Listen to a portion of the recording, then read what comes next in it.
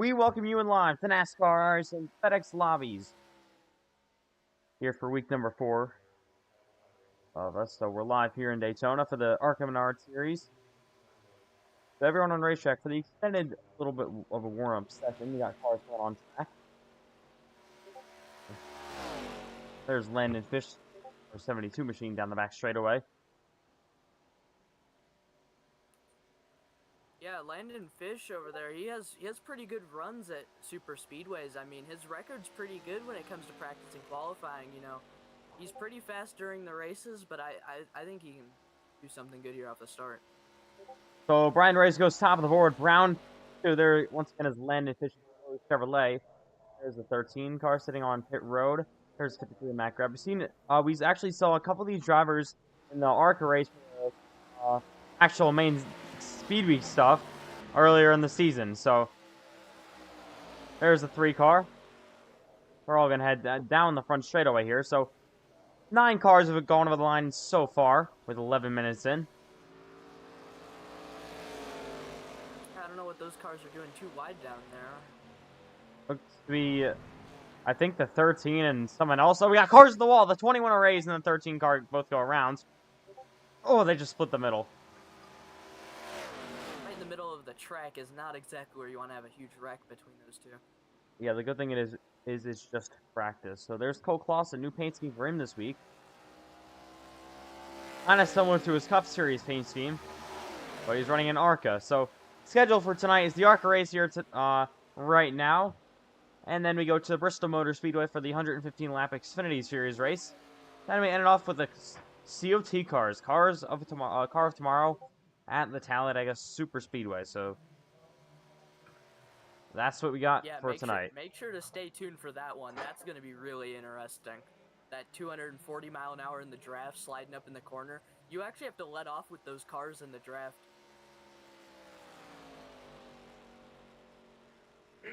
So yeah, going to be very high speed in Talladega.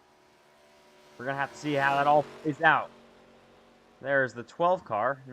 That's Miller. As Peyton Lindsay goes top of the board, Bryce Benson goes second. There's Mac Grab down the back straightaway. Got the 13 car, and I believe that's a 19, correct? What was that? 21. It's the 21. I was trying to figure out who the car in front of him was. Got the English. The 13 and the 21 working here. Yeah, so I think they're teammates, or they know each other, as they're going to head down the back straightaway here.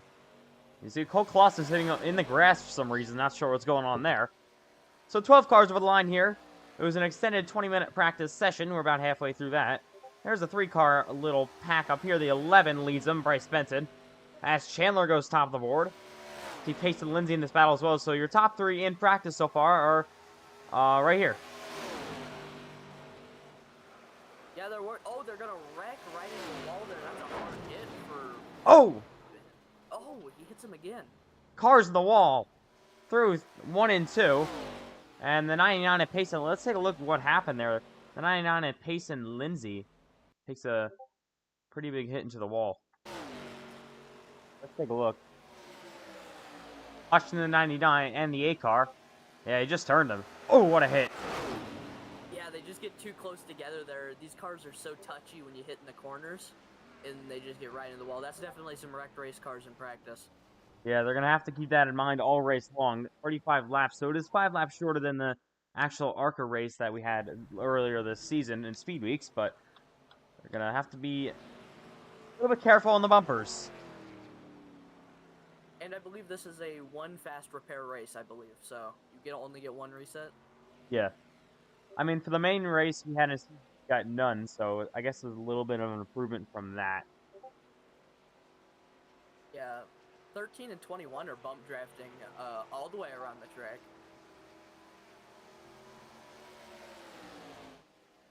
So once again, as we're walking back here live, there's 5 Cole Clausen, a little bit slow there. There's the 13 arrays in the 21 car, as they're going to head through 3 and 4, so Landon Johnson has gone 13th on the board. He's their last car running, but Cameron Chandler and Payson Lindsay and Bryce Benson all tie for the top spot, as Brown and Reyes work their way to the front straightaway.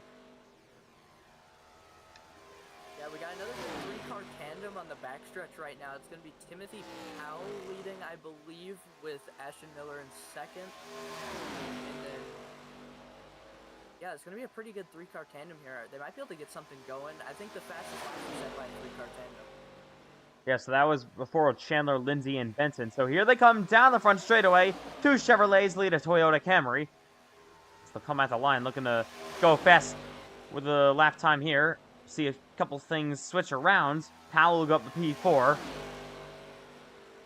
I'm not sure he was in that 19 car.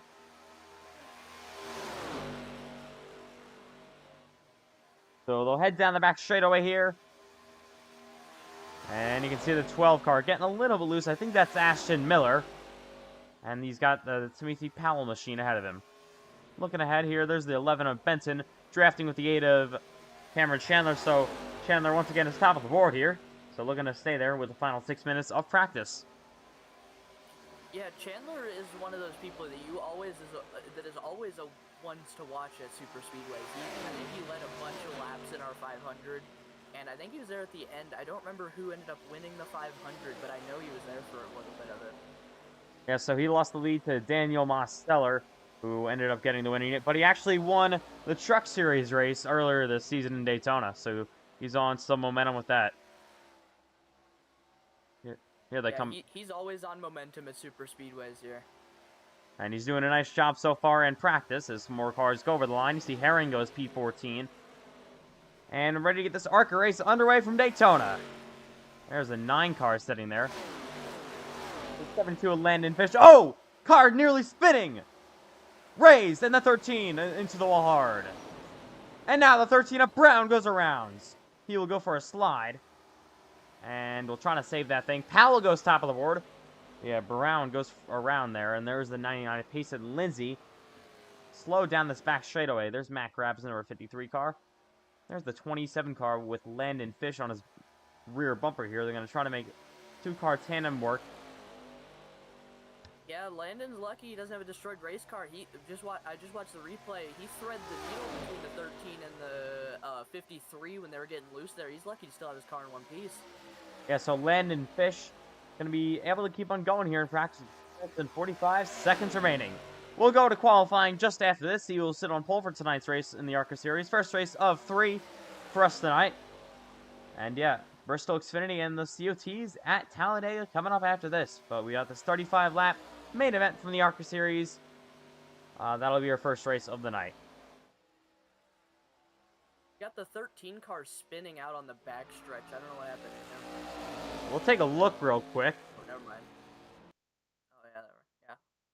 I don't know what happened there. I just saw that as I was cutting back through the cameras there. Yeah, so I think he just went for a slide down here. Got him spun out. And yeah, doing kind of a burnout down there under green, so not sure what that was all about. So back on the racetrack goes Rays and the 13 of Brown. We got some great two-wide racing. Timothy Powell and Ashton Miller are going down the front stretch here. They're keeping it pretty clean. They're running pretty close. I think one of them got out of line, and then they just stayed too wide. I don't know if they're going to let each other fall back. They get pretty close there. And close trying to side draft. The 19 nearly into the door of the 12. They're going to head down this back straightaway, side by side. We're going to be seeing that a lot tonight's race, especially with a short 35-lap race, so not a whole lot of time to make stuff work. Here comes one car, drafting up to the rear bumper of the 12 of Miller. Yeah, remember, these cars are really touchy with bump drafts. Oh! He got turns! Oh, they're going to spin. 3 cars crash! Hard on the wall goes the 19, and the 12 takes a big hit. Yeah, Miller and Powell took that really hard there. That's definitely going to be another set of wrecked race cars for practice. So probably our biggest wreck that we've had so far here in practice for the ARCA cars. Let's take a look. So we saw the 19 just make that a very late block, and yeah, he just checked up, and then everyone else had nowhere to go. Takes out this entire 3-car tandem, and what a hit for that 12 car at the end. Fortunate for him. Ashton Miller. Yeah, fortunate to still be rolling. So, just about we're ready to finish up here with the warm session. There's the car. Kyle Larson's style race car here. We're not sure that who's driving that. He's got more cars on pit road. Probably will have some drivers that have never made FedEx affiliated starts, but you have 3 wide racing up here. Bryce Benton to the inside of Lindsay. Lindsay will clear the 8 of Chandler up on the outside. Almost said Trenton Wilkin. But the 99 of Payson Lindsay now out front in this little battle. Oh, there's the 8 of Chandler just going to clear his teammate Bryce Benton. Oh, that's a big shove. Barely clears him here. They got, 4-car tandem basically. Yeah, they're nearly wrecking here. Oh, Lindsay's gonna give it up. Payson Lindsay goes to the outside. Now Benton in the 8. Draft side by side. Lindsay going around. Oh, he's gonna come up in front of the field. This could be bad. No one coming, luckily. And yeah, he got saved from that with nobody else coming in his mirror. Yeah, I don't know what he was thinking there. That was, I think he just cut in front of that guy like on purpose. There was no space there at all. There was nothing happening. He just turned all the way down into that guy. Into yes. I think that's a 53. Yeah, so not really sure what was going on with him. Payson Lindsay. As we got 4 cars up here, but minute left here, not really drafting with each other. See if there's anything else on the racetrack. A lot of cars down on pit road. As you can see, there's basically no really drafting battles throughout the pack just yet. So Timothy Powell, top of the board, looking to stay there. He most likely will if nobody else is able to put down a best lap. Yeah, we got only 35 seconds left here. I'm assuming this is where everyone's going to start pulling down the pit road or wrecking. So that'll just about do it. Oh, we got the 13 nearly in the middle of the racetrack. That could have been bad. So the 12 Miller nearly get into him. As the 27 goes low, the 4-car going with him. So yeah, this is gonna be interesting to see who qualifies the best. Because I mean, practice you never know till qualifying. Because this is all tandem draft speed. Can Timothy Powell back up his practice speed and sit on the pole here in Daytona? That'll do it in practice. Let's go qualify.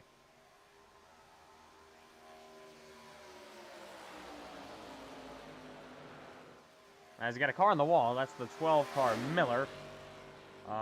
There we go. Ending it now. Time to go qualifying here in the World Center of Racing. So it's the ARCA series from Daytona. This race did not disappoint down in Speed Week, so we're going to see how this goes now. There is the 5 of Cole Clausen coming on track. You can see him, a couple other cars behind him. But Clausen will head down the front straightaway. Still looking for his first ever FedEx affiliated win. He's been with us since the first ever race we did with anything. The Season 1 Daytona 500. Or it was actually the Season 1 ARCA race. He's been with us since then. As he's going to head on to the back straightaway here. Coming to start his 2 laps. Looking further back, there's the 3-car of Landon Johnson. There's the 28 of Jonathan Legger. The 12 of Ashton Miller. Got the 99 of Payson Lindsay running a little bit slowed down in the apron. Got the 53 of Matt Grab. Kind of having an issue there. There's 1 car, this is the 8-car, I believe, pulling onto the racetrack. There's the 11 of Bryce Benton.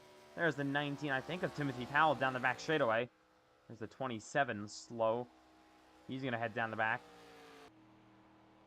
So Payson Lindsay, for some reason, not really going up the speed here. As cars will come to start their first lap.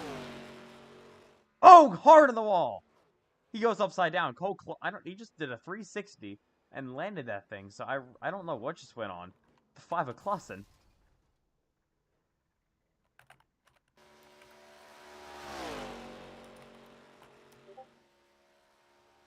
So here we go down the back straightaway, the 12.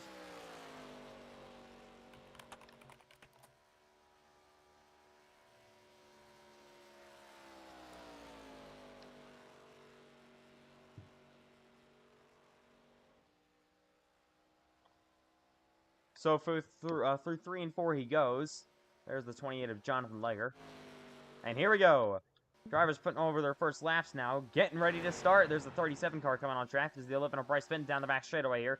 Landon Johnson, the first car to take a lap here. The 19 of Timothy Powell. Miller goes top of the board. Looking through everyone here. There's a 9 now on the racetrack. Down to the bottom of the track he goes.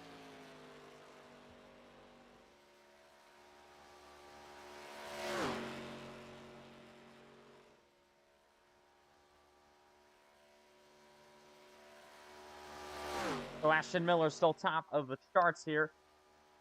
There's the 12 down the back straightaway. Done now on his final lap, looking to improve even more. Yeah, Ashton Miller, he's a pretty good super speedway racer. He made I believe he started all 3 races in our speed weeks, and he finished pretty highly in all of them. I believe the trucks, though, he had some late race gas problem, but I think he led multiple laps. Miller back top of the board after Landon Johnson pushed him off. But Miller is back top of the board. There's Jonathan Legger going to finish up. He is P3. Miller now finishes up. Here comes the 8 of Chandler down the back straightaway. Well, yeah, going back to Miller, remember a couple of weeks ago he won our last Friday Night Live race at the Daytona Road Course, so he was very impressive there. There's the 8 of Chandler through 3 and 4 he goes, trying to improve on this lap time by. He's right now P10, about a second behind your leader. Yeah, Chandler seems to be very good at improving over time. I mean, we saw his Daytona Road Course race. I mean, he pretty much dominated that, and it seemed like the longer it went on, the better he got. It just, you know, kind of everything evened out at the end there. Chandler up to P6 here. That'll do it for him in qualifying. So far, Miller's top of the board. Here comes the 37 of Mason through 1 and 2 and onto the back straightaway. So he's going to head down the back straightaway, making his first ever FedEx affiliated start here. There's the 9 of that car. He's going to back it down. There's the 8 car. He's also going to back it down. And some cars sitting. Oh, there's the 9 through the grass. Not sure what's going on there. The 8 car Chandler backs it down. And he's done. 37, I think the only one on track right now to knock Miller off. Yeah, I think the rest of the cars are sitting out qualifying, trying to start at the back, see what's going on there.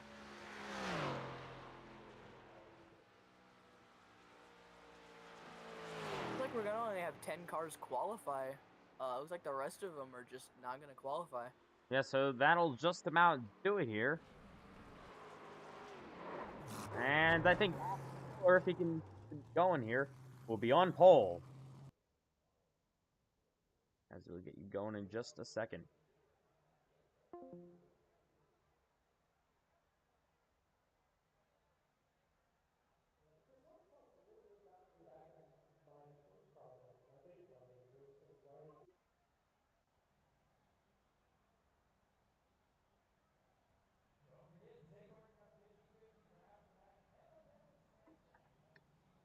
So we welcome you live from the Daytona International Speedway. This is NASCAR Racing FedEx Lobbies. 35 laps ready. Ashton Miller and Landon Johnson going to be starting on the front row here. So 35 laps ready to go. Here from the Daytona International Speedway. Who will be taking home the race win tonight? Yeah, this is going to be an interesting start here. We have Miller and Johnson up front. 20-car field. I mean, this is going to be a pretty decent ARCA race.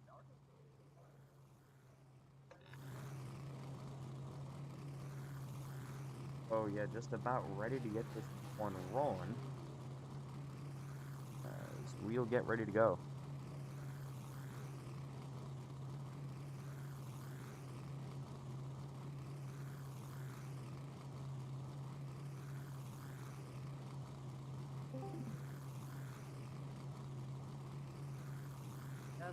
So we're gonna have Ashton Miller starting on the inside there in his number 12 Amsoil Chevy, and then we're gonna have the number 3 Goodwrench Chevy on the outside of Kenneth Johnson.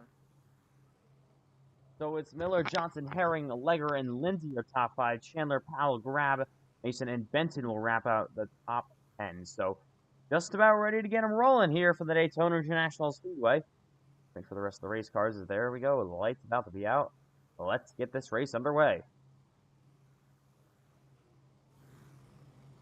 Here we go from Daytona.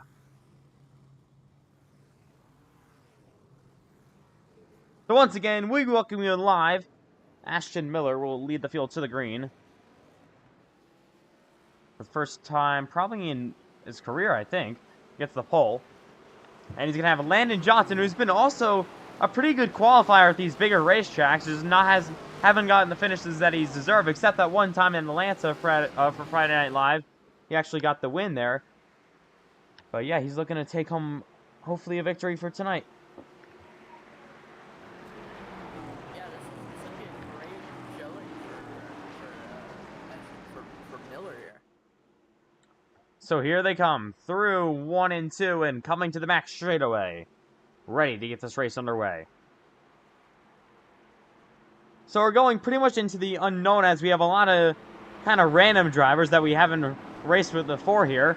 We'll just have to see how this goes. 35 laps. No halfway break, nothing like that. No guaranteed cautions or anything. But we're ready to get this race underway. Yeah, but the only thing that makes this different from any of the other races is we got a fast repair, and anyone can enter this, so... So here we go. From the world center of racing. Ashton Miller, Landon Johnson, 2 Chevrolets on the front row. A Chevrolet and Dodge in row 2, and then more Chevrolets and a couple of Toyotas back there as well.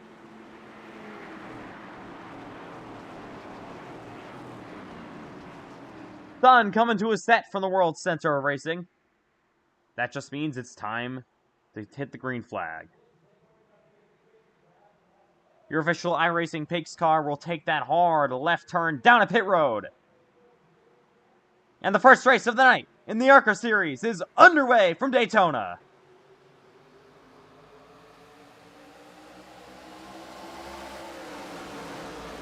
Very good launch from Miller. He's gonna have almost a car length between him and second in that 27 car. Ashton Miller will take the lead of this race. He's got the 27 of Herring all over his rear bumper, and Payson Lindsay all over his rear bumper. Cars in the back trying to get all shuffled out, and here they come, down the back straightaway for the first time here in Daytona. Yeah, they're kind of freight training it up front. It looks like the 8 car is going to try to make something going on the outside. The outside line is faster with ARCA cars, the way this package is. If you're all bunched up, outside line is faster, but I don't know how fast people want to risk that. Ashton Miller coming to lead the opening lap of this race. And he will do it pretty easily. See the A car of Cameron Chandler up to the outside lane. He's got help from Jonathan Legger behind him. Matt grabbed that 3rd car up in the outside lane, but not really too formed up considering the inside has a lot more cars. But they're starting the side draft now, side by side, that 27.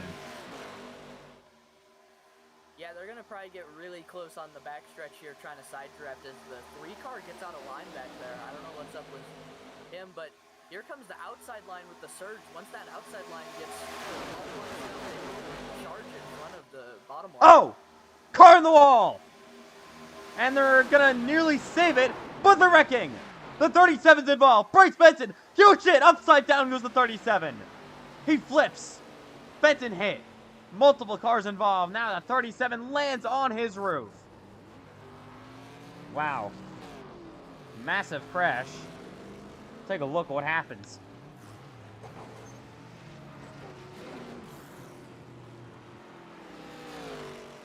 Takes out multiple race cars. Trying to get a good car to go off of here. Let's take a look what happened to run at this first caution flag of tonight. Very early in the race. Yeah, so you saw the 4 car just up there. Got turned, and then they started wrecking, piling up. Yeah, that's going to be about 8 cars involved, if I counted correctly. What a flip for that 37 car. He's going to land on his roof. And unfortunately, with a big wreck here, I think on the 3rd lap of this race. Luckily, these drivers do have resets, so that's what they need.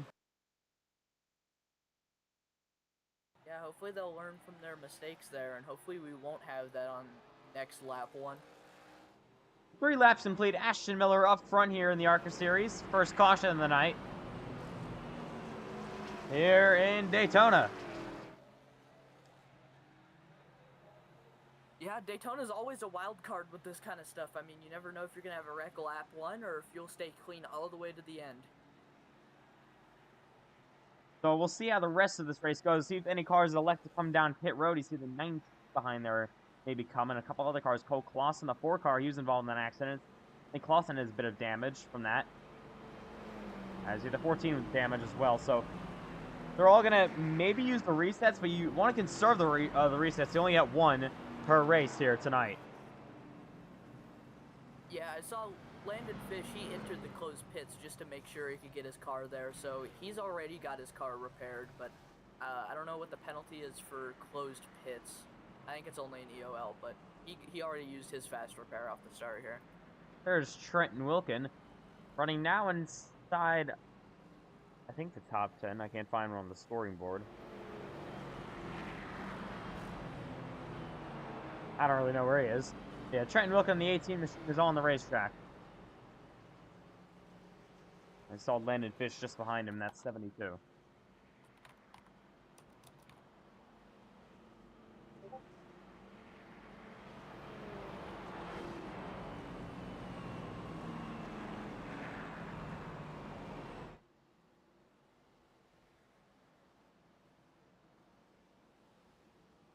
Yeah, we're still just gonna have a few cars sitting on pit road. We're just gonna have the Carl Masson in that I believe 77 and Brian Ray's in the 21. They're just gonna be sitting on pit road. I don't know if they're out of this race yet.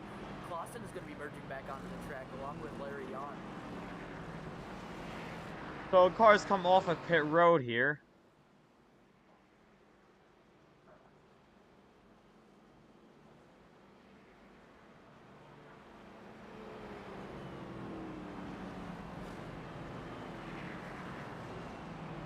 As we get ready for the restart, pretty soon coming up.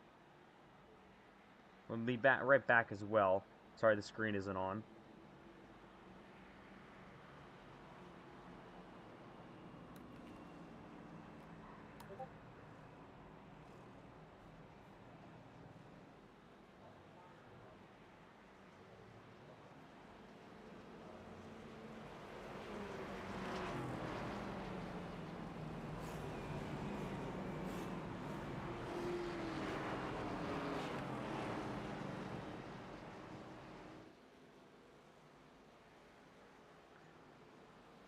So, yeah, we'll be back in just a second.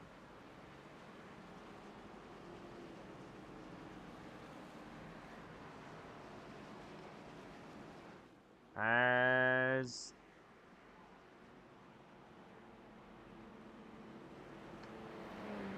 There we go, we're back. Alright. Ready to restart here in Daytona.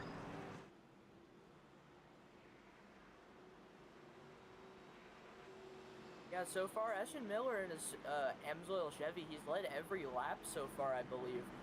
He's definitely going to be the control car for most of this race starting early on here.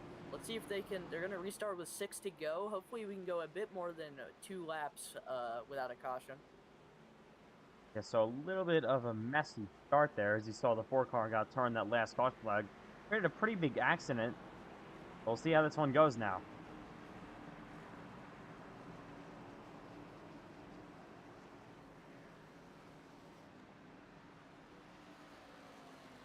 So 5 laps complete in the Daytona International Speedway. We'll be coming back to the green flag this time by.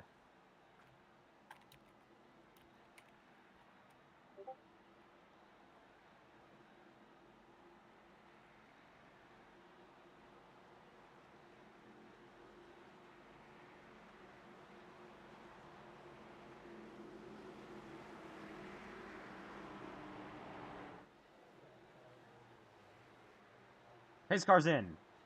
Miller, Chandler on the front row, green flag. Back underway from the Daytona International Speedway. Great start for Miller. He's going to have Chandler go down low to clear him. And Miller, oh, they're wrecking in the back. And the yellow already. Caution comes out. Well, that was short-lived. Let's take a look what happened.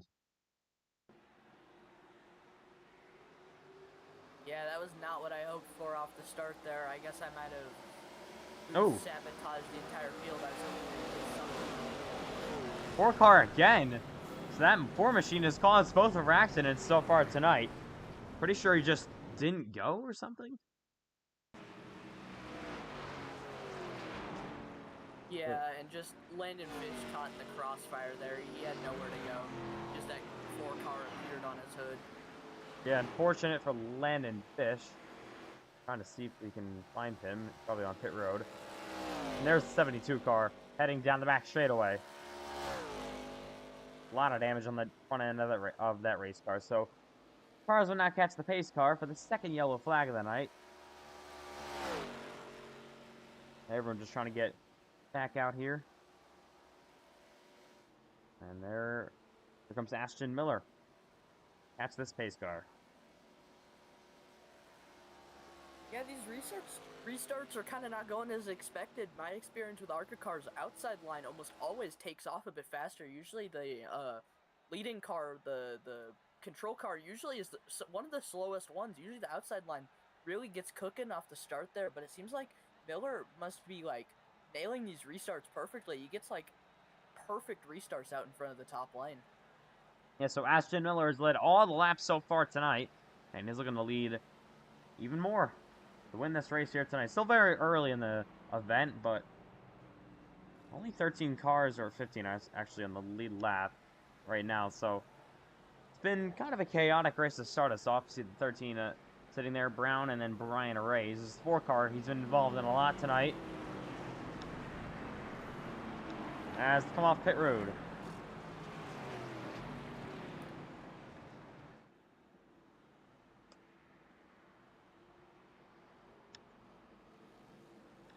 Just looking through the fields, there's the 8 machine. And there's the 12 Miller. So 8 laps complete here tonight. Yeah, lots of carnage for only 8 laps, especially the ARCA race is usually really clean. These cars handled really good in the draft. Kind of surprising that we're having so much chaos here. Yeah, so kind of chaotic race so far, once again. But yeah, hopefully we'll be able to get some laps actually running here. That would be nice. Here in Daytona. So up front is Ashton Miller, your pole sitter, has led all laps so far tonight. Cameron Chandler has had a decent night. He's running P2. I think still looking for his first ever FedEx Lobbies win. I don't know, they're going to take the back straightaway chicane here. So why not? And yeah, probably coming to want to go next time by till we restart.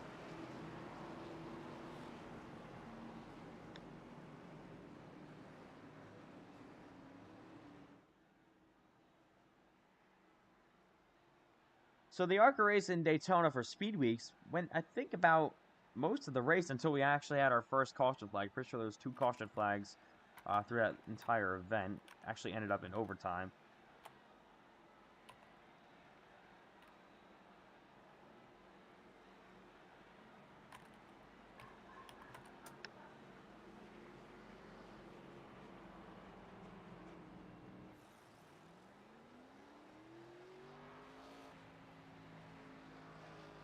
As, yeah, getting ready for the restart. A couple of issues here, sorry about this.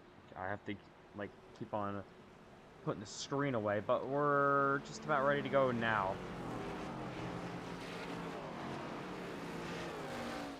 Yeah, let's see. You know, third time's the charm here.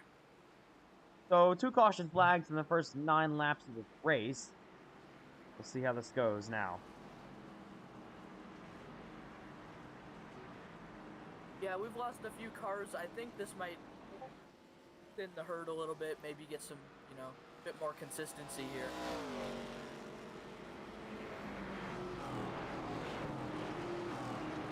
So here we go from the Daytona International Speedway. Lights are out on top of the pace car. We'll be restarting this lap time by. And yeah, it'll be lap number 10 when we get this thing back underway.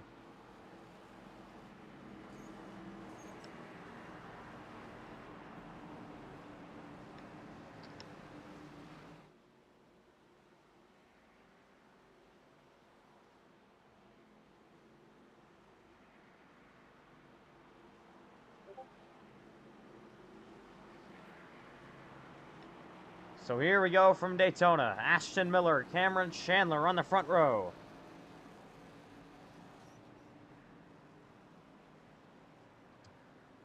So 26 laps to go already. So this race has kind of been flicking off pretty quickly to start us off.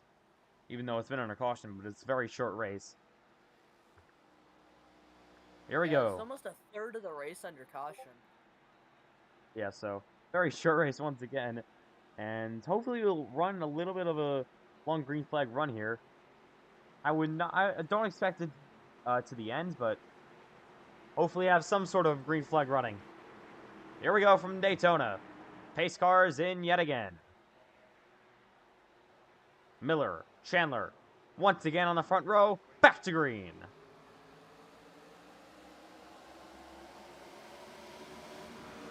Miller with another good restart. I'm very surprised with how good his restarts are executed. Chandler's going to slide into third there. The second place here, as they're going to be too wide behind him with Ledger and Lindsay. Here they come through 1 and 2 for the opening time on this restart. The 8 car of Chandler coming up to the outside lane. There goes Miller to give him a big block. Here comes Chandler, 3 wide through the middle.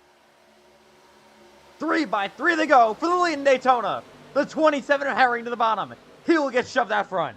See Miller going to slide his way through the back of the pack. And now Herring leading in Daytona.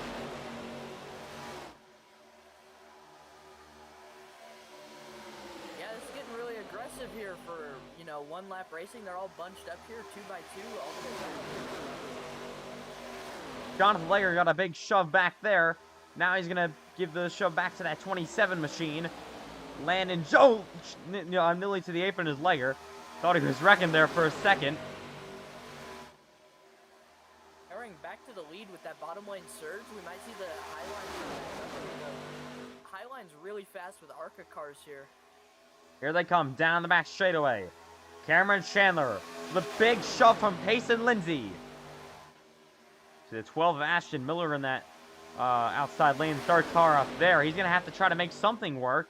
See if he can do anything. He's going to give that 8 car still a big shove through the trial while they go. Once again, side drafting side by side. Yeah, bottom lane here, they're getting a bit disorganized here, a bit out of line. I expect this high line, maybe all 3 of them to get... Oh, Chandler goes down, does not help anyone else in front of him. Cameron Chandler takes the lead in Daytona. That leaves Payson Lindsay up to the outside lane. Now Chandler, that first car on the bottom. He's going to have to try to block multiple lanes at once. See Landon Johnson going to drop back to the rear of the field. The 27 of Herring giving that 8 car a big shove down in the 3 and 4. Nearly even side by side for the lead. Yeah, here comes the high line again. I think they're going to get some speed here. Lindsay gets a bit loose off the bumper of Miller. Miller's pushing very aggressively here. Outside lane's getting trialable. Lindsay gets just a bit ahead of him. He's getting a bit loose on the bumper of Miller. He might be... Oh, Chandler comes back down to the inside as they go through 1. Lindsay. Oh! Car in the wall! Big wreck behind him! Upside down goes Miller. It's the big one in Daytona. Massive crash through 1 and 2. More than 10. I think Miller just got bump drafted a little bit too hard. I didn't exactly see. I think... Let's take a look real quick. A wide view angle. Ledger just gives him a push in the corner while Miller's already on the bumper of Lindsay. Yeah, so that 28, yeah, not a good shove at all, and then turns everyone else. See the 12 nearly upside down, a couple other cars as well, and they all take huge hits into the wall. So luckily, a lot of these drivers will have resets. That should be okay for a lot of these other drivers. See, 28 car badly damaged after causing a pretty big accident, pretty big accident down here in Daytona. Third caution of the night is now out. With 22 laps remaining. Yeah, so only 22 laps to go, even though we're 13 in. Farthest we win is 3 laps without caution. So it's been kind of a messy race. There's the 11 of Bryce Benson. He's somehow inside the top 5. Top 5 now. May haven't seen him all race in that 23 machine. Trenton Wilkin up the 3rd. And now new leader is Cameron Chandler. He's back out front in Daytona. Been up front the last couple of races we've done here for the lower series and then Friday Night Live stuff. Yeah, Chandler's been staying up front through almost all this. Really good run for him tonight. Let's see if he can hold on. This seems like a race of survival here. Okay, so Cameron Chandler with a good race so far tonight. Really looking to keep on going. So here it comes. Some cars looking to come down a pit road. You see the 23 May. He's going to stay out. Trenton Wilkin back there going to stay out with Bryce Benton, Landon Johnson, and a couple other Chevrolets. But here they come down a pit road. Some of these leaders. Jonathan Lager. There's Cole Clausen stopped for some reason on the racetrack. Here's Lager in the 28 car coming down to service his car. Yeah, he might be checking some front end damage after hitting Miller in the corner there. He might have the front end bent in a little bit. Maybe see if he can get some repairs down there. Only 35 laps, and a lot of those laps so far have been under caution, so I don't really think there's going to be any car in front of these drivers. There's the 8. He will come out. I'll cycle to P5. Not bad at all. It's kind of chaotic so far. There's a 9 car. Yeah, it looks like once all these pit stops are done and over with, we're going to have Curtis May. How about him? New leader. I don't think we've seen him all race in the 23 car. So Curtis May making his first career start with us here tonight in his number 23 car. Pretty sure he was involved in an early accident. Got a reset, though, and now is up front.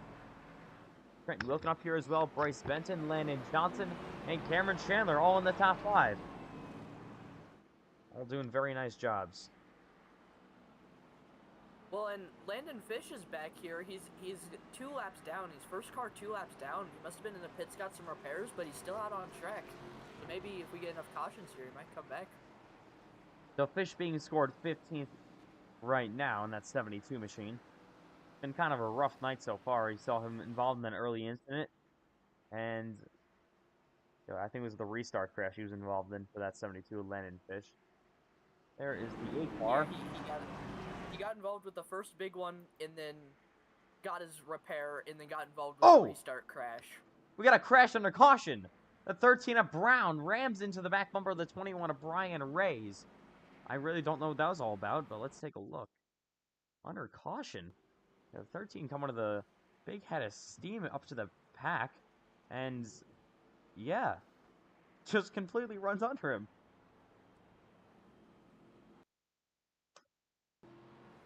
So I'm not really sure what was going through the 13's mind at that point. Don't know why he just ran completely under Brian Rays, his teammate.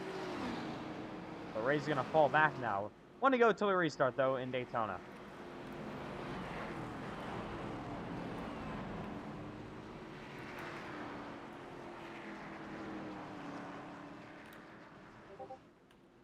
So here we go from the World Center of Racing.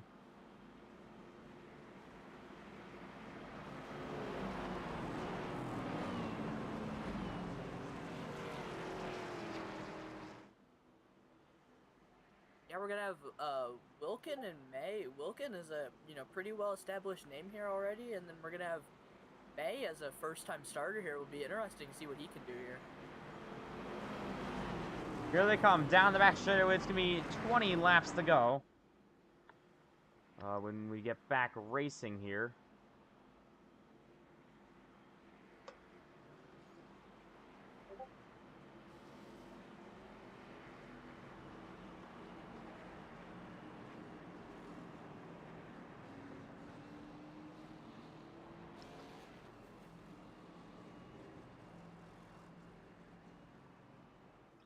Yeah, here we go from the Daytona International Speedway. 3 cautions so far tonight.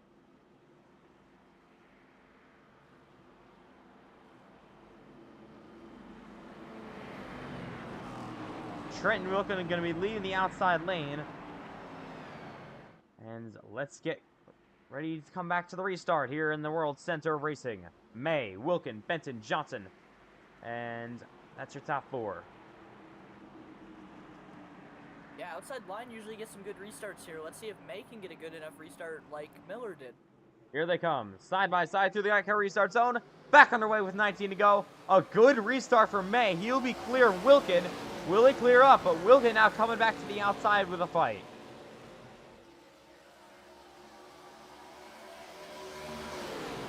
Yeah, that 23 on that Kellogg's car, he got a really good start here. I'm very surprised with how good the restarts are on the inside line and outside line here. Usually where the restarts are fastest. They're might have a almost 3-car breakaway here for a second. It's gonna be about 5 cars here. You see Trenton Wilkin now getting pushed back up to the outside from that 8 car of Cameron Chandler heading down the back straightaway here. So don't think we're halfway yet, as they race side by side with the 23 and the 18. Door to door. Ooh, nearly making contact. Bryce Benton nearly gets into the side of that 23 machine. Here comes the outside lane. Trenton Wilkin leads it. Yeah, outside line's getting a bit broken up though. They're pushing forward, but if they could get a bit more on each other's bumpers, both lines are breaking up a little bit as Wilkin takes the lead. He was not able to hang on to that, and here comes the 23 of May back to the inside. Side by side, they go for the lead. Down the back straightaway once. Here's Wilkin. He's got 3 cars behind him. 3 pretty strong race cars up to the outside lane. Sorry, he's got 2 cars behind him. Wilkin. Yeah, 3 solid cars on the outside line will be faster than broken up cars on the inside. A couple of these cars already have taken the reset here, so they gotta be careful. With 18 laps to go, coming to 17 to go this time by. Now Wilkin up to the outside. Will he be able to clear low? Yes, no, he won't yet. He thought about it for a second. Yes, he will now. Here comes the 8 of Chandler back to the outside with a run. Yeah, Chandler already back towards the back as the inside line is getting very broken up through here. Side by side, down the back straightaway. Chandler getting a big shove from Miller. Down the back they head. Huge shove now. Chandler being pushed out front.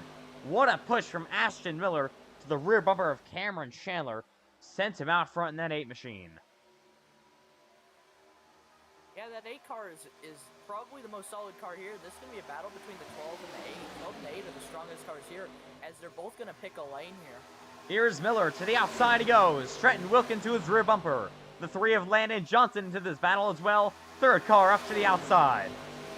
Side by side for the lead with 16 to go in Daytona. Can Miller get that run around the outside? The tronic here. Cameron Chandler. Side by side still. Door to door, down the back straightaway. Yeah, this is going to get interesting through here. They just keep surging back and forth here. I think this is about where we're in a bit of cruise phase. I don't know how many laps we got left here. I think it's about 15. Coming back to 15 to go this time by. How about the 19 of Timothy Powell?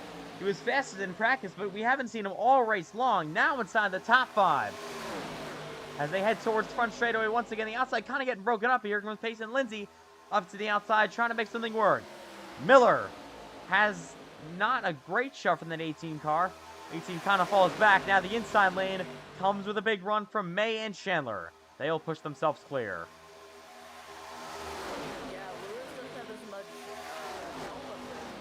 The 18's been blinking a little bit, so it's a bit harder to push there, and then Clausen's going to slide in behind him. The outside lane still coming with the run. Wilkin all over the rear bumper. How about Cole Clausen coming up to the outside lane? But the inside lane now has a lot more cars lined up. See, Payson Lindsay's going to drop to the outside, though. Try and make something work. Still side by side for the lead. We got a lap car in the way. That's Jonathan Legger. He's coming off pit road. Going to be all safe from that, as he will avoid the rest of these race cars.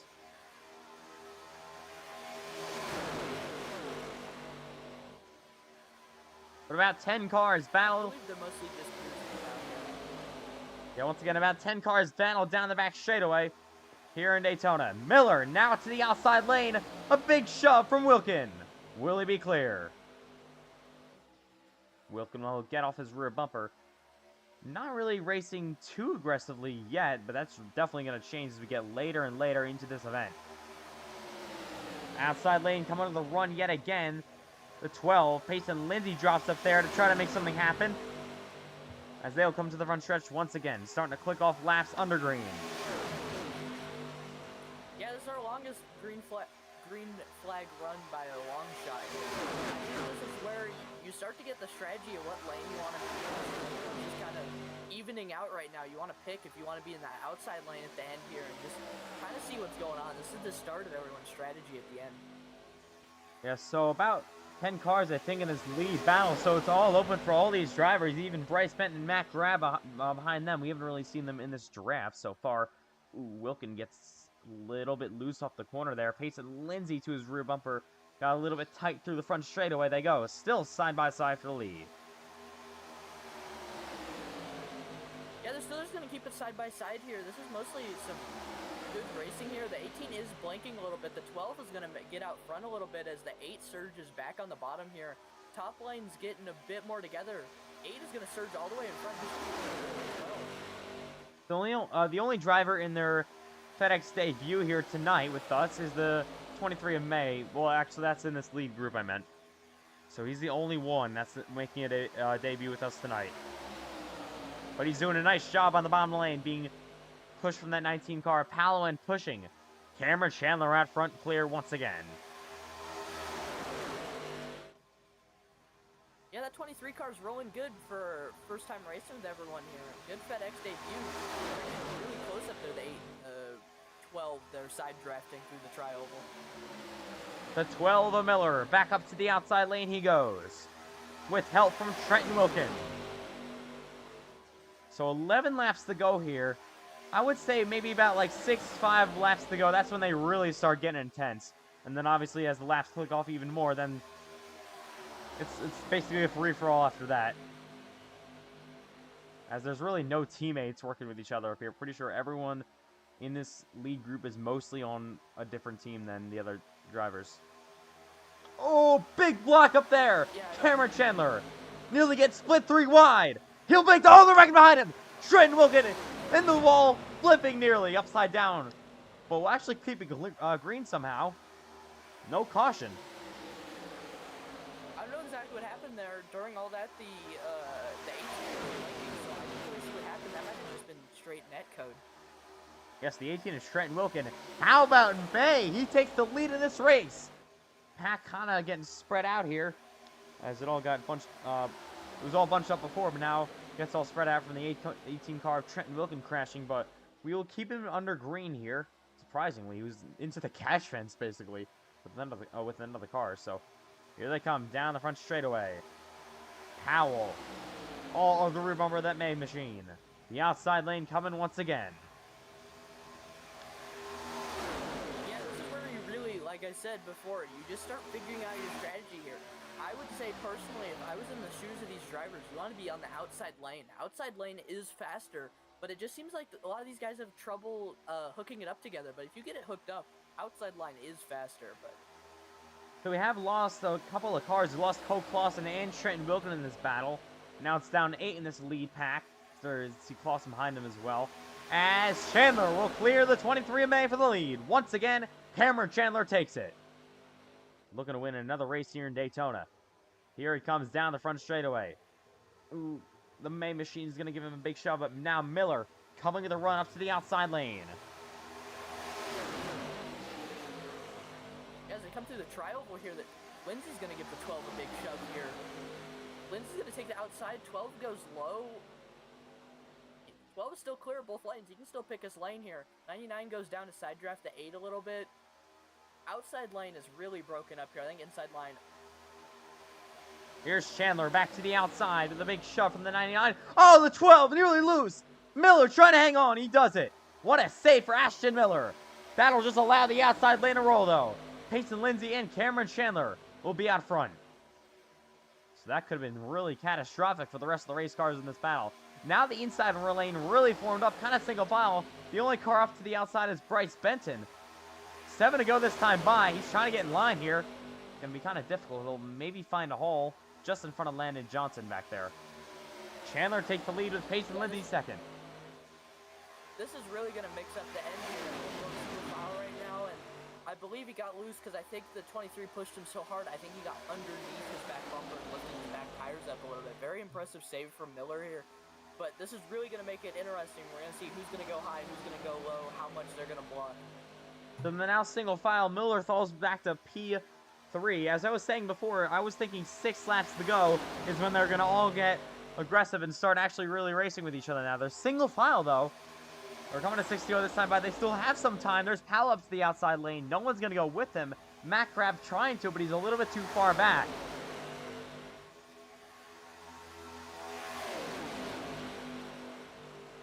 Powell trying to side draft that 23 of May. Through 1 and 2 they go. Here's Payson Lindsay. Ashton Miller to his rear bumper down the back stretch. Oh, Payson Lindsay nearly gets turned around. Other record behind him. Bryce Benton.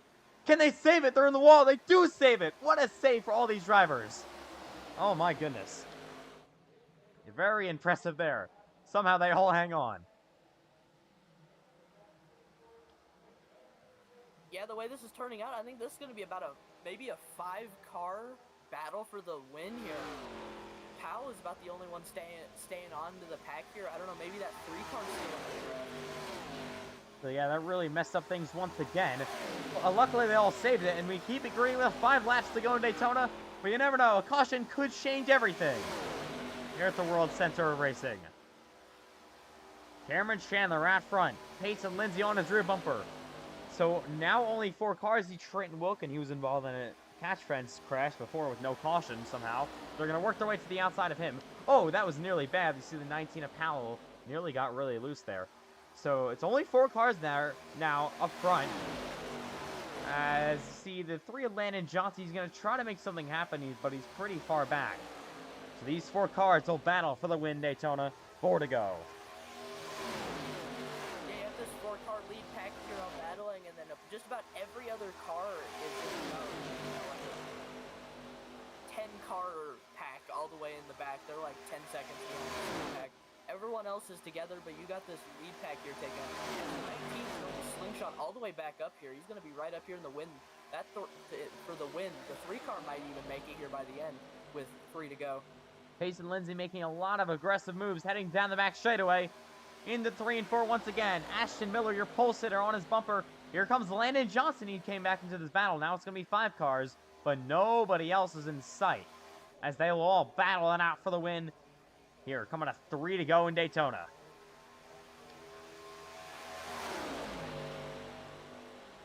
So we started. Yeah, Lindsay's getting really aggressive here. He's pushing the car really hard through this. I don't know. It looks like he might be getting a bit too aggressive, if you ask me. This is really interesting here.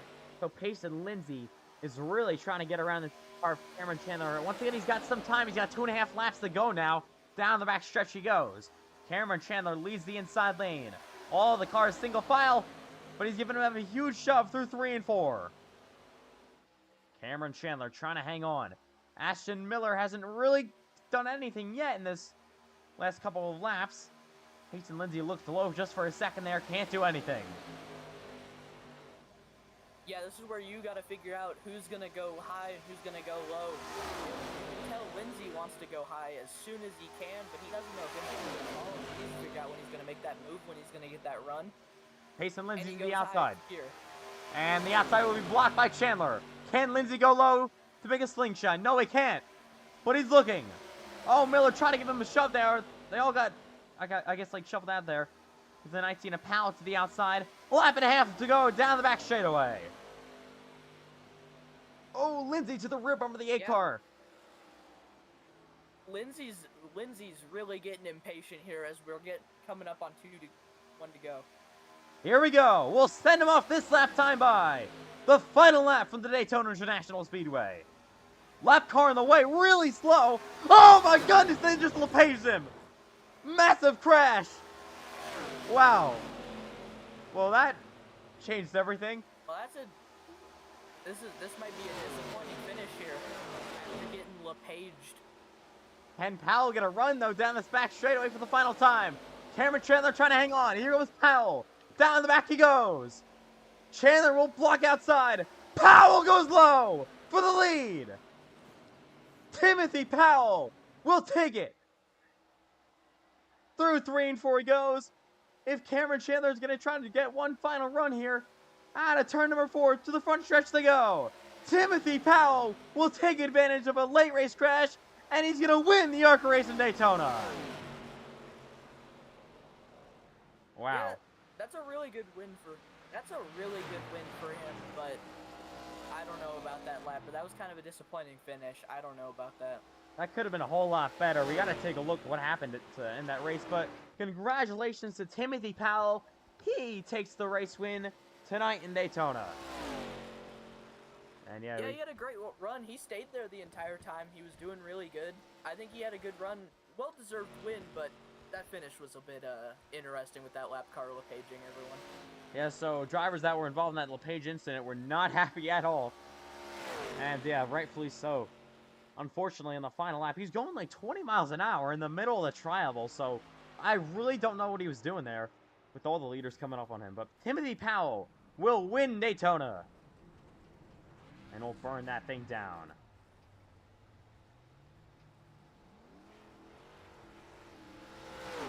I could not tell who was the driver that was the lapper. It was the 9 car. I don't know who that is. Or it was the 9 machine, whoever that is. He was, I think, involved in a couple of incidents earlier, and he had a lot of damage and was just really slow rolling down there. But Timothy Powell burns his Toyota Camry down. Your winner from Daytona.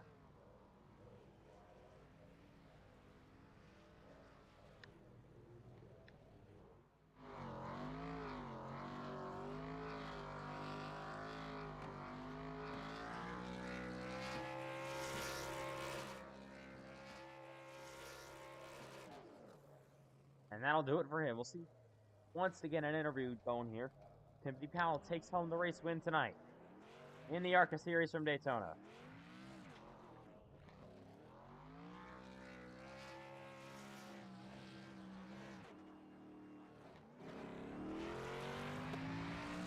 Well, am I wrong, or is this Powell's first FedEx affiliated race?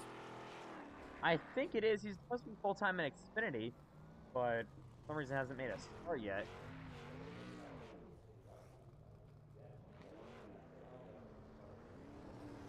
But he's going to win in Daytona in the ARCA series, continuing to burn that thing down.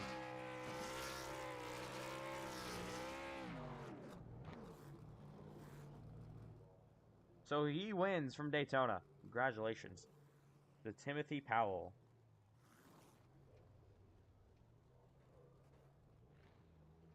So once again, we'll see if he wants to get an interview going here. I'm not sure if he wants to.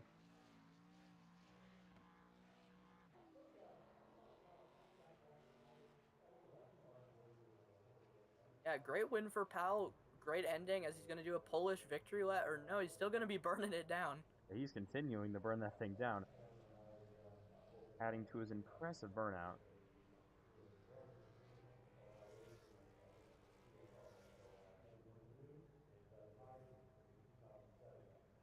So he wins from Daytona, still burning that thing down. I don't know how the engine hasn't done yet.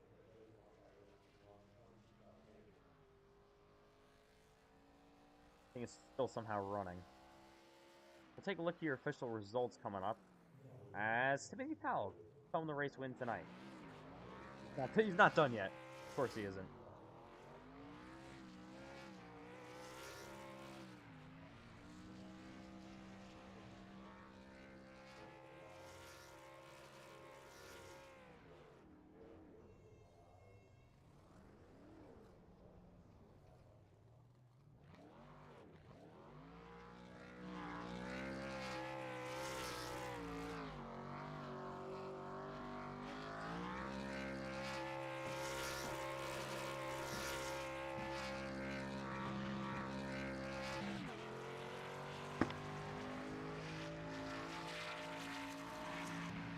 I don't know how the engine hasn't flown yet.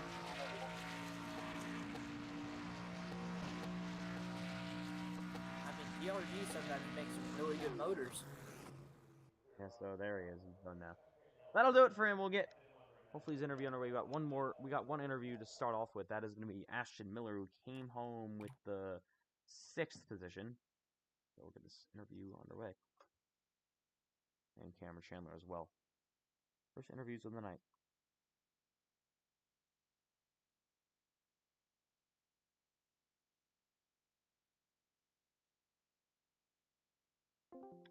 So Ashton Miller, you started on a pole here tonight, but you come home P6 after that late race LePage incident. So what happened to that from your angle to take you out of this race? Man, I just saw a car pop right in front of me. I didn't know what to do. As me as well as many other drivers were really, really mad about that. Um, I don't know really what happened, but all I know is the nine should not be allowed to race after that. Like that was complete idiotic. Yeah, so fortunate there to end your night off here in Daytona. So, moving on from this, do you think we'll see you in any other races for the rest of this night? Yeah, I'll probably be showing up to all of them because I really have nothing else to do. But like I said, like he either needs to learn the track or like not lip page the field.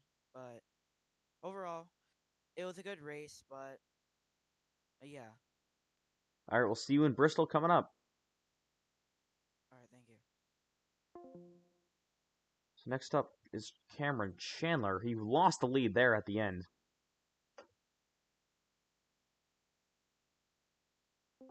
So Cameron Chandler gets past in the final lap, finishes P2 now. So was there anything you could do with Timothy Powell coming with a huge run there at the end of this race to try to fend him off? No, I mean he was coming way too fast. That dude sitting in the middle of the track, I don't know what he was doing, but I mean I forgot who the guy who won was, but he had such a good run. I If I tried to block, I was gonna end up in the wall. So All right, so once again, are we going to see you in any other races tonight? Bristol for sword. I don't know about COT though, because that's a little much. All right, we'll see you in Bristol coming up. Yep, thank you. It's for Cameron Chandler. So I guess your winner does not want to do an interview. But yeah, Bristol's coming up next. Make sure to stay tuned for that. That will be coming up. So we'll be back in probably like a minute and a half. So stay tuned.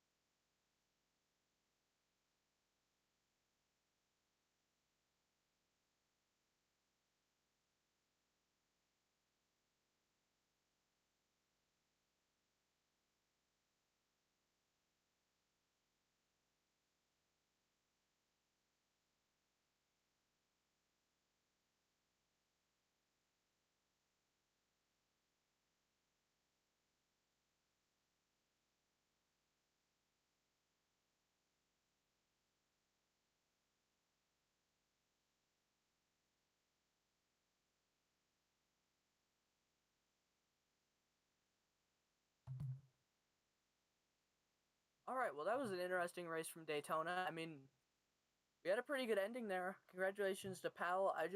Powell. That was a very good win from him. He was strong, honestly, all race long. Just kind of a interesting finish there at the end. I don't know if any penalties will be given. As we're on to Bristol here.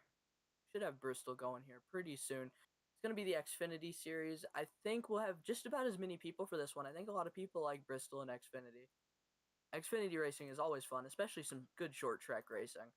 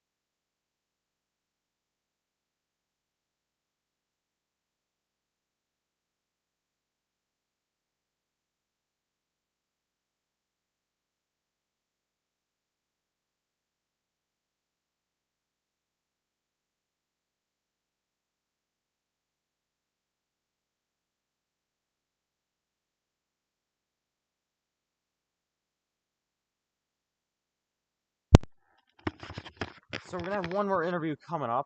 We're back here in Daytona. So real quick interview.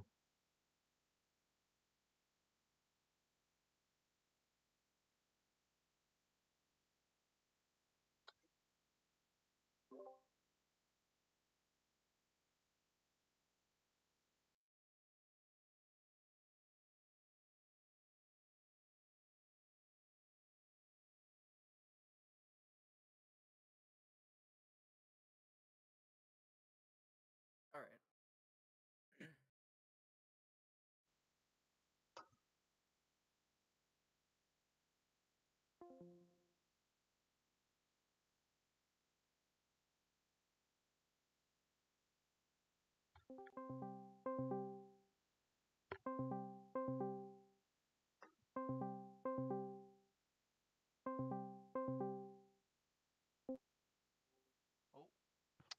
So Timothy Powell, you take the win on a final lap pass here in Daytona for the ARCA series. So how are you able to get it around Cameron Chandler on that final lap to take home the win tonight? Well, I guess we had Kevin LePage racing with us tonight. Man, I feel so bad for all the guys that was also in that pack with us. It was about 5 of us. I seen the lap car, and I was like, well, I guess everybody's gonna miss him. I mean, I don't know how. I don't know if he pulled up or if they just did not try to miss him or what. They all hit him except for me and the 8 car. And I still had the 8 cars draft, and I just had a big run. And he gave me the bottom down the back straightaway, so I took it. I thought maybe he was going to try to get my draft, but I think he waited. He should have just blocked. Like I said, I feel bad for everybody that's in that pack, but man, I'll take wins when I get them. Yes, so congratulations on your win tonight in the ARCA series. So do you think we'll be seeing you in any other races for the rest of the night? Yeah, I plan on racing all of them, so waiting on Bristol to go up. I'm pretty good in Xfinity cars. That's probably what I'm the most comfortable in. Honestly, I love racing fun cars, a little bit on edge, and that's my style. So All right, well, good luck in Bristol coming up. I appreciate it. Thank you.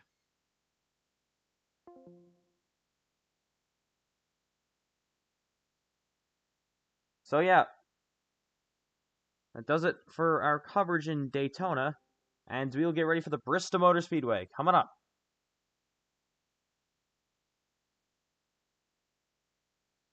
So Bristol's coming up next.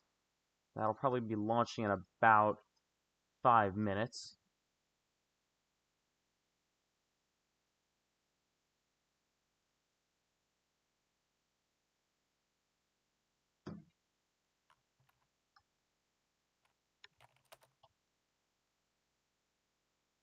And yeah, we'll be ready to go here after this. So it's the Bristol Motor Speedway, 115 laps for the Xfinity cars. So let's see how this one works out for tonight. Ready to get this one underway. From the Bristol Motor Speedway. Daytona is pretty fun. 3 yellow flags, I believe. There's a lot of the caution flags to start us off, and then kind of got clean at the end. Well, we didn't get clean. We just didn't have cautions at the end. And then we got a LePage incident that took out like most of the cars remaining. It was unfortunate there on the final lap. And Timothy Powell takes home the win.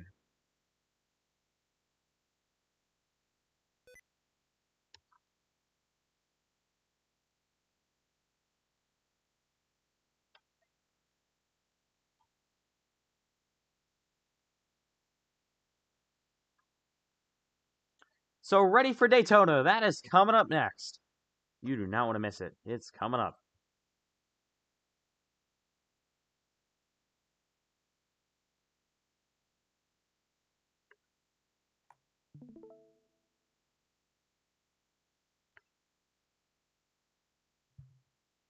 So here we go. Probably going to get back going in Bristol in about 5 minutes. The session should launch. But it's Bristol, baby. Time to get this race underway. So once again, it's the Xfinity Series cars in Bristol. 115 laps, so it's kind of a longer race. It's the same amount of laps as we had in the Xfinity race in Iowa.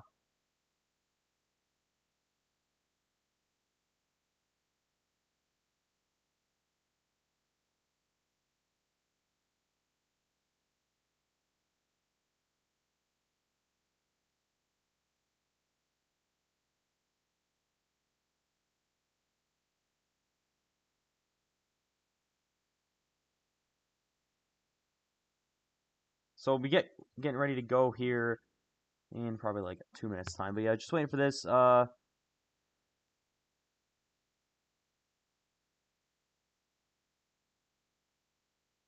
In Bristol.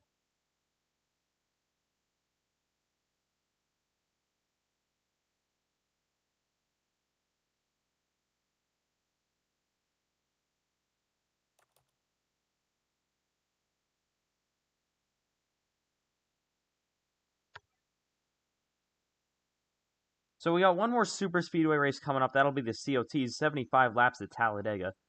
So much longer race than we had for the ARCA series cars. That'll be your final race of the night. That's basically the main event of this night. And yeah, we're looking to hopefully have a fun race then. Car of tomorrow, probably going to see speeds of upward of 245 maybe miles an hour. And yeah, with the whole draft and all that, that should get chaotic. Got to see how that goes. So here we go from Bristol.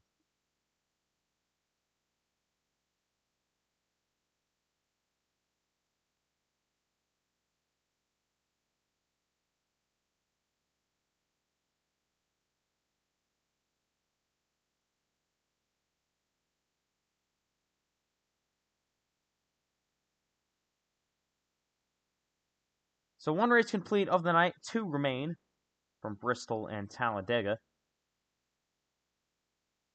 So I think this is the first like stream that we've had for our lobbies that don't include any next gen Cup cars, but Xfinity Series session is just going up right now. So about to get this one underway for the quick warm up session.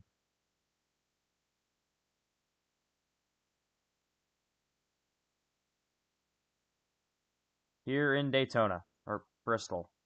I don't know why I said Daytona. Completely different racetracks. Here we go. Night racing in Bristol. This is kind of going to be like a preview, I guess, of the Xfinity race that we're going to have coming up later this season for the actual Xfinity series. It's just going to be, I guess, kind of like a preview.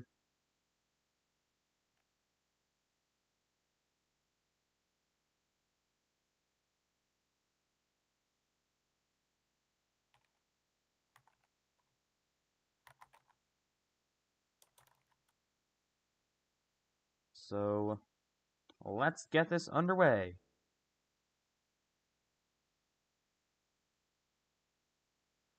So from one of the biggest tracks in NASCAR to one of the smallest tracks we got in NASCAR, well, ovals at least, this is the Bristol Motor Speedway for the Xfinity cars. So Xfinity car is definitely very hard to drive, probably one of the hardest cars to drive in iRacing. Drivers love it. And we're ready for 115 laps from the Bristol Motor Speedway. Time to get this race underway.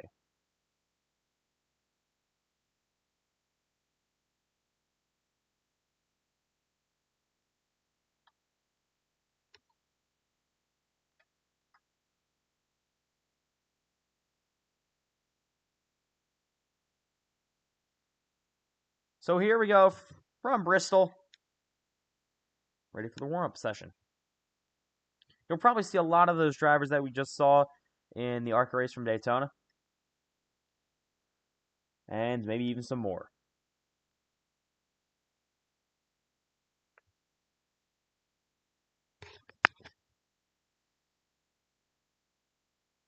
So ready for this half-mile racetrack here in Bristol.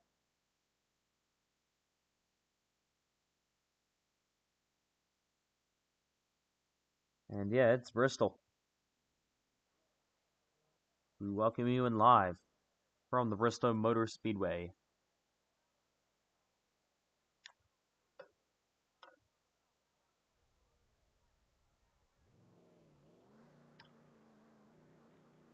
So cars rolling their way onto the racetrack here in Bristol. As we actually get it going.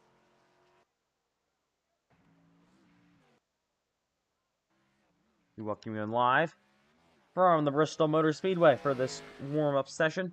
There's Landon Johnson, number 88 machine. There's the 12 of Cole Wilson coming onto the track, his Hess machine.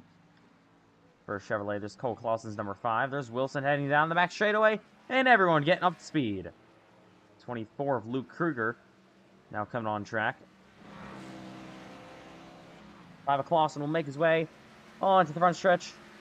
We're underway in Bristol.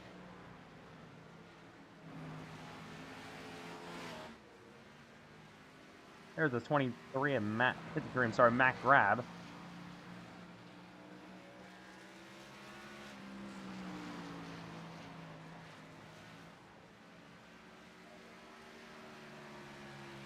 Landon Johnson goes top of the board. Cole Wilson now second. Cole Clausen third. As Clausen kind of slapped the wall there. He's up to the outside lane. Goes top of the board, though. As there's Wilson coming back on track.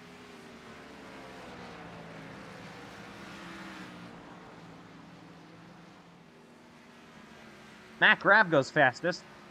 But everyone making their early laps in the Bristol Motor Speedway. Oh, Cole Clausen goes for a slide. Saves it. As he's able to get the thing going in the right direction. Here's Landon Johnson, Cole Wilson. There's the 00 Matthew White.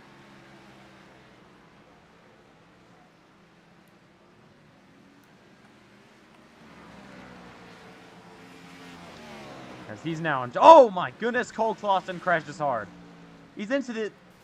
He just ran over some fans nearly. Oh my.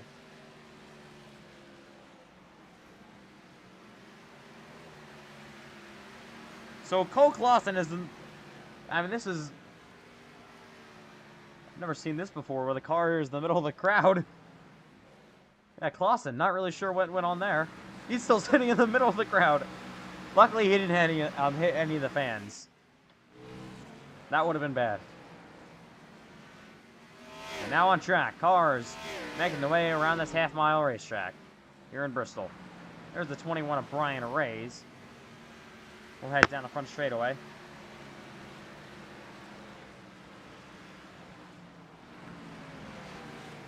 Ooh, Reyes nearly gets in front of that 53 Grab. Grab goes to the inside.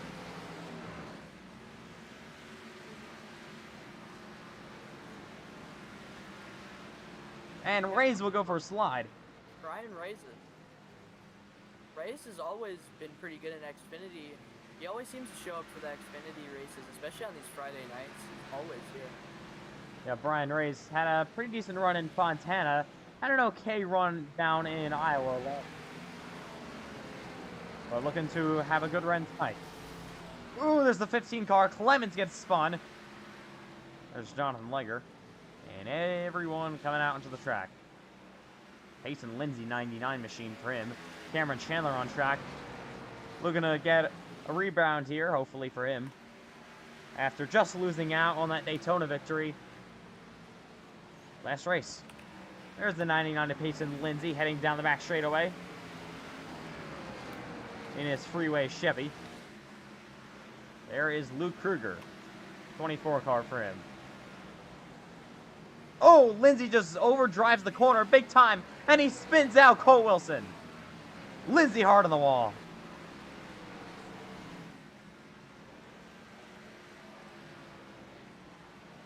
As looking out, see who's on the racetrack. Landon Fish had an issue. Landon Fish and see Luke Kruger kind of have the same paint scheme. Like pretty much the same. There's Trenton Wilkin. He's got the 4 of Carlos Ortiz up there as well. Ortiz, I don't know where that damage came from. It just fixed itself. And he's okay now. Matthew White onto the front straightaway. So far, a very impressive lap from Matt Grab. He is top of the board as Ortiz would go up to P3. Wilkin 4th now. There's Landon Fish in the way. Matthew White goes to the inside. Everyone just practicing a bit of racing. Oh, he just got into the Landon Fish. Hard on the wall goes Fish. He gets slammed from Trenton Wilkin. They're still wrecking. Timothy Powell slams in. And they're still piling up. Luke Kruger, Clone Clausen. Wow, that was a huge wreck down there. Let's take a look. So, wreck. Oh yeah, everyone just in the middle of the track. Landon Fish really was just sitting there. And there's Timothy Powell took the hard hit. And yeah, multiple cars just kept on piling into this. See Cole Clausen right at the end.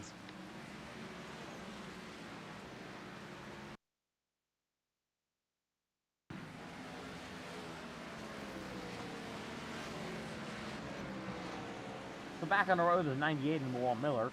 Pretty sure that's Ashton Miller. 18 cars over the line so far. Landon Johnson, I think, has gone top of the board. Car spinning, Cameron Chandler goes around. Oh, Wilson, Landon Fish.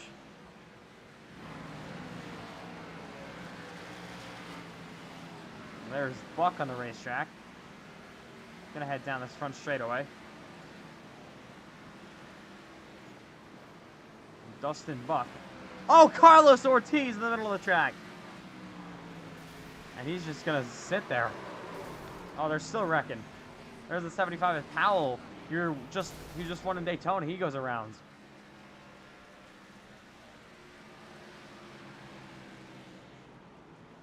Got all these cars coming out. Seem to be having major trouble under practice with Bristol at Bristol.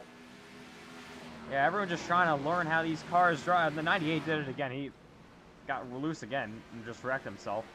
Miller into the wall. But Johnson goes top of the board, and I'm pretty sure that is Landon Johnson. Actually, no, that's not Landon Johnson. I'm very surprised with how much trouble we're having at Bristol with Xfinity cars.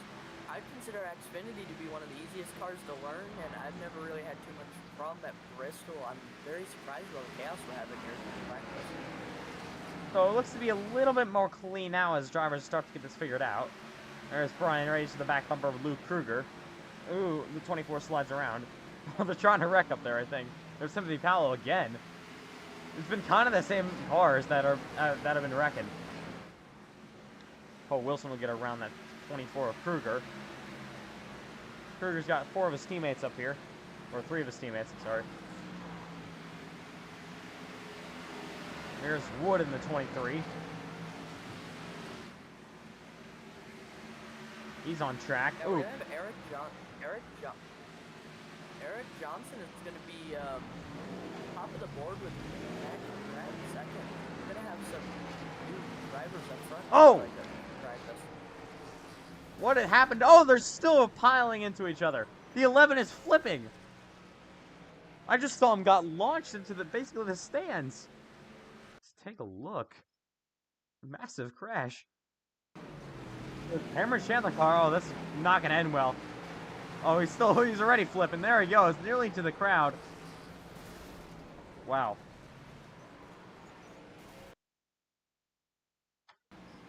That did not end well.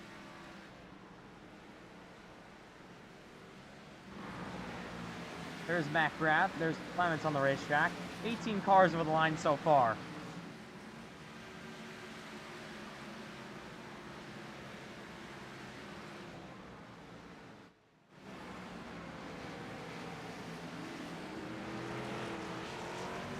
There's Cole Wilson's number 12. Ooh, Jonathan Legger into the wall. So I'm hoping these drivers won't do this in practice. I feel like what happens a lot of the times is they just race like this in practice, but then they're fine in the actual race. But we got a lot of cars here. That seems to be true at about every track except Daytona. Yeah, Daytona, kind of the same between practice and the actual race. But I tested this setup out, really wasn't loose at all, so I don't know what they're having trouble with. Actually drive pretty nicely. Here comes the 53 Matt Grab, second on the board, having a really nice run so far. To the outside he goes to Cole Wilson. He's got smoke and carnage ahead of him every single corner. Now he powers it to the outside of... Oh, and there's Peyton Lindsay in the middle of the track. And he just gets his bumper cover there, and will slam into him. Oh, they're wrecking big time! Peyton Lindsay again. Let's take a look. So we're going to have a lot of cars here for this. Sorry. A lot of cars for this one. I think they just got loose there. That was the first incident, I think. Spun that thing around and hit the wall. And then just came out in the middle of the racetrack. And this is where he pulled out in front of that other car. Yeah, there comes Matt Grab just to hit him. He wasn't done yet. He spun out this time, and then Landon Fish was involved. Hard in the wall goes Fish. Cameron Chandler piles in, and then he was finally done. That kind of got rough for him.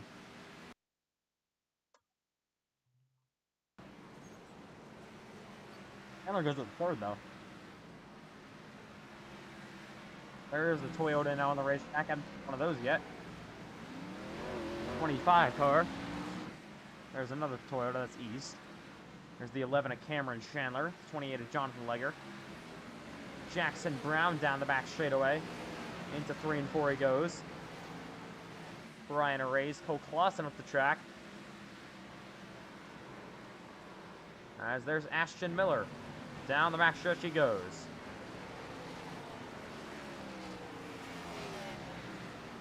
So Johnson still top. Oh, big crash. Timothy Powell yet again. He was just sitting in the middle of the track there.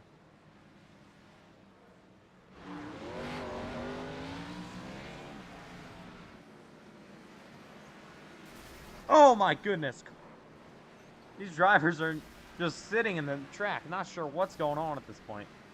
Just trying to get this practice session over with. It's pretty chaotic. There's Bryce Benton. It's number 9 machine. Right now outside the top 20 on laps here. We'll put up the top 20 so you can see. Or I meant the split. Back live here.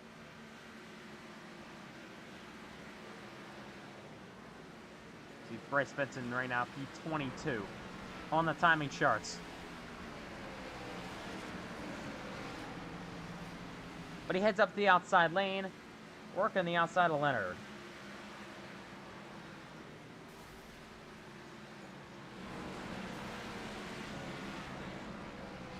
As he will slow it down over here. Ooh, Cole Wilson slaps the fence a bit. I'm going to drive it back down there. There's the 00 car. There's the 21 Array still on pit road. There's Lou Kruger. Jonathan Legger. Timothy Powell. Bryce Benton sitting there.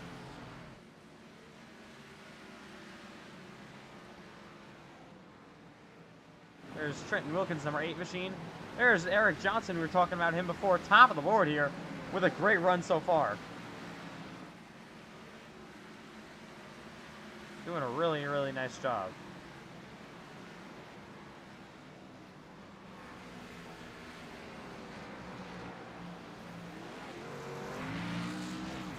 There's about 3 minutes left here. Something's happening back there. Ivan Clausen, he goes first. We can't really keep track of all this stuff happening. Oh, they're still wrecking. There's Bryce Benson. Ooh, they're just going to split that middle. So 25 cars. Bryce Benson is 24th right now on the timing chart. Those are all your cars that have gone over the line. There's East down the straightaway, the front stretch.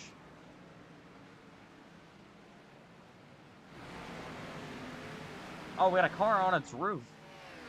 And he's going to be hit.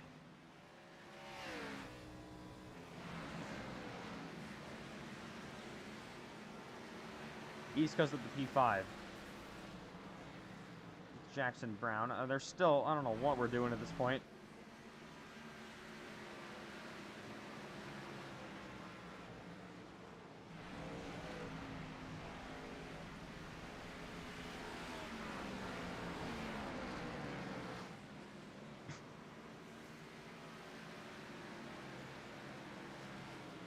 It's really come down the front straightaway. And onto the back goes Cole Wilson.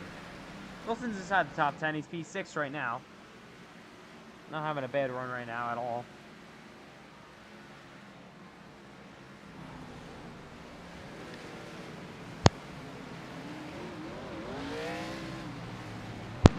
So 2 minutes and 30 seconds remain here in Bristol practice. After that, we'll be ready to go.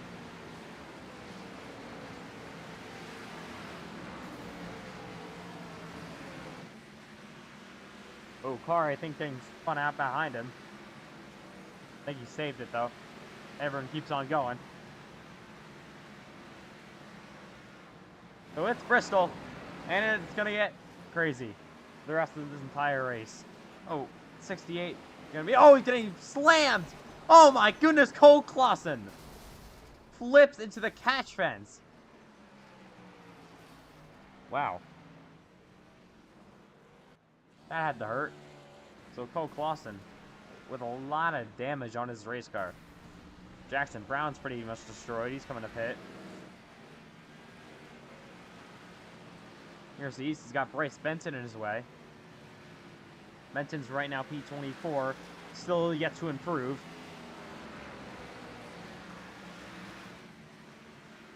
It's only 2/10 off the leader. Brian Ray's now who has gone top of the board.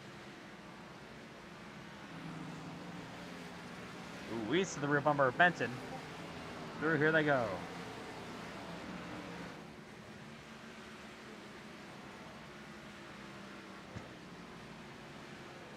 Oh, East goes sideways.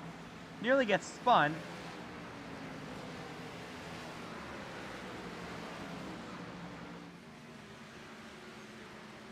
But they'll all keep on going.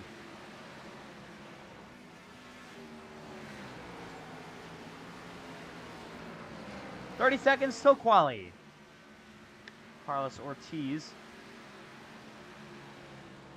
Here's number 4, Lucas Oil Chevrolet. But it is just about time to go qualifying. Here in the Bristol Motor Speedway.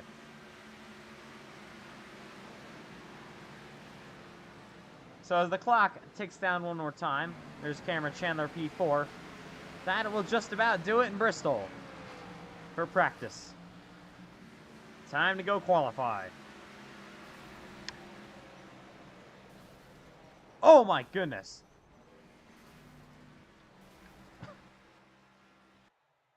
So here we go. Let's get qualifying underway. Who will sit on the pole tonight in Bristol? Everyone getting on to the racetrack. Ashton Miller. There's the 25. There's Cameron Chandler. Dustin Buck. Trenton Wilkin. Ashton Miller heading down the back straightaway and into 1 and 2. He will go.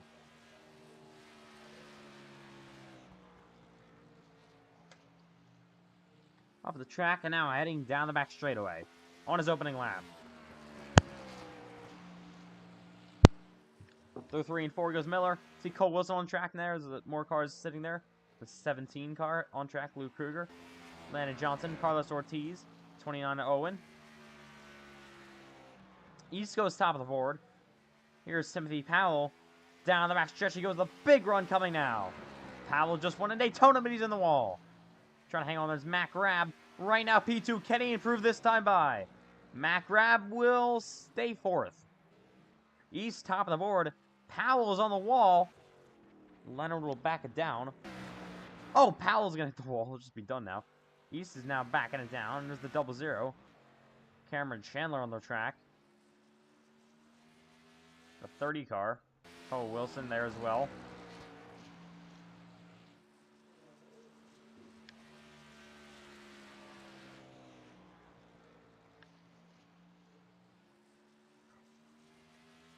$115 laps, ready to go underway here in Bristol. There's Luke Kruger. He's going to be done, I think. P19 for him. Clemens, through 3 and 4. And on to the front stretch he goes. Not going to see any improvement that time. So he will back it down, and there's Cameron Chandler done. And I think that'll just about do it in quali. It's time to get this one underway.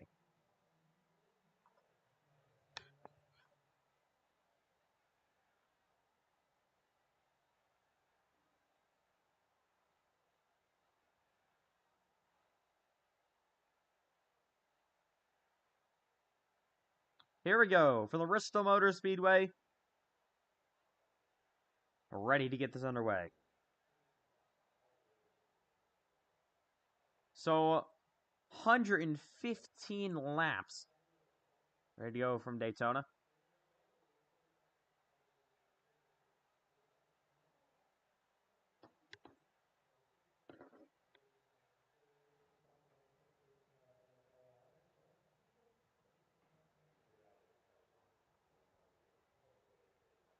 And I think that'll just about... Cars on track. There's the 17 of Stevenson down the back straightaway. And into 3 and 4 he goes.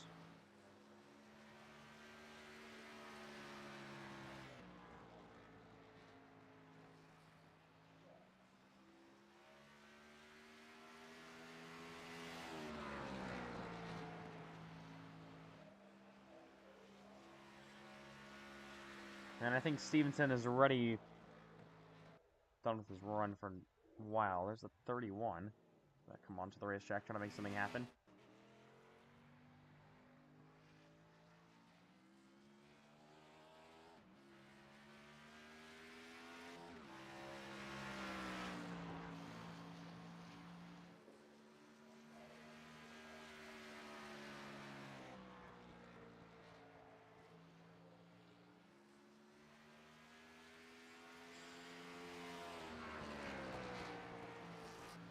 So on the 3 and 4 goes this 31 car. And onto the front straightaway. Oh, he's going to slide. And not sure where he's going to go. P9, not bad at all for him. But I think that'll just about do it.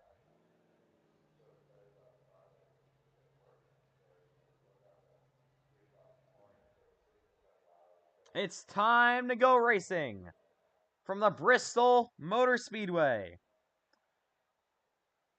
East will be starting on pole.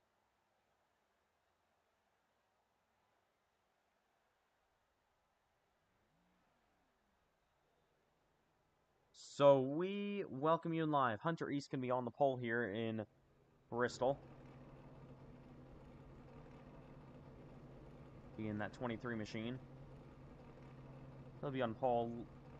He's going to have Eric Johnson to his outside. Ready to get this race underway from Bristol. This is the Bristol Motor Speedway. 115 laps tonight. For our second race of 3. All building up to this Car of Tomorrow race from Talladega for the last race of the night.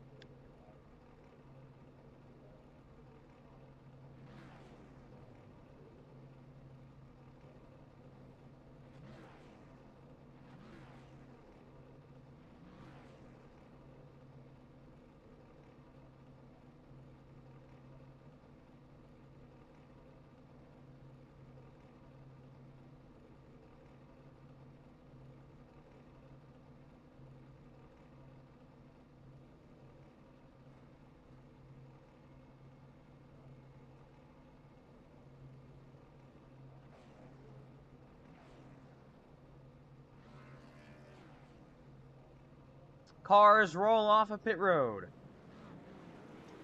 So we welcome you in live from Bristol.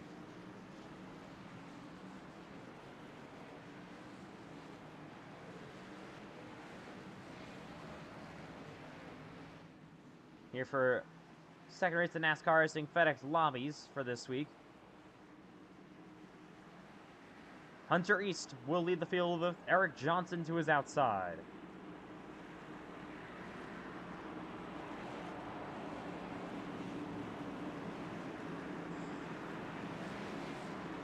So it's East and Johnson on the front row here in Bristol. Coming back to 1 to go till we get this race underway.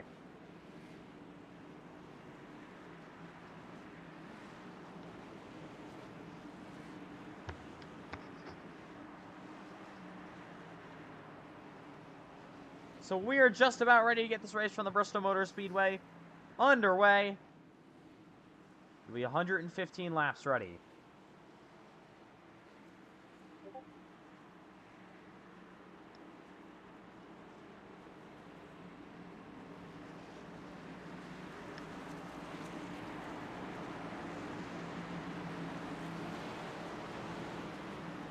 Here we go.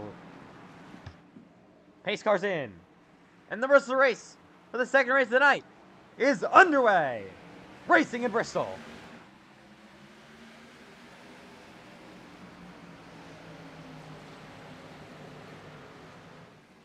Oh, and they're wrecking already behind him, I believe. I think it's all okay. Everyone gets that stuff sorted out. We're racing.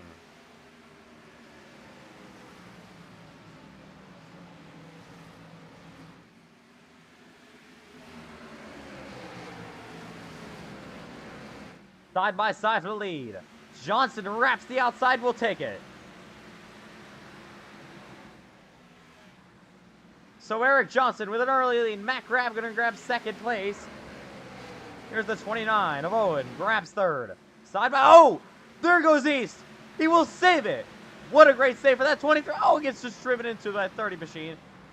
He's in the middle of the track. Everyone avoids him. No yellow.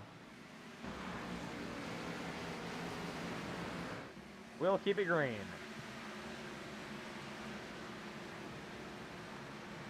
Here's the battle for the lead.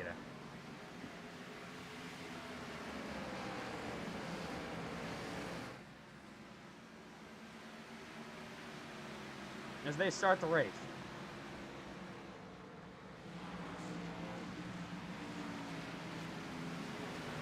The 19 of Johnson out front. Here in Bristol.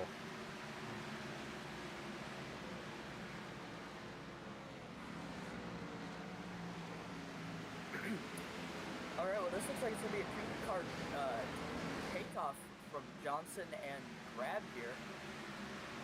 Oh, Johnson a little bit loose, got a lap car on the way, that's East. He was just in this battle, but then got turned in the middle of the racetrack, had no caution. Here comes Grab, to the outside lane he goes. For the lead. Matt Grab to the outside. We've seen him in a couple of ARCA races before. We saw him just in the ARCA race in Daytona. Nearly clear for the race lead. We got cars behind him as well. Yeah, here comes Owen. Here. Bristol never disappoints. Side by side for the lead of this race. That 29 got really loose out of that corner. Oh! One lap traffic starting to come in here at 63 spins. 60. Yeah, he goes around. We'll save it. No caution. Well, actually, caution is out now.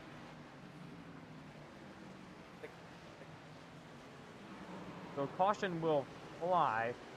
Oh, they're trying to wreck up here. Not sure what it was. You see, oh, slam into the wall. Oh my, nearly takes out Ashton Miller. So, first yellow flag of the night. I don't think it was this. So, let's take a look at that spin real quick.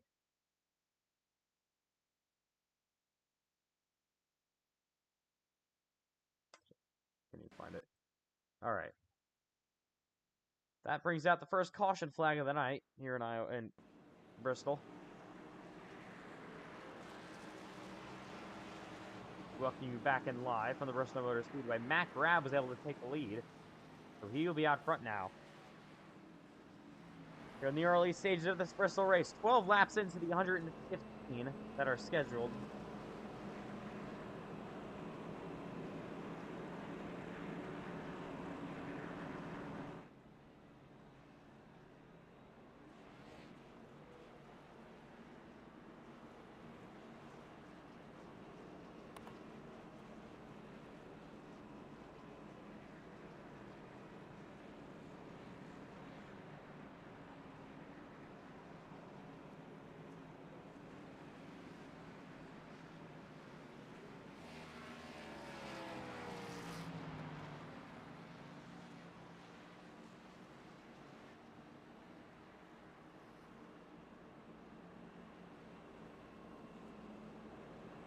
So Matt Grab has the lead here in Bristol. 13 laps in under the first caution flag tonight.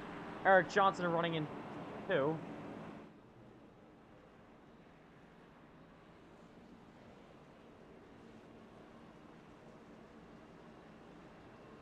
And yeah, there's that Johnson machine.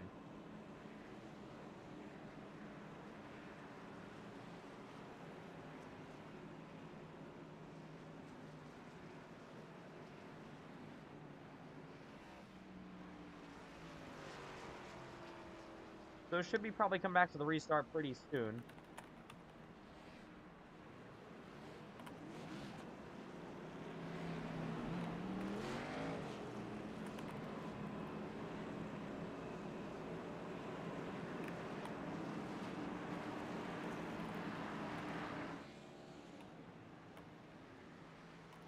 So leaders electing not to pit. They got, I think, 4 sets of Goodyear tires in the pit road. So we got 1 to go until we restart, though. Lights are officially out on top of the pace car.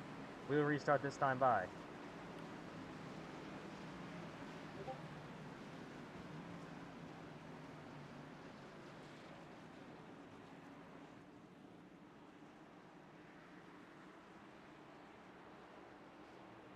So here we go. Matt Grab, Eric Johnson, front row. Gonna be lap number 16 when we take the green flag.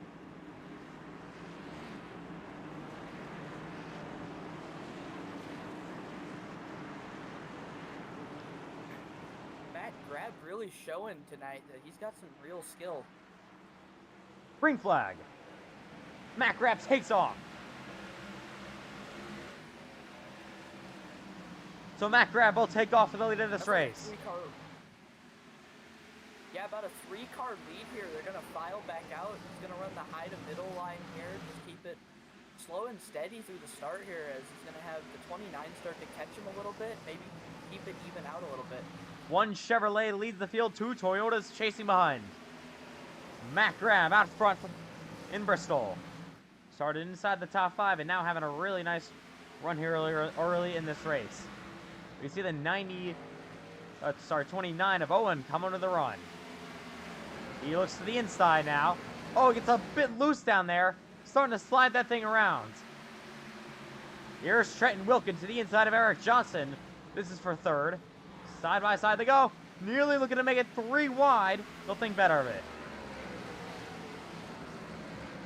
They're just going to let Grab just drive off from him as they're going to battle for 2nd place. It's going to be about a 5-car battle for 2nd place as Grab just gets a good, 2-second lead on him. Owen up to the outside. Here's Wilkin. Down to the inside lane he goes. Nearly slides that thing around.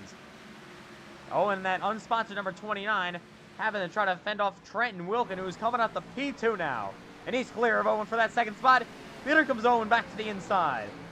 And there's a lap car of Timothy Powell in a way, but yeah, now 0.8 of a second, Matt Grab has for the lead.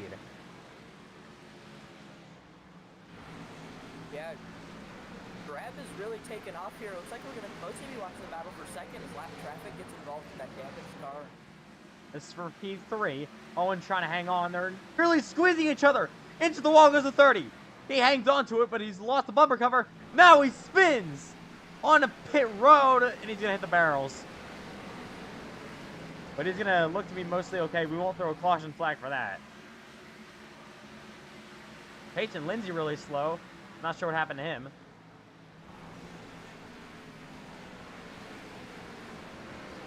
There's Eric Johnson. Having a nice run in P4. Top of the board in practice. Take a look ahead. There's the 29 of Owen running in P3.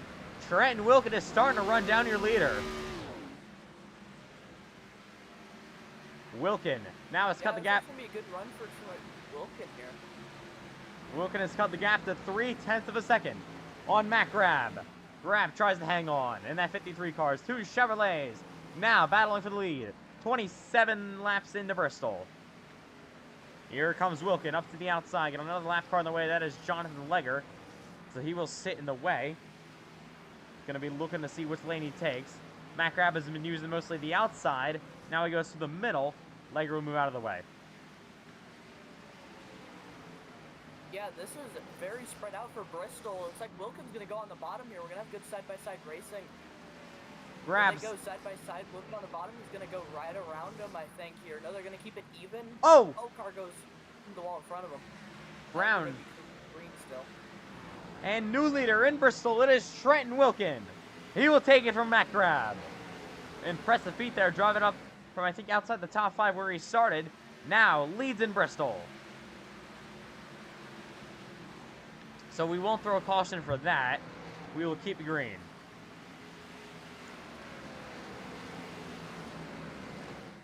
It might look like a lot, but 115 laps definitely do click away fairly quickly here in Bristol. Already on the 31st lap of this race.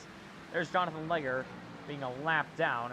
Oh, here's the battle, I think, for a third. Ortiz now into that third spot in that 4 machine with a great run. So he's done a nice job so far tonight. And he takes third place away.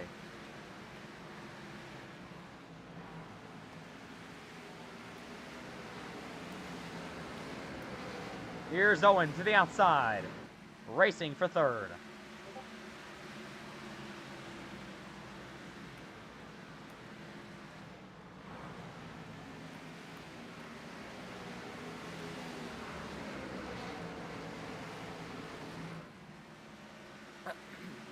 Yeah, Wilkin's going to have a pretty sizable lead here. He's just going to be going around in his number 8 Tracker Chevrolet.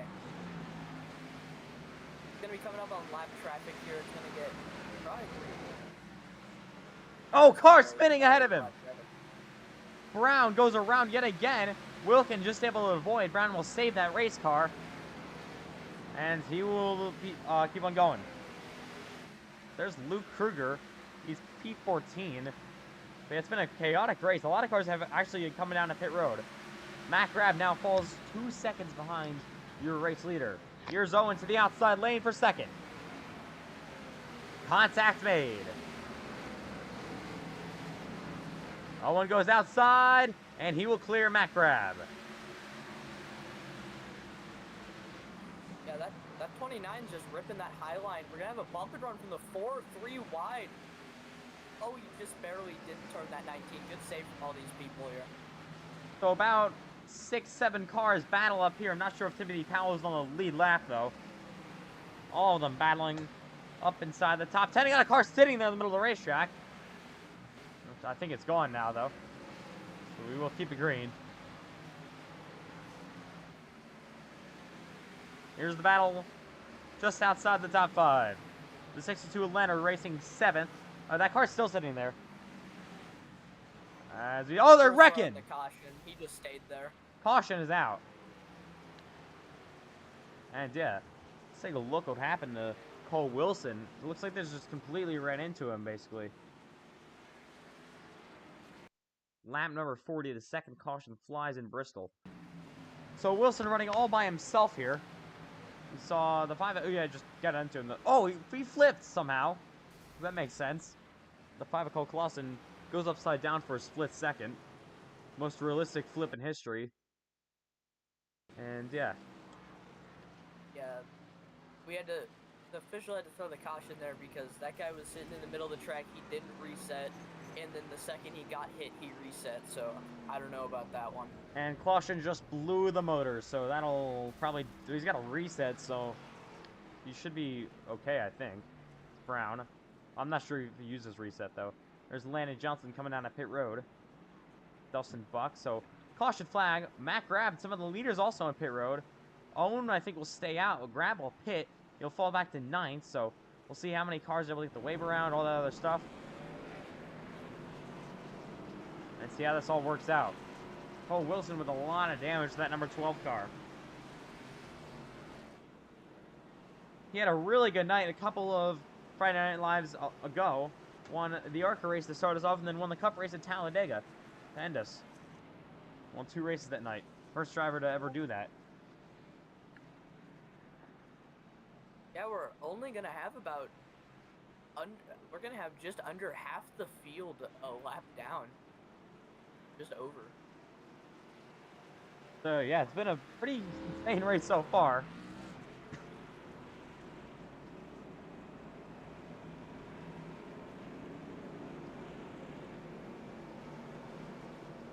And working now the 42nd lap of this race. Second caution, though. I mean, at least it's been less than Daytona. So far, at least. That could change at any moment, so the laps could clip off very quickly here. As it is Bristol. Only a half-mile racetrack here. As I think we may have Cole Clausen, after just wrecking out of this race, maybe joining us in the booth for a couple of laps. Well, for the rest of this race, I mean.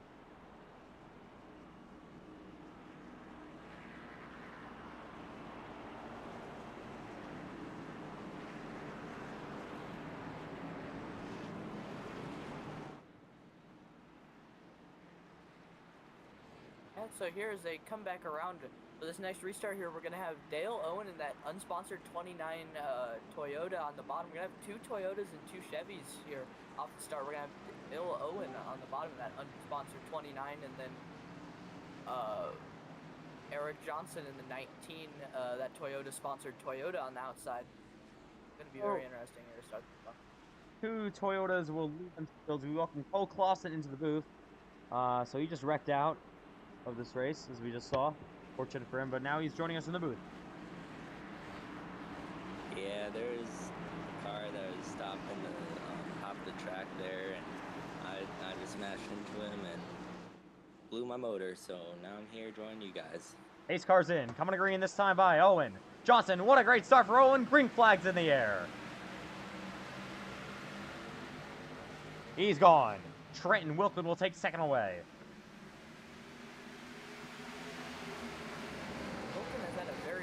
This race, I think this is mainly going to be Wilkin goes for the pass on the bottom here. They're going to be evening out side by side. Wilkin's going to be way fast through the bottom. He's going to take the lead back. Trenton Wilkin out front here in Bristol. And Owen now falling back. Here comes Cameron Chandler to the inside. He's looking to get a comeback after just losing in Daytona last race. Chandler will go to the inside and will clear that in 29 car. So Dale Owen really falling back through the field here. Side by side they go. Mac Grab on fresh tires coming up through the fields. He could be one to watch later in this race in that 53 car.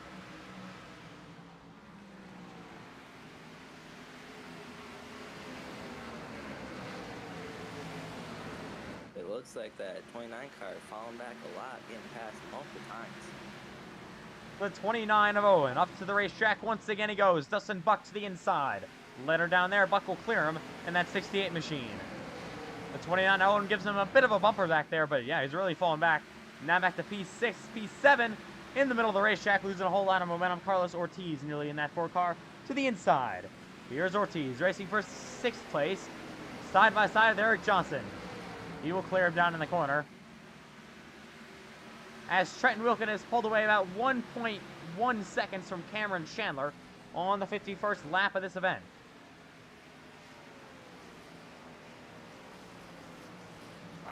Yeah, I believe the 29 has been falling back because if you notice, he's been getting really loose on the bottom. It might be some of that rear tire wear. He's been getting really loose out of most of the corners. If I were to say he burned up his tires pretty early on with how loose he's been getting. Yeah, so Owen falls back to P10 now, and he's still falling back. Luckily for him, there's only 12 cars being scored on the lead lap, but yeah, he didn't come down to pit road under that last caution. He's on 53 lap old tires here in Bristol. So that could always play a big effect into how this race goes for those drivers. And definitely burning those tires up pretty quickly.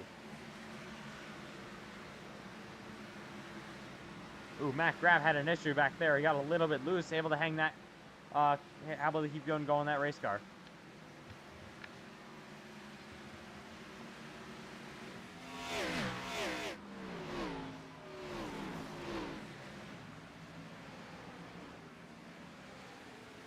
As we go through the field real quick, there's Matt Grab running in the 3rd position on fresh tires.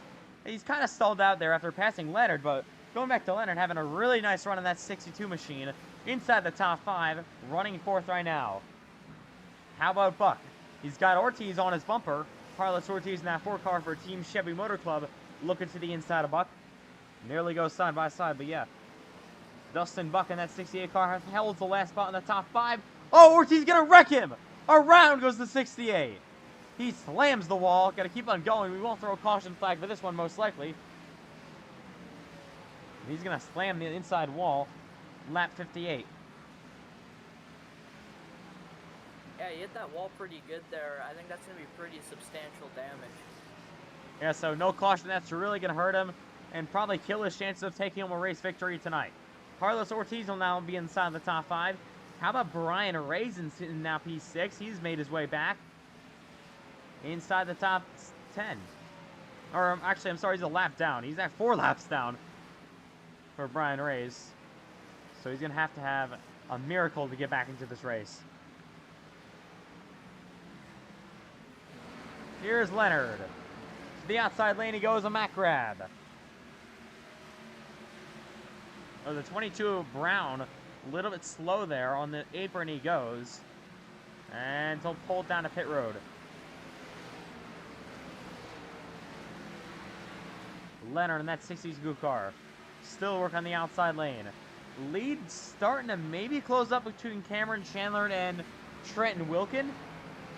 Thought it was more than 1.9 seconds before. Now it seems to be maybe closing up even more, as there is Wilkin leading this race.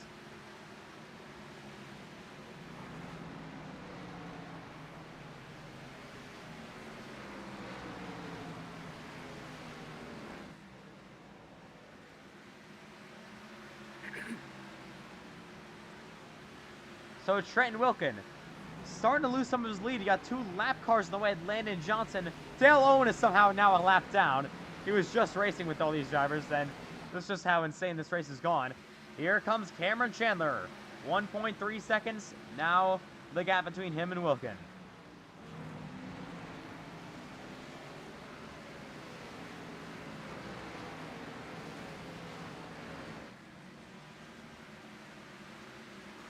The outside lane goes Chandler. Lost a little bit of time up with those lap cars, but Matt Grab now to the inside of Landon Johnson. That is not for position. Matt Grab right now running 3rd. So just there's lots of chaos with all these lap cars here. Yeah, so a ton of lap cars here. Probably like a couple of each lap for all these drivers. So it's getting pretty intense at the front of the field. As the lead starting to close up once again between Cameron Chandler and Trenton Wilkin. This race could end pretty quickly. There's Wilkins number 8. 10 cars on the lead lap. After we had 32 starters, which is insane. Now we only have 10 cars on the lead lap out of the 32. Now it's technically 9 cars. As Wilkin is just lapping a whole lot of race cars. But for the 25, I believe another lap down.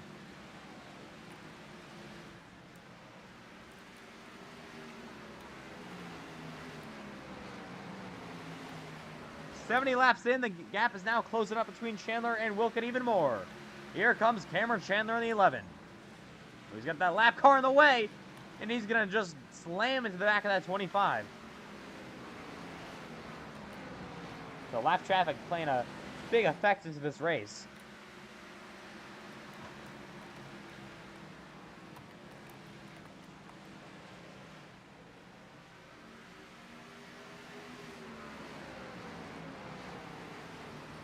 The 11 of Cameron Chandler with 2nd in Bristol. And he's really closing up this gap. Trenton Wilkin has kind of been having a couple of issues. You can see that 11 and the 8 starting the battle for the lead.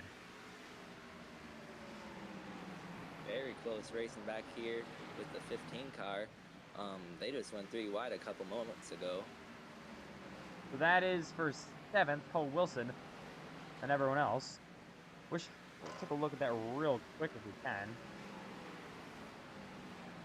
It's all sorted out, I think, now. Battle for the lead in Bristol. Trenton Wilkin, 74 laps complete, trying to hang on.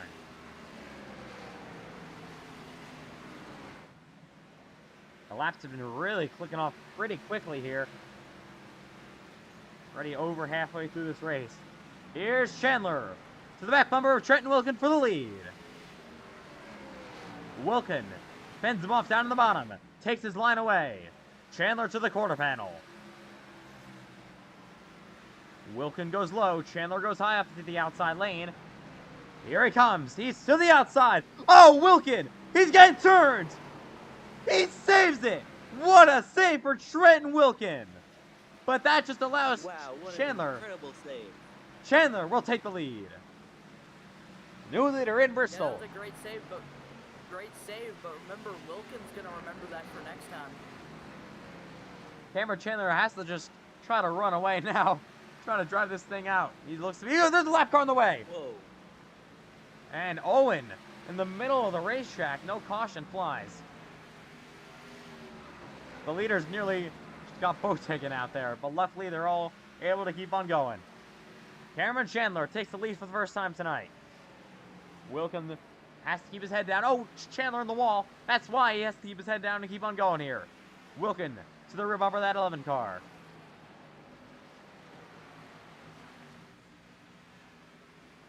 A chance could come up at any moment for Trenton Wilkin to retake this lead of this race.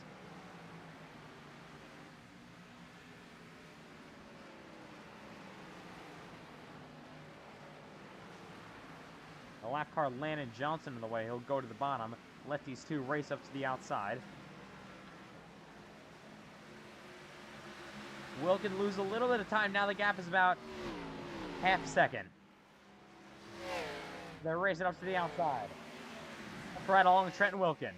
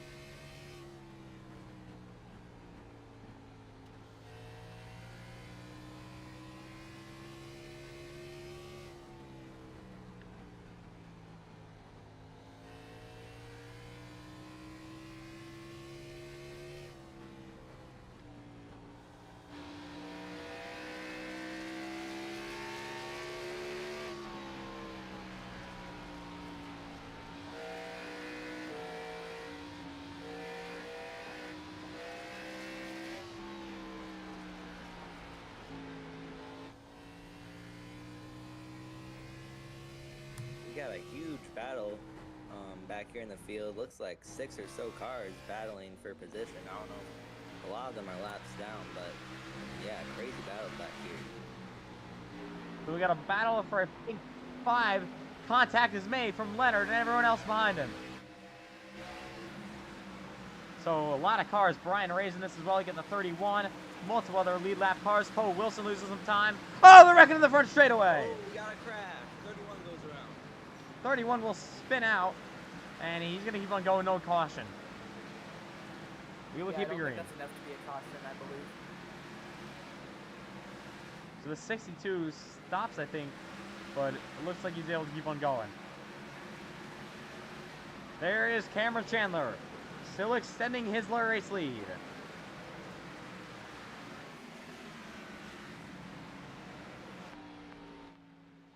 An impressive night for Cameron Chandler so far. 25 to go from Bristol. And just like that, this race is going away quick.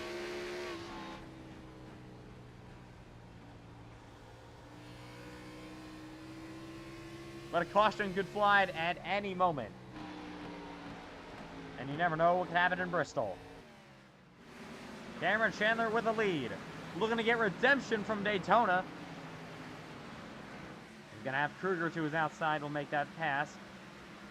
I think Kruger's on fresh tires. That's probably why he was able to get around him like that.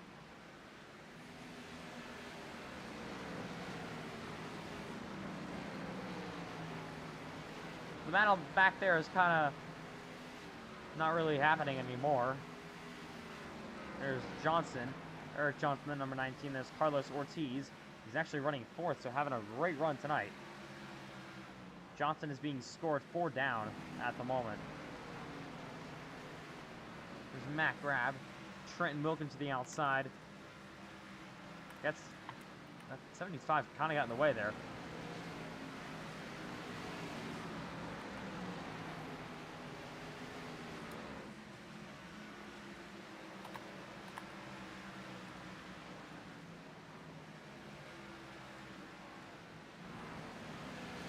$20 laps to go from Bristol.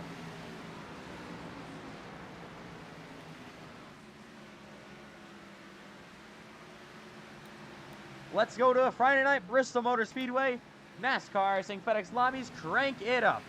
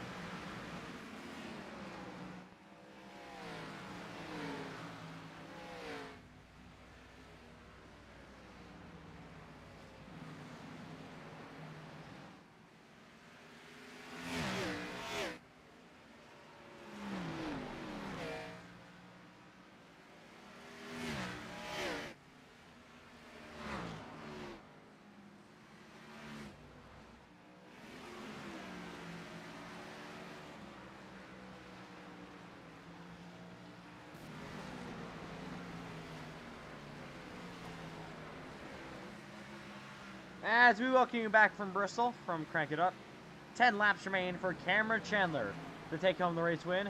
He's pulled the gap to now 4.4 seconds over Trenton Wilkins and extending each and every lap.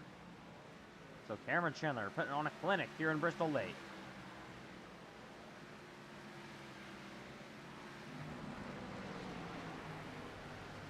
There's Legger coming out of pit road. But everyone else just trying to hang on to the end of this one. There's Ortiz slaps the wall. Matt Grab. Landon Johnson. 8 to go. That'll go away quickly. Lap times are at 15 seconds here at Bristol.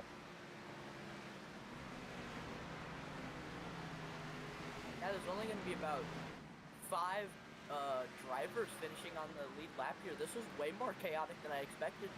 I didn't think Bristol was going to be this chaotic. I know Bristol is known for the drama, the chaos within the Great Coliseum, but yeah, we had 32 starters tonight, and only 5 of them going to be on the lead lap, so that's got to be a new record.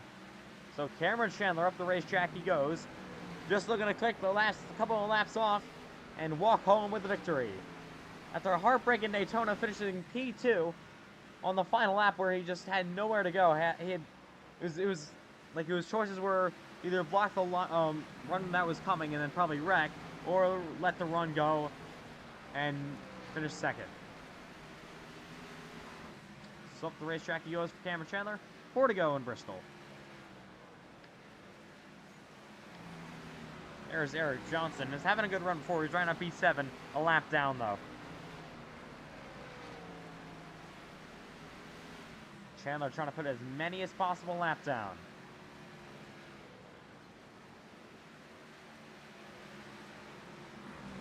Oh, there's a wreck on the front stretch. 2 cars involved. They're Crash. gonna be stopped on the bottom here. I don't know if we're gonna have to throw a caution. We might have to throw a caution here. Let's see if they can get it straightened out without going up in the track. 2 to Alright, go. they get going. We're not gonna have a caution. 2 laps to go. Cameron Chandler just saw the wind flash away, but he's going to be okay now.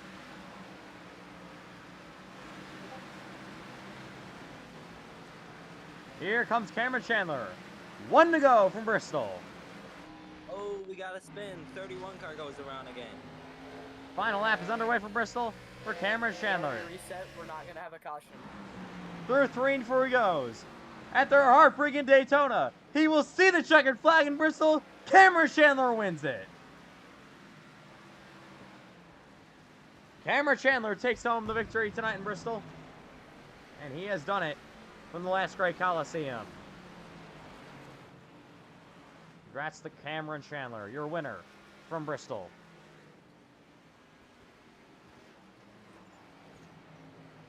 Dominated a late part of that race, and he is going to take home the race victory tonight. Cameron Chandler wins Bristol. And Cole Wilson, his teammate, will come to congratulate him on the back straightaway. Team Chevy Motor Club will win in the Bristol Motor Speedway.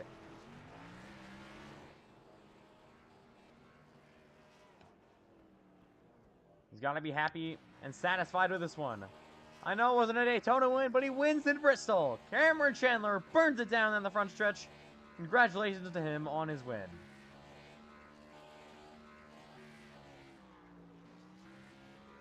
Yeah, that's a great win for him. I mean, he had actual speed the entire time, but he mainly got off there with just pure survival. I mean, such a great win to win at Bristol like this and to survive all this chaos. It's really impressive. Yeah, so it seemed to have by far the fastest car at the end of that race. The field just slowly just faded away for most of those race cars, even Trenton Wilkin. Just seems like he saved his tires the best out of everyone. Maybe down pit road, we weren't really able to keep track of all of that. I'm not sure if he even did. I know Trenton Wilkin, I don't think did. Maybe a couple other cars didn't elected not to pit. But he's going to do an entire lap reverse, because why not? And attempt not to hit the wall.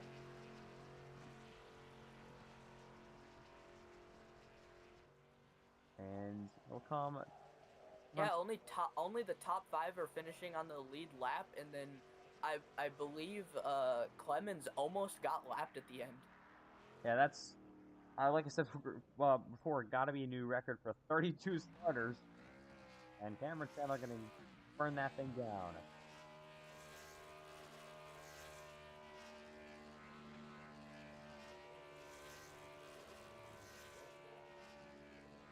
Don't go away now. Coming up next is the moment everyone has been waiting for all stream long.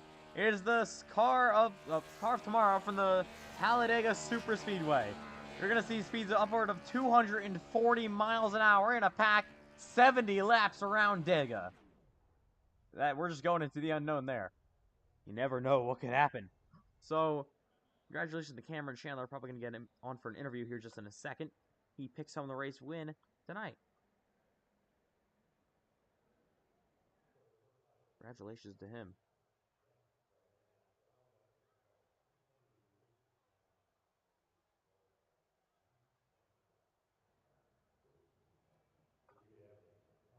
So we'll be there in a second for Cameron Chandler's interview. And then the cars of tomorrow from Dega come up.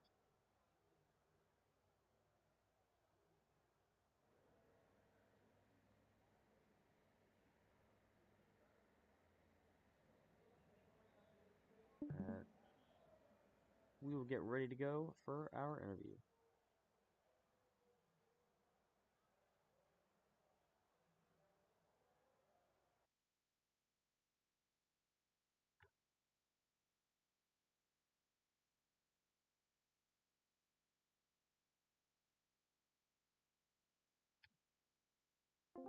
So Cameron Chandler, after the heartbreaking Daytona where you finished second on with a final lap pass, you take home the race win in Bristol. So what allowed you to have the fastest car at the end of this race? Just saving tires throughout that second run. Was it? I won't even know. But we just saved tires the whole time. Was able to run down Woken. He chopped me a little bit. I wasn't gonna lift for him, and I accidentally sent him a little bit. So I mean, I'm sorry to him, but I mean, I don't. I was there, and he kind of just came up anyway. So it was a good finish for Team Sevi. Me, I don't know where Cole finished, but he finished somewhere up there. So, and I think Miles finished well too. So pretty good run for the team. All right, so yeah, great momentum boost. So I think your average finish for tonight is a 1.5. So will we see you finish off the night with the cars of tomorrow is coming up next to Talladega? No, that's gonna. I'm kind of tired. All right, well we'll see you in the next race you're able to do. Hope to see you guys. That does it for him. So next up coming up is Luke Kruger. Just gonna check where he came home to finish this race.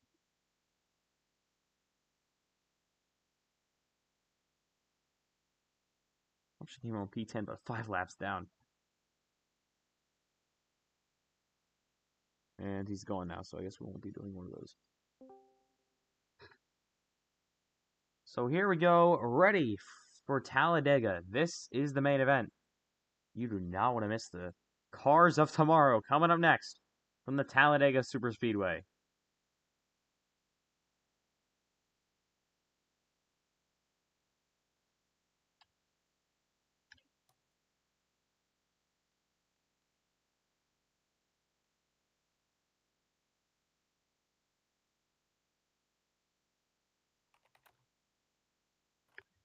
So here we go from the Bristol Motors Talladega Superspeedway.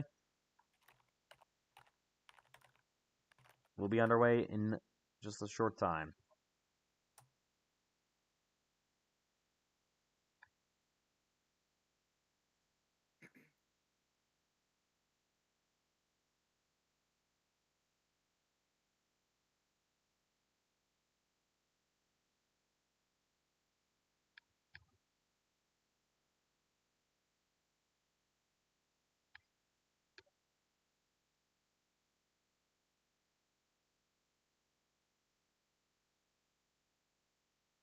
So we'll be cannot talk.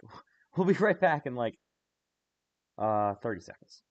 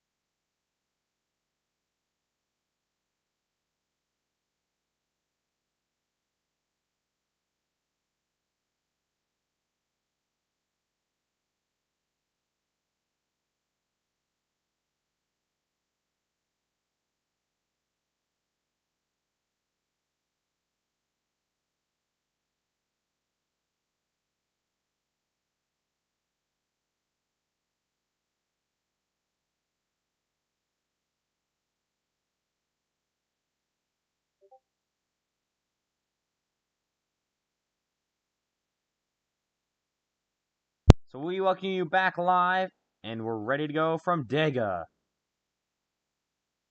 This is it. Talladega Super Speedway. The cars of tomorrow. I mean, some of the fastest racing you'll probably ever see with NASCAR Cup cars, and that's coming up about 2 minutes.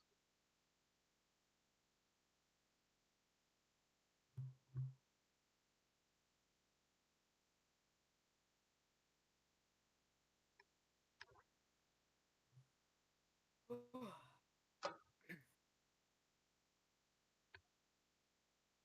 right, well, Talladega is definitely going to be interesting here with 240 miles an hour. Yeah, it's gonna be something new that we're gonna be seeing here. Like an IndyCar Yeah, race. yeah. Have you ever ran COTs yourself? I ran like a single lap of them, but I haven't run in a pack. Oh, all right. Well, the preview here is in the draft at Talladega, you can get going at about 150 max, like absolutely, if you absolutely like pin it. But you go so fast, you slide up, and you're almost guaranteed to hit someone if you're on the outside. And you actually have to let off and sometimes even brake. But also at the first few laps, you can actually full send it, full throttle, slide all the way up the track. But there actually is tire wear after a while. So if you do that full throttle all the way, in 3 laps, you'll have tire wear and actually start heading up towards the wall. You're so fast that at Talladega, you have to run it like an intermediate. It Yes. is crazy. So there'll be lots of tire saving, I assume. I think just about everyone who's ran the COT before, which is what I do when I run COTs, is I let off a lot. I basically run it like an intermediate. I'm not full throttle at all, and then your tires are usually way better than everyone else at the end. But we'll see that strategy here. I don't know what's going on, so Yeah, it could. We're going in pretty much into the unknown here. We haven't done this before. And yeah, tire wear. That's going to be a new thing to keep in mind for these super speedway races. Usually you're only thinking about fuel and some other things, but you're never thinking about tire wear. But it's all going to change now. This is the car of tomorrow from the Talladega Super Speedway. This is one of the fastest NASCAR races you'll ever see. And it all comes down to this for tonight. 70 laps around Talladega. Unrestricted NASCAR Cup cars here. It's a good thing they don't do this in real life, but we're doing it here tonight. yeah. And to people who don't know, they just updated the COT damage model and a bunch of other stuff with the COT since it's in Draft Master. So now the COT damage is going to be different than what it was before. So who knows if there's people that have even driven the COT since the new update. And there's new blowover physics. Remember that. We might see some. I'm not one for only wrecks here, but if there are wrecks, there is new blowover physics. Yeah, you never know what could happen in these 70 laps. So, uh, yeah, it's Talladega. Just trying to get this session up. If it ever wants to go up, there it is. Here we go. It all comes down to this. This is the Talladega Super Speedway with the cars of tomorrow. The car of tomorrow, I mean.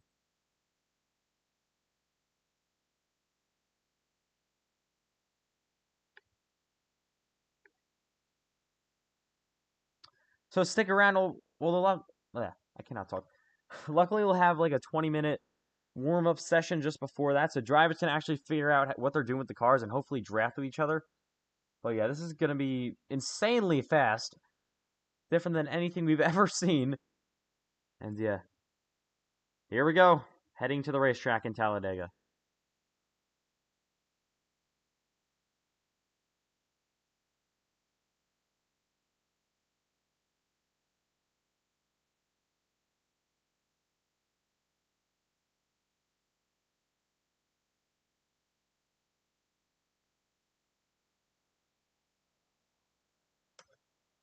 We're officially at the racetrack. This is Talladega. And this is going to be unbelievable. The race everyone's been waiting for tonight. This is going to be probably one of the best Friday night races. I love the COTs. I need to see if, since I've made a few setups in the past for the COT, I need to see if we can, for one of these Friday night races, we can run COTs at like Old Phoenix or something chaotic like that. That would be probably pretty insane. But yeah, we're here at the racetrack now with practice. These cars, as I've tested them before, can run just about 230 miles an hour, so you can immediately just absolutely tearing down the back straightaway in the 3 and 4. Yeah, 230 miles an hour all by themselves. So some drivers might not be used to this if this is their first time running the COT. They're going to have to get used to it pretty quickly here. as the 2 car, I'm sure this is, heads to the front straightaway in an unbelievable amount of speed.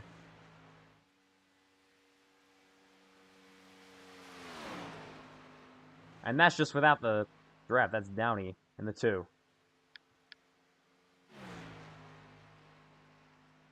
Now that thing is sideways down the back straightaway here.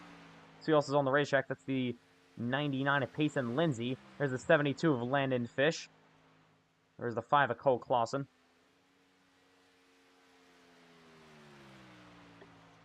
And yeah, cars on track here in Talladega. Payson Lindsay goes P2 on the timing chart. Yeah, everyone getting ready to race from the Talladega Superspeedway. There's Landon Fish's car. He's had kind of a rough night tonight, unfortunately. Looking to hopefully turn it around.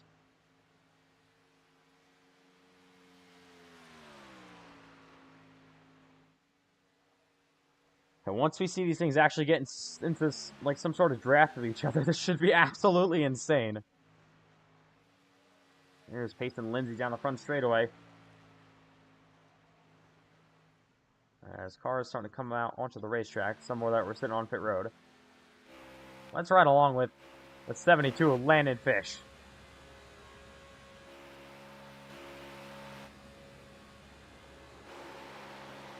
You can hear those tires. Even without the draft, I think that's the tires. Yeah, this thing is just insanely quick.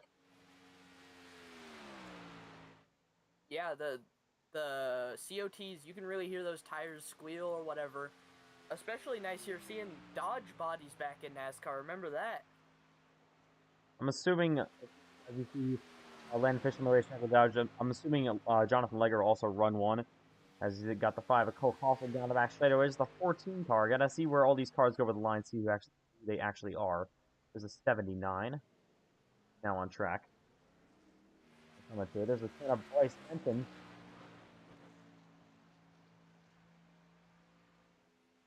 These cars are completely unrestricted, basically.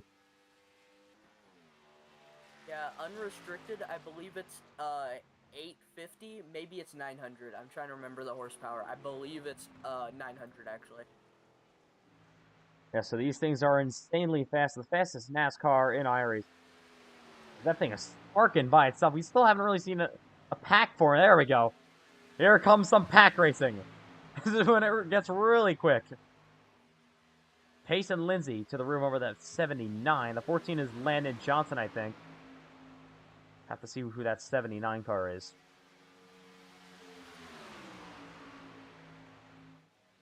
Over 240 miles an hour. Well, not over, probably, just yet. But just about 240 miles an hour, most likely, these two cars are going. Miller, Ashton Miller in the 79 car.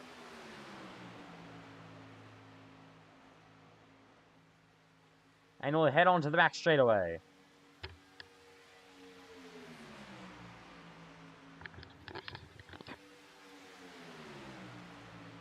Cars are going. Miller, Ashton Miller in the 79 car. So We had the 72 spin out on the backstretch there. Landon Fish. I don't know what happened to him. Let's take a look real quick. He goes around.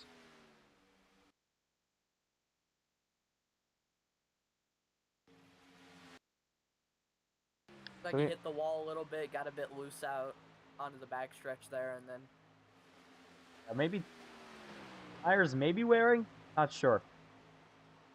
Been on track since the beginning. Yeah, he just got loose out of the corner.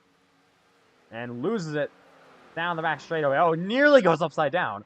That could get interesting in this race to see how many cars like get sideways and nearly upside down like that. But he's gonna come back on track. Oh, car on the wall, back straightaway. The 2, he's into the middle of the racetrack, so hopefully nobody's coming. He's gonna have to roll. There he is. He's gonna roll. Let's take a look what happened to him. Oh, he went upside down. Oh, here we go. First blowover. Yep. Goodbye. He spins out. You might see a couple of those tonight.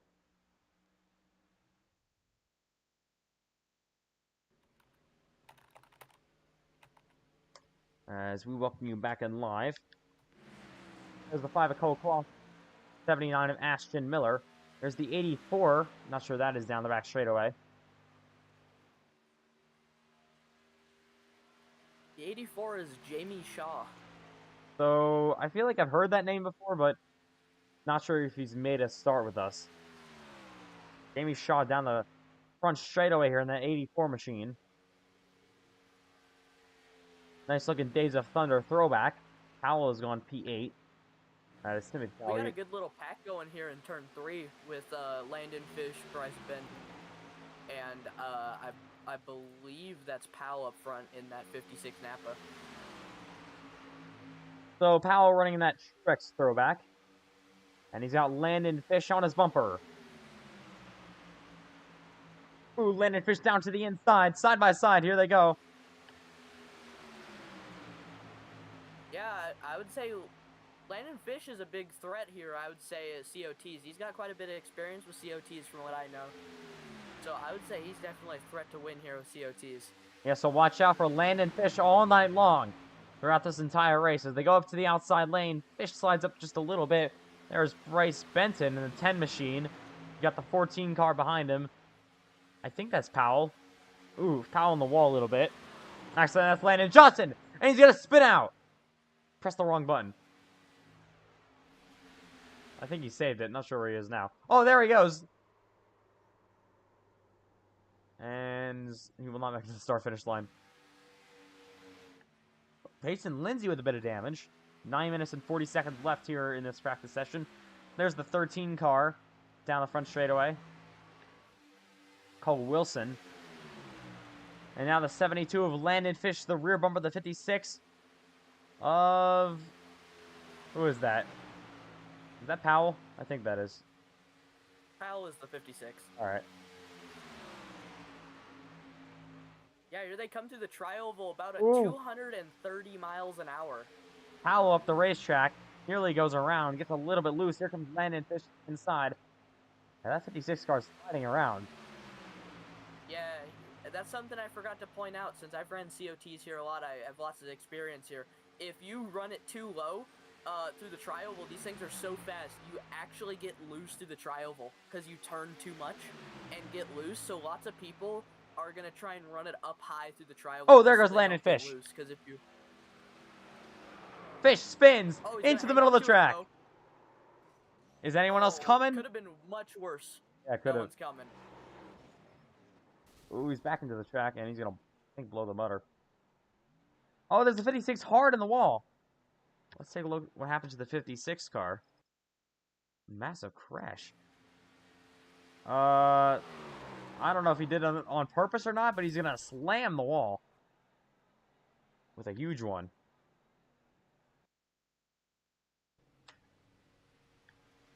So here they go. Maybe setting up a bit of a pack. Payson Lindsay and Cole Clausen and the 56 of Powell. Payson Lindsay is top of the board so far.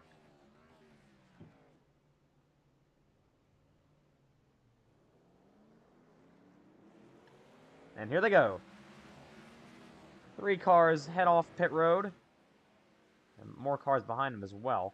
Ooh, Clausen nearly goes to the outside on the racetrack. As it looks like they're going to just try to form a little bit of a pack over here. We've seen this before with practice sessions in this series on the league. And we're seeing it once again. I'm wondering if they're going to maybe do a practice start.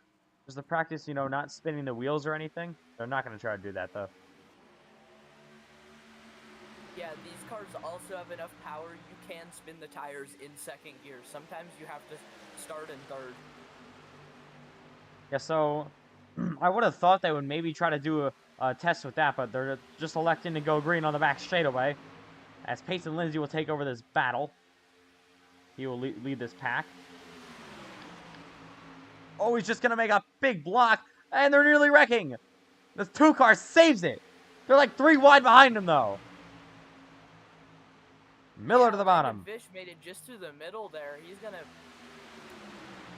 take it just in front of the 70 car, I think. 79 car. Still 3 wide. Oh, Clausen in the wall. Slaps it once again. Powell nearly gets loose. Now Miller going for a slide. He's upside down. And he lands on all fours somehow. And we'll back it down after that.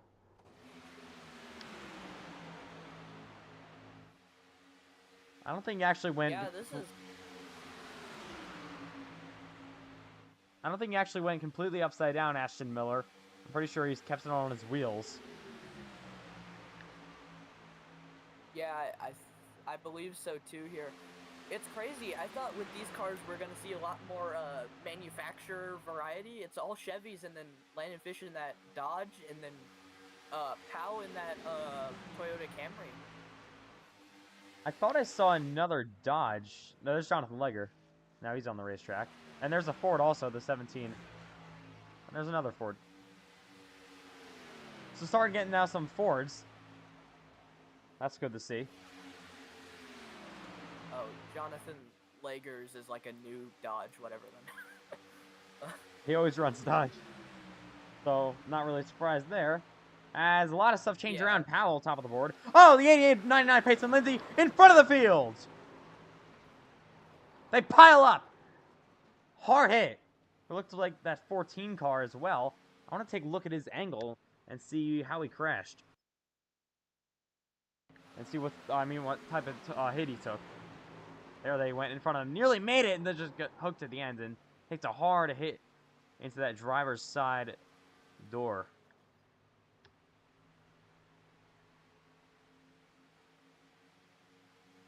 And yeah, coming back live. Just about 4 minutes to go in qualifying. Got two Burger King cars now on the racetrack. That won't get confusing at all. So this might be like the only race ever.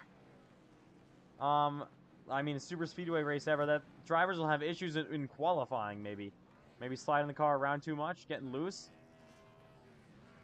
Should be fun to watch. And here they come. A lot of cars.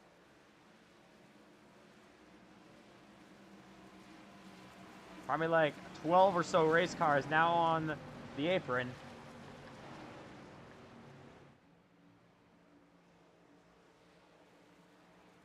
You got Jonathan Legger up there. That's the Xfinity Series body, so I don't know why he's running that.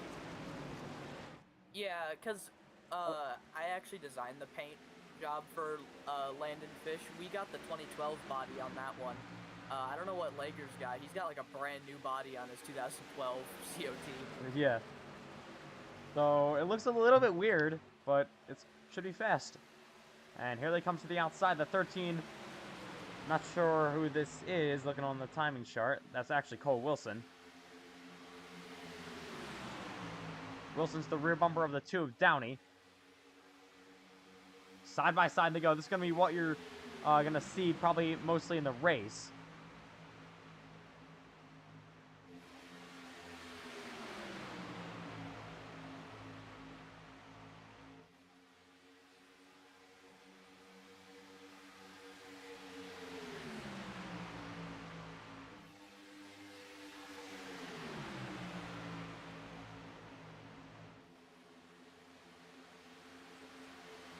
The 79 of Miller will lead this pack.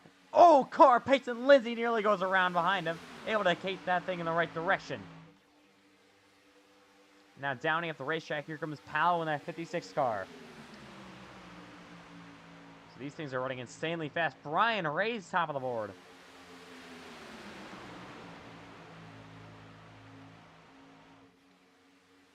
Oh, they're making contact! And around they go! Miller goes for a slide. What a flip! The 56 upside down. Oh my, we got 3-4 cars upside down. Oh, he's still getting hit. One of the biggest crashes I think I've ever seen. It's still flipping. Oh my goodness. That's what you got to be scared about in the race. Wow. Well.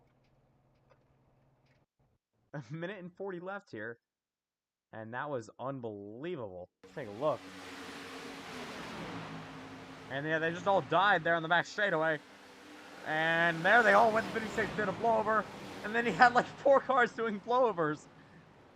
Oh my goodness.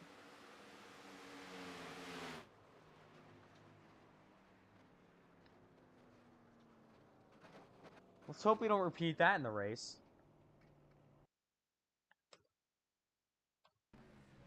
As, yeah. Cars, we'll try it again. Why not? Minute and 12 left.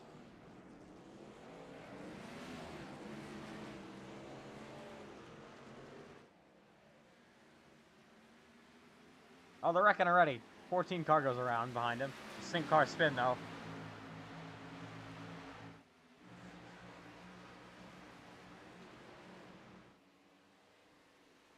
And here they come down the back straightaway, led by Miller.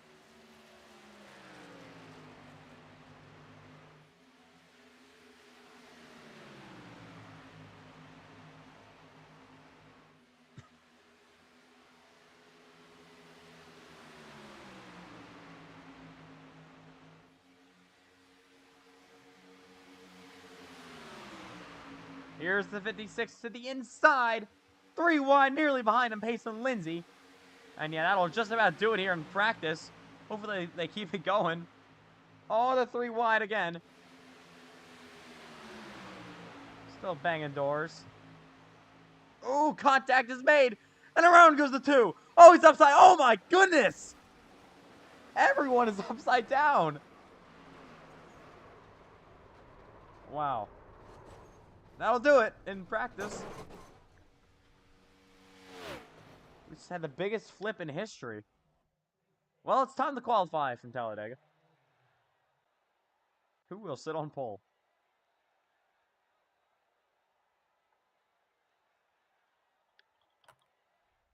That was a good preview, I guess. We had about 50,000 flips in the last 2 laps, but here we go. Time to qualify from the Talladega Superspeedway.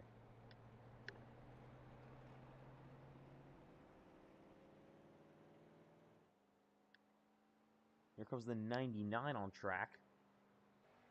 And there's the 99 of Payson and Lindsay. We got 2 99 cars on the racetrack. There's the 5 of Clausen. 14. 17 down the back straightaway. 19 on the race there's Landon Fish. The only custom paint schemes I've seen. There's the 18 car on the racetrack as well. Rolls slowly. The 67, so that's Carlos. Yeah, Landon Fish or whatever, M&F Racing, we have a good partnership with Gem City Armored Security, so we're always representing their colors, almost no matter what series or race it is. The car looks for Landon Fish for this race. 70 lap race in Talladega. So let's see who can sit on pole. 2 laps to determine your pole sitter. There's Bryce Benton and the number 10 machine. You see him up the racetrack there. Maybe sliding that thing around. There's the 99. Probably. Oh, got upside down Clausen. I don't know how he did that. I feel like he flips like every single race that we do in some practice session. Here's the 72 of Landon Fish. The 99 of Payson Lindsay. The 18 a little bit slow. The 67 as well. The 17 through the tri-oval. Wilkin goes top of the board. Only car yet to run. Landon Fish will go over the line. Not having a time yet. Payson Lindsay top. Landon Johnson, I think, goes second. Benton goes at the P2. Clemens P5. There's the 67 of Carlos Ortiz. And a 17. Down the back stretch goes the 27. So this is the main event tonight in Talladega. Oh, I don't know. We're not going to watch that. Lawson. Ooh, the 10 of Benton's in the wall. Slap that. That's his final lap. Landon Fish goes P7. Here's the 99. Payson Lindsay. Well, that's not Payson Lindsay. Again, there's 2 99 cars in this race. Clemens goes top of the board. There's the 13 of Cole Wilson on the racetrack now. Down the back straightaway he goes. The 18. Landon Fish, I think he's already done in quali. Here's Ortiz to the tri-oval. Actually, is that Ortiz? No, that's not Ortiz. Oh, I thought it was. He'll go up to P4. There's the 27 meter. And he'll back that thing down. Here comes Cole Wilson. Garcia goes P10. Wilson up the track.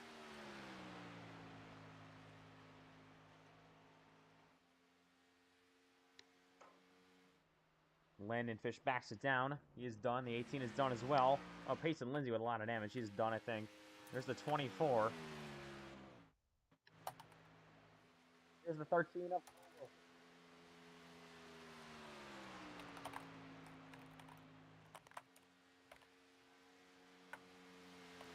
Clements looking to start on pole for tonight.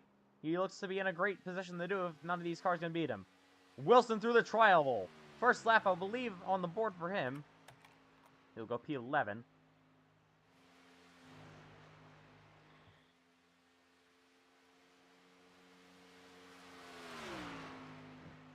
Kind of hear that thing sliding around. I think he had to step out of the gas for a second even. Down the back straightaway he goes. You really cannot keep it pinned to the bottom. That's pretty much impossible to do with this race car. Or at least it seems like it.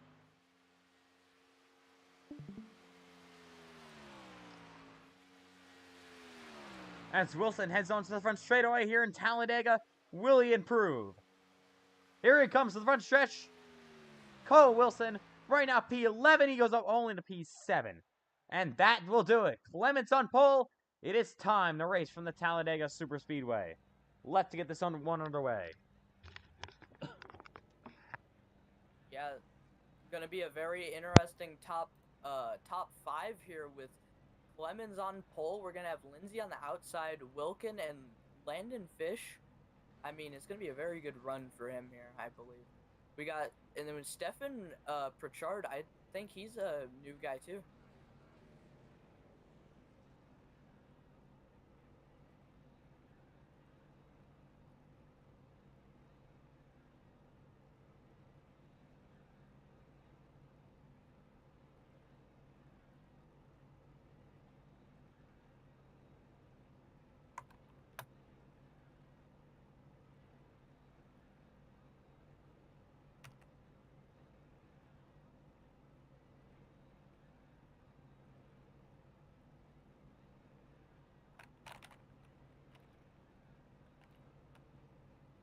This is the main event for tonight. The final race of the night. Here we go. From the Talladega Superspeedway. Ready to get racing. Here from Dega. I think there's exactly 20 cars in this race. And they're all going to fight it out for this COT win tonight. Clements and Lindsay on the front row. Ready for 70 laps of action here in Dega. The 299 cars is really starting on the front row. One's a custom number, so that couldn't change, but the other isn't.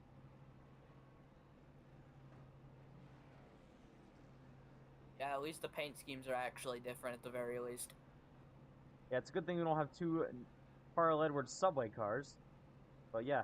At least it wasn't like the Xfinity race where we had 2 National Guard cars. The only difference was the number. Yeah, Landon Fish and Luke Kruger. Remember? Yeah, they did that. So here we go, rolling off. Very hard to tell them apart because for some reason Kruger had white numbers instead of red numbers, so his just made it look weird. But we have officially rolled off from that. I don't know what I'm saying at this point. Talladega. Hey, we've been here a while. Yeah, I know. Here we go. Clements, Lindsay, front row. Coming to green this time by. So all the anticipation for this entire stream and pretty much a lot of this week has all come down to this. This is the COT race from the Talladega Superspeedway to end us off. 70 laps tonight.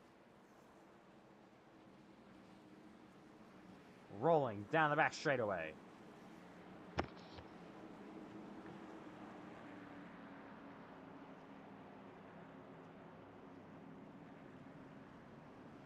Yeah, I just realized we got top 4 are all different. Or no, never mind. I thought the top 4 was all different manufacturers for a second. Because I thought that I forgot. I thought the Crown Royal car was the Napa car for a second.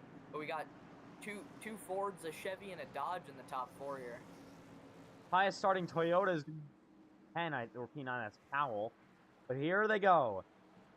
Going into the unknown, we had a little bit of practice, but that we haven't really practiced any starts. This is Talladega, and this will be probably the fastest Talladega race you'll ever see. 70 laps. They can go pretty quickly here when we're running 245 miles an hour. Pace car makes that hard left turn down a pit road. They will roll through the tri-oval and ready to come to the Geico restart zone to begin this 70-lap Talladega race.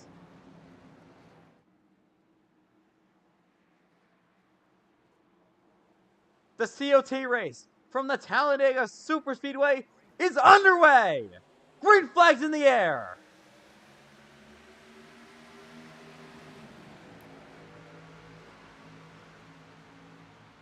There's already some cars in the wall in the back there. I think a few of them in the back got a bit loose off the start. Like I said, with that wheel spin, you can wheel spin in second gear. We're going to have Clemens take the lead here as they start to file it out a little bit. Down the back stretch they go. Clemens leads down the back straightaway. Nearly 240 miles an hour coming to turn 3. Legger on the bottom nearly getting turned around behind him. Everett able to save those race cars. Car in the wall, Landon Fish. Up the racetrack he goes. As they come to complete the opening lap in Talladega. Pace and Lindsay tries to make something work on the outside, but it'll be Clements leading the opening lap, your pole sitter. Yeah, so it's going to be a good run here. Lots of sparks coming off the cars or whatever. They get so low on this track here. Down the back stretch they go. Oh! 79 and Miller nearly goes around. He's able to hang on to that race car on the back straightaway. Luckily, he was able to do that. Here's Lindsay up the racetrack from help from the 27 meter. The outside lane gonna try to start coming with a run. I'm not sure how well they'll be able to push each other. I've never driven these cars. But here they come to the tri-oval. It's very hard to get to the bumper, but once you get to the bumper, it's very easy to push because the bumpers are so square. Look at this 3-wide battle for the race lead. Pace and Lindsay goes outside. Oh, the 67, now they're 3-wide for P2. Nearly making contact, the 17 and the 67. Pace and Lindsay in the wall. This race has been absolutely insane to start us off. Oh, look at Cole Wilson, Yeah, he got a huge shove. There's lots of tapping the wall of people just not remembering you have to actually hit the brakes a corner. Yeah, drivers gotta have to learn how this is gonna work for the rest of this race. As they come through the tri-oval once again. 240 miles an hour. Yeah, just make sure to watch the back end of these cars during the tri-oval. Through the tri-oval, you can see everyone get loose. That's where the crashes are gonna happen, I bet you. You just saw the 17 of Wilkin get really loose. Now the 99 goes up the block. That leaves the 67 down on the inside. Outside of Powell coming in that 56. Clements blocking all 3 lanes. Wilkin goes low now in front of that 67 machine. Yeah, they're keeping it together pretty good here. Some of them are getting loose, but that's just how the COTs are. Here they come through the tri-oval. Always watch this as that. See, there's one. 67 gets loose. He's spinning. He's gonna blow over. We can actually get to it. Save it. Oh. Oh, huge crash. Car upside down. Could not get to the angle. Sorry about that. There's the caution. And the first caution of the night comes out. He's still doing burnouts. Yeah, I tell you, that tri-oval gets really deadly with these things. Always watch it. Take a look what happened to him. Yeah, all by himself. Loses it. And there it goes. Stays in all 4 wheels, though, after that. But, ooh, what a hit. And then it flips both of them over. Actually, the 6-7 stayed on all 4 wheels again. He didn't actually go fully over somehow. He got saved twice. But they got a reset in the pits, so that could help him out. First caution of the night is out here in Talladega.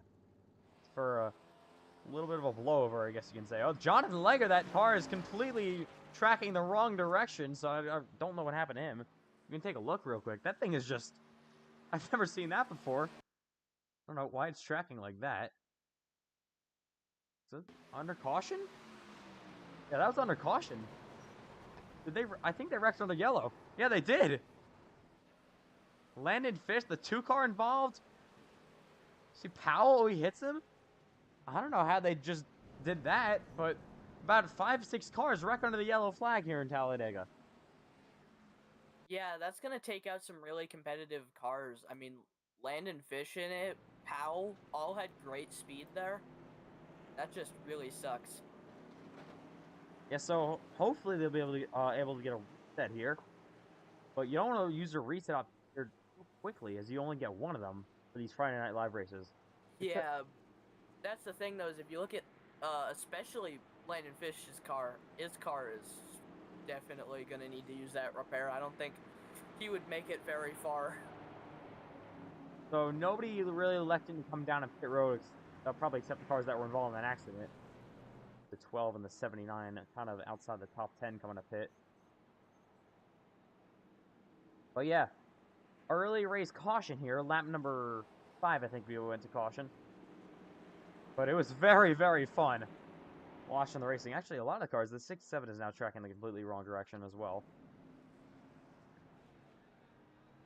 So, I don't know how they wrecked under caution, though. I guess they all just got checked up, trying to slow it for the pace car. I'm not really sure. Yeah, a lot of drivers are going to have to use the reset. My guess,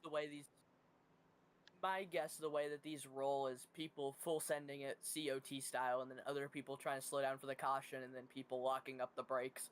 And if you lock up the brakes in the corner with the COT, everyone's just gonna crash. Yeah, so didn't really see the full picture from our angle, but 67 rolling down pit road very, very slowly. Probably gonna have to take a reset. And that thing is pretty much just filled. Here we go. First caution tonight. Lap 7 now.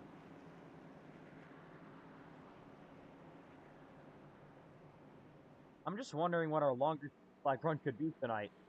If they all keep it clean, we could probably run green for a little bit, but tires are gonna definitely wear. They're gonna have to keep that in mind, and fuel as well.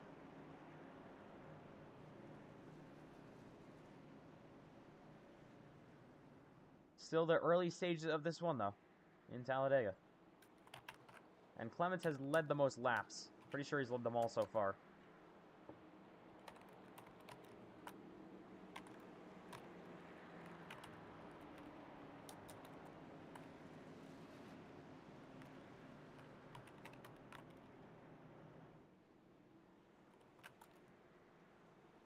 Yeah, I would say that the 67, I believe it was, spinning in the grass through the tri-oval.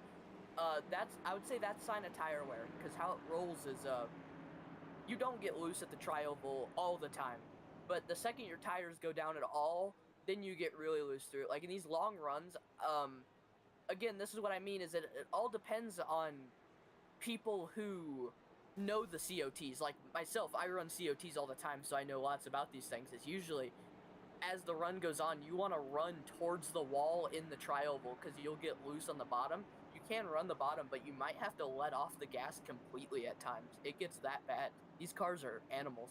It's crazy. And that was only like 4 or 5 laps into the run, so if we get any longer runs, this could get really insane.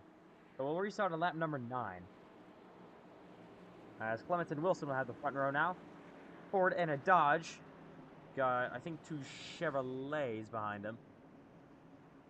We'll get ready to come to green. So Landon Fish has entered on the racetrack. Probably got that reset.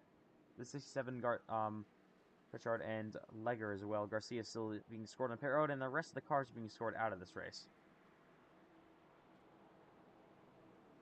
It's nice being able to say Dodge again. Yes, it is.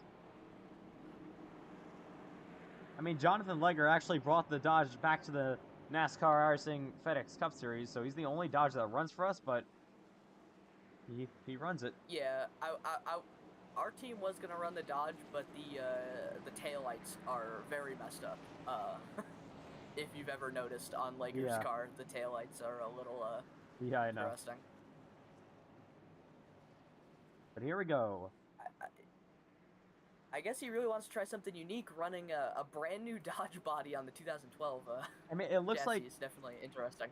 an Xfinity, like a Nationwide Series body from Dodge, and then he just slapped it on a COT. I'm pretty sure that's what he did.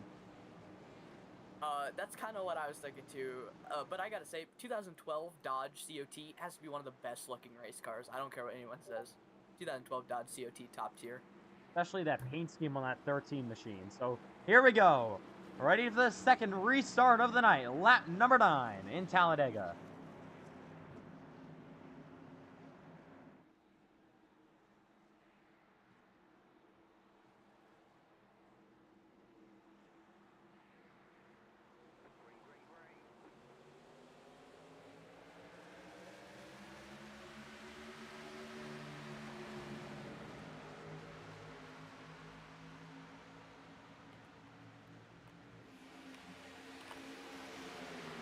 Clements and Lindsay will both clear that line. Now Cole Wilson falls back to the 3rd position. Here's the 24 to the outside lane he goes. There goes Powell with him as well. So Pace and Lindsay now goes to the outside with a big shove from Cole Wilson. Lindsay, the 24 nearly looks 3 wide. Pace and Lindsay races side by side. Yeah, these cars are crazy with the runs here as they're all going to start sliding up towards the wall. Oh, he hits it, he saves it. Lindsay going all the way down to the bottom. 3 wide. 3 wide for first through the tri-oval. Unbelievable racing here in the 10th lap. Everyone trying to get this all sorted out. The 14 in the fence a little bit. Pace and Lindsay leads in Talladega. Got the other 99 car. Clements to his rear bumper, giving him a huge shove. Where will he go? Yep, here they come, because the runs are crazy. The runs can sometimes be 15 to 20 miles an hour faster. Bryce Benson now into P3. He's got his teammate right on his rear bumper. Kind of single file throughout the top 4. The 24 trying to make something work on the outside. But here comes the 99. Pace and Lindsay makes some big block on Clements. But Clements coming the run. But he's going to lose time there. Here's Bryce Benson to the inside for the 99 machine. Yeah, tire wear is so crucial here. Usually by now you'll already see tire wear. Usually these races go into single file early because running the outside is horrible tire wear. But they're still side by side now for the lead. A couple of cars maybe slap the wall behind him. Lindsay trying to block 2 lanes. This insanely fast race car. The 99. Yeah, here they go, sliding up towards the wall. That 13 car's getting a bit loose on the bumper. Bent in there. Bryce nearly got turned out. Bryce falling back through the field in that 10. Here's the battle for the lead. The 99 at Clements to the rear bumper of Lindsay. Yeah, Oh! the yeah, Phil. that's a pretty decent hit there. Oh, they're wrecking. They're wrecking. Oh, what a flip back straightaway. The 14's upside down. Into the catch fence he goes. Huge wreck in the back. This car is insane. So let's take a look what happens to the 14 machine. 13 got in the wall. Oh, Timothy Powell back there. I think it was that we got to take a look at Powell's flip. I think he got everyone as well. And there's the 14 just takes off into the catch fence. The huge wreck. Let's take a look what happened to Timothy Powell. He just got loose off of the corner there. Yeah, goes upside down, I think. No, he has hit the wall there, and then hit 6-7, and blows it completely over like a feather. But then he keeps on driving though. Kept on driving. That would be one wild ride. Let's take an onboard view, because why not? From the cockpit. I can't even imagine the G-forces that he was pulling there. On board with Powell. This is going to be a wild ride. And he lands it. And he keeps on going like nothing happens. And you can see the carnage ahead of him. And he makes it through all that. Well, caution flag for the second time tonight. We'll probably see cars elect to come down a pit road. I'd imagine. Yeah, there they go. Cars coming out pit road. Yeah, because at this rate, they're already feeling tire wear. Tire wear has already made your car feel completely different. That's how crazy these things are. These drivers here are already driving a different car, and the race pretty much just started. Some of them are damaged. Some of them have been upside down. Oh, they're wrecking each other under caution. Off pit road. And the 56 gets spun. 17, I guess, thought he was ghosted trying to get to his pit stall, but apparently he wasn't. So, pretty much the entire field right now is on pit road. The 12, I think, can be out first. Payson Lindsay with a good stop. But Brian Reyes, I think, will take the lead of this race. Actually, the 24 of Whiting had an even better pit stop. So, second yellow flag of the night for an absolutely insane wreck. Probably have a few more of those. The 67 car should get the free pass. He'll be back on the lead lap. Jonathan Legger's the next car to get that free pass. Yeah, the racing has been unbelievable. Yeah, so what, we're gonna start off here with I can't speak. Whitting and Reyes off the start here, I believe. Yeah, so Whitting, Reyes, Lindsay, Clements, Benton, your top 5 at the moment. There are still some cars on pit road. Austin has now exited, so is Cole Wilson. Probably see Wilkin Fish, Howell, Johnson, and Miller all come off. So 14 laps complete. Well, coming to 14 laps complete. Coming to lap number 15 of this race. And we've had 2 yellow flags so far. And we're gonna have about 14 cars on the lead lap as well, still. And so everyone, if they can get off pit road quick enough, will be back on the lead lap.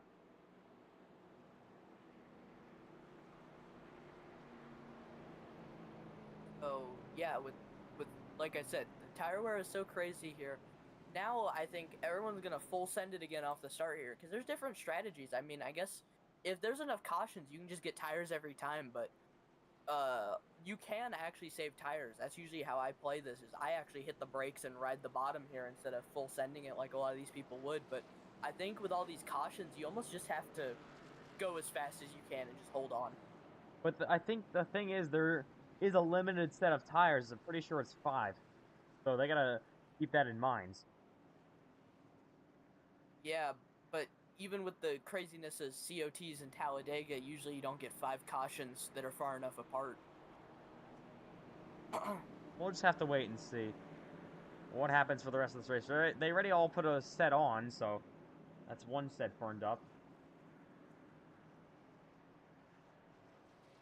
I'm pretty sure they had 5 to start with, and then they just used, now they have another one on their cars, so probably 3 laying in the pits now, with 70 laps complete.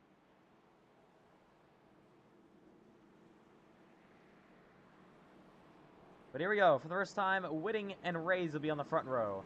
And the drivers that have pretty much dominated the rest of the first half of this race are Clements and Lindsay, row number 2.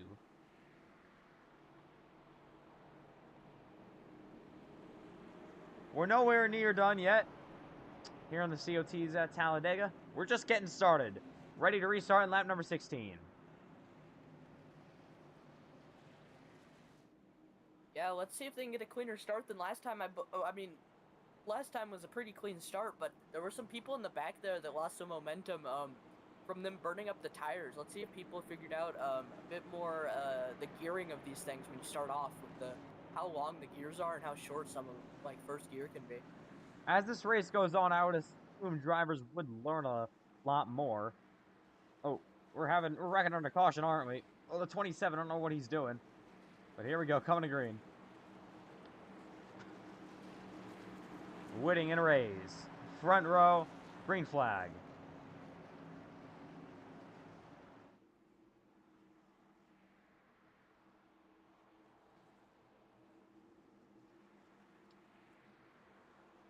Back up through the gears at Talladega. Great start for Payson Lindsay. Now he's all over the rebound for that 14 machine.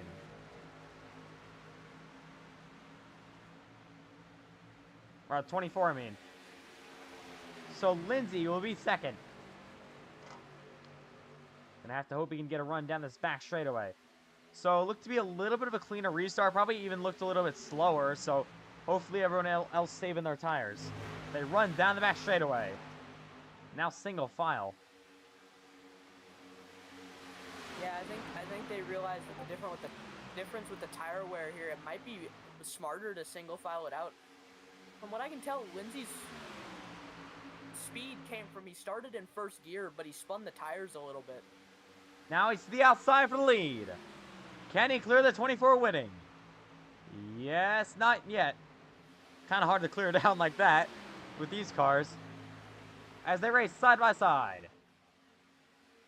Whitting in the bottom, that 24 car. Lindsay on the outside in the 99. Got his under 99 car help. Oh, he nearly turned him. Problem with these. Oh yeah, they're still holding on to it pretty good here though. The problem with when you go too wide with these cars is you need to get it. Oh, car on the wall. Down is that goes hard into the wall. That's what I mean is. You really need to get it pointed down at the end of the corner just because of how tight it gets towards the wall. Taking a look back through the field as we got a battle for the lead. Probably should get that. Oh, got a car crash in the back straightaway. 67 is in the middle of the racetrack. We're just not going to throw a caution for that, apparently. Gonna have to hope we can get around that. And I think you reset. And oh, there he is. Oh, upside down is the 12. He's flipping. Brian Reyes goes for a slide and a flip. Caution. He's trying to cause a wreck here. So I thought he was gone, but in the middle of the racetrack, there he goes. Brian Reyes. The 67 has been disqualified for trying to purposely do that. Yeah, he was just sitting in the middle of the racetrack, not resetting at all, so he will not race the rest of this one. And that brings us under a third caution flag. Just about 20 laps in. Oh, the 17 with a lot of damage. That's Trenton Wilkin. He's going to stop. Not what he wanted to see at all. I haven't seen Cole Clausen all race. There he is in the 5 car, though. And the 12 car of Reyes destroyed. Yeah, Clausen always runs on that stay in the back and survive strategy. Usually works out in the end for him if he doesn't get involved with something stupid. But Cole Clausen going to be trying to do that once again. He's still looking for his first affiliated FedEx win. Anything. So here comes the 12. He'll just magically reset that car. That's his only reset he gets. If this was a FedEx Cup Series race, then that would have been a very hard race for him going now. Because you don't get any resets in that series. Just the Friday Night Live race, you give resets.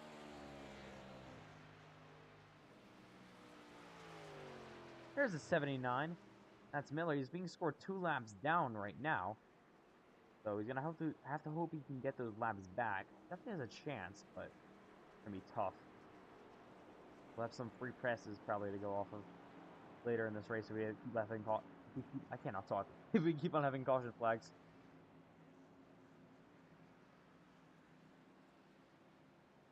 (1 a.m.), that makes sense why I can't talk. Looks like the 24 is the only car that pit, I believe, right? I think Legger may have pitted, but he's not on the lap. The 12 pitted, the 14's on pit, or the 56. Yeah, well, Lager was involved with the wreck in the tri-oval, but it was just him and one other guy, and the other guy saved it. I believe it was him in the 67. Just before that other guy was blocking the track on the backstretch. I believe that's what Lager was involved with, if I remember correctly. No, I thought it was the caution, like the crash under caution before.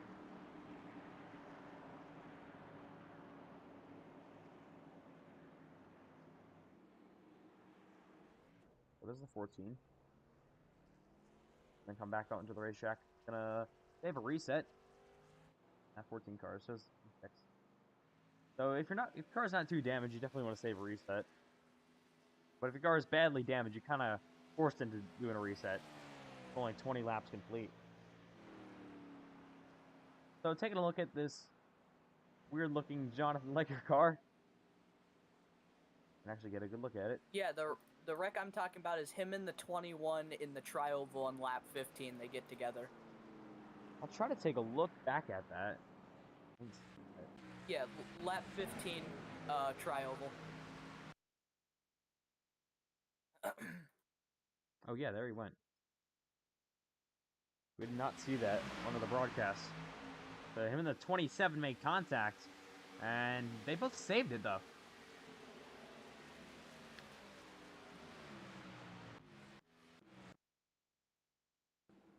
And that brings us under the yellow flag here in Talladega.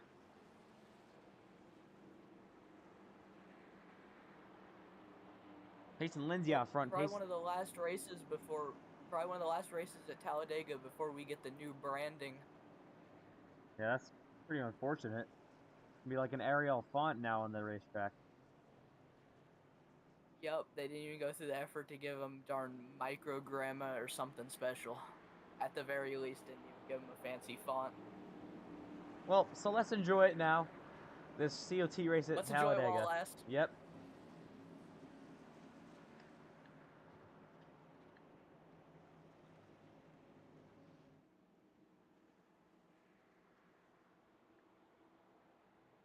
McMillan, I just realized that you're somehow beating someone in this race, the 84 car.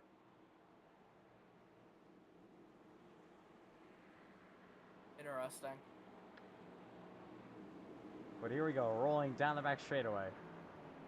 I think it's because I accidentally started to qualify and 84 didn't join at all. Yeah, that'd probably be why. I think there's 20 cars in this session. We already have only 12 cars left, so ready to come to green this time by.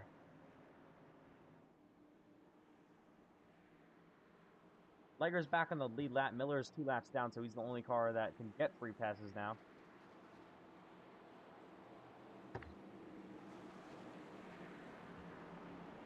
But I think we probably could have... Race is pretty...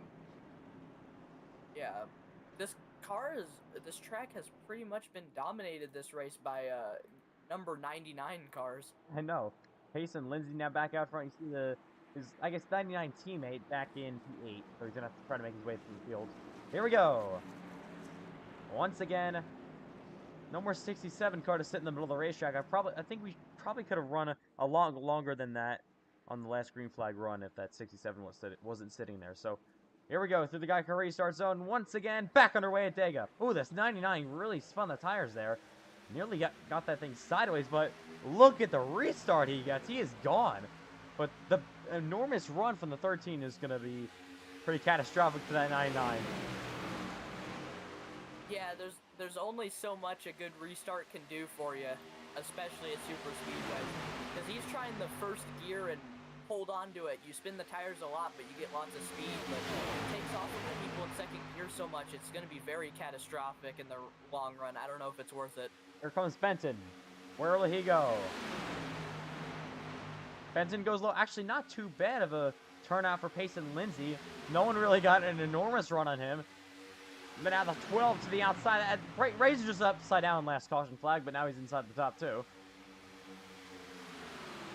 Yeah, it really knows how to make a comeback. And he's going for the lead. He dives down low into turn 1. I think he's might clear Lindsay out of this corner. Lindsay's gonna get really tight out of this corner.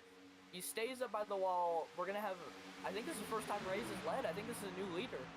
Ryan Ray's out front. Oh, Payson Lindsay up on the outside from the push from the 56. Side by side they go. Yeah, everyone falling back here. The 56 car sideways. 3 wide for the lead. Bryce Benton to the bottom. 3 by 3 they go for the tri-oval.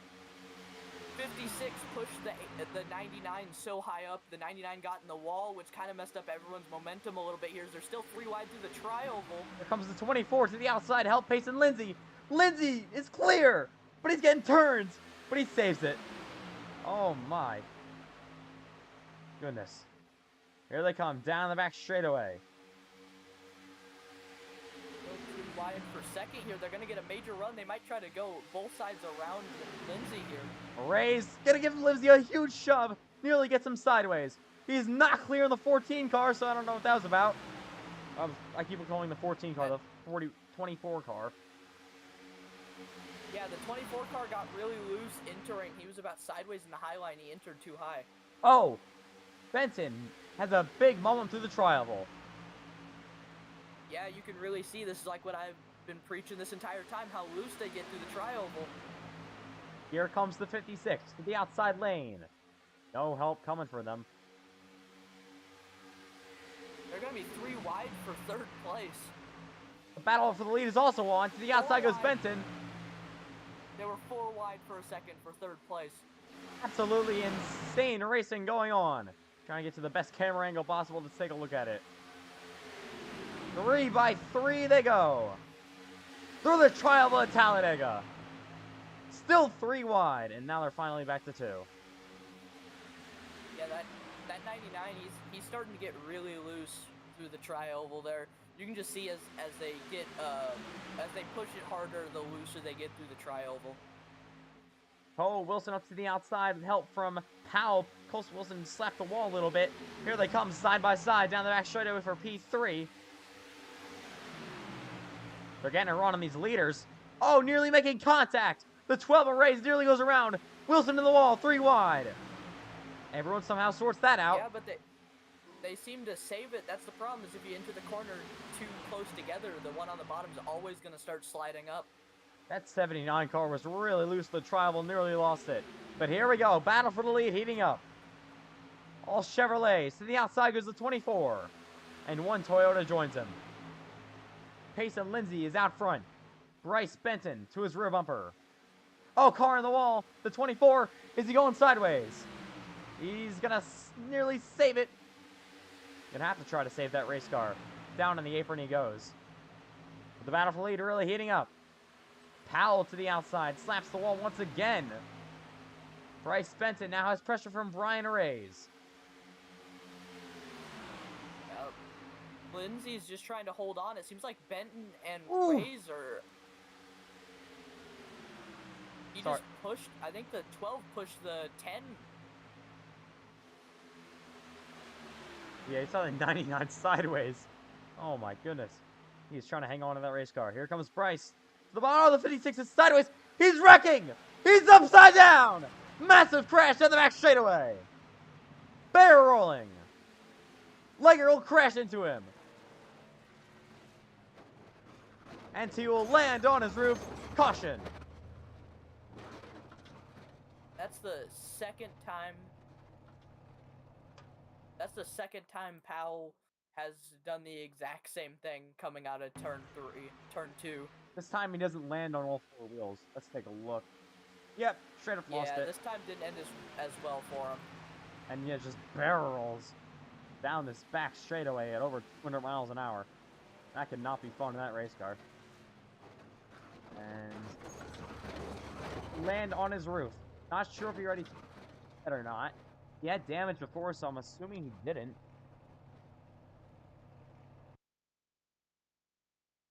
Caution is out. Payson Lindsay out front. Coming to lap number 30. Yeah, they all try to file in behind the pace car. But what an intense green flag run we just had. And then the 56 goes sideways and flips upside down. Yeah, I don't think either of us, I don't think anyone here was expecting this to be less chaotic than Bristol XFINITY. Yeah, really. We're having more cars, well, we're probably going to have more finishers this race than we had in Bristol with 32 cars. I don't want to curse or anything, but here they come down to pit road.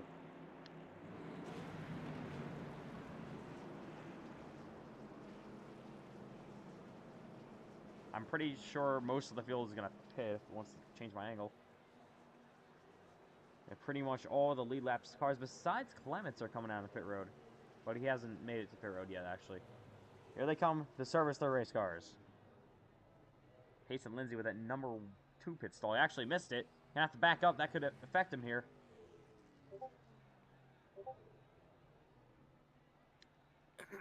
Yeah, I believe the pit stops are pretty long with the COTs here. And here it comes. What a great stop for Cole Wilson. He's out front, and he'll be first. Good stop for Reyes, Benton as well. Lindsay losing 3 positions and falls back to 4th. Not the pit stop he needed. Yeah, I believe with the way that these tires wear, some people here, I don't know for certain, but it wouldn't surprise me if someone could have taken 2 tires, like right sides, because right sides wear really bad with these things, and your lefts still aren't good, but someone might have done that. I don't know if that's what Wilson did to pull it off. I don't know where he was running when they on up the road. I think he was outside the top 5, so I would assume he would be. I don't know how he would gain that many positions on pit road just like that. I know Lindsay didn't have a good stop because he had to back up. That's probably how he lost the spots from Reyes and Benton. So we'll just have to see how this next green flag run goes. Cole Wilson out front.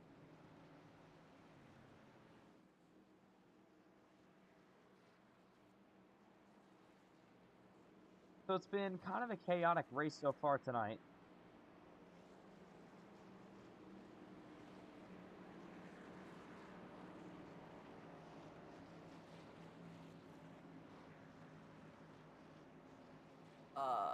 I believe Wilson did take right side tires. He came in 5th. He came in 4th place, and his pit stop was about 8 seconds, from what I can tell. Yeah, so right side tires only for this 13 car of Cole Wilson, so we'll see if that affects any of his performance, see if he's able to hang on.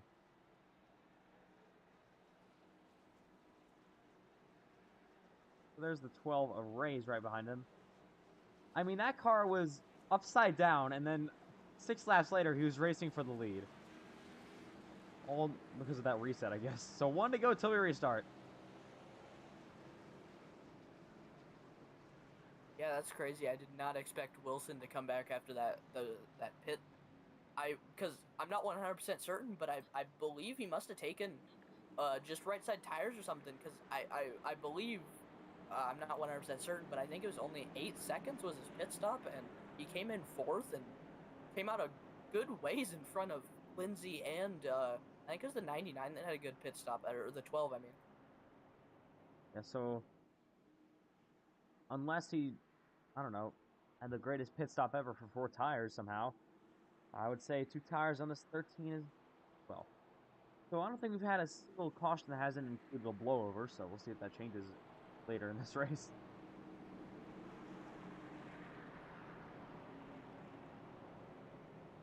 Here they come, rolling down the back straightaway. We will start on lap number 32. Hey, look at Landon Fish back in the top 5 here. Yeah, Fish. Pretty damaged race car, though. I think he already took a reset as well, so he's going to have to be careful up here. Some of these cars already took resets, so still got a ways to go. Not even halfway yet, somehow. Here we go from Talladega.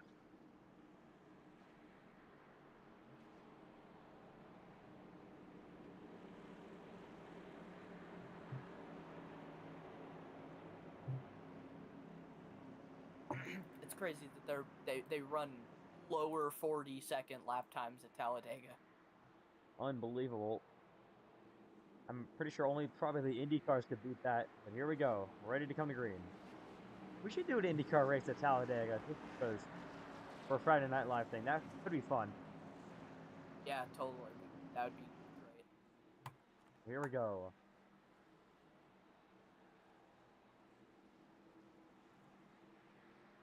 Back underway from Talladega.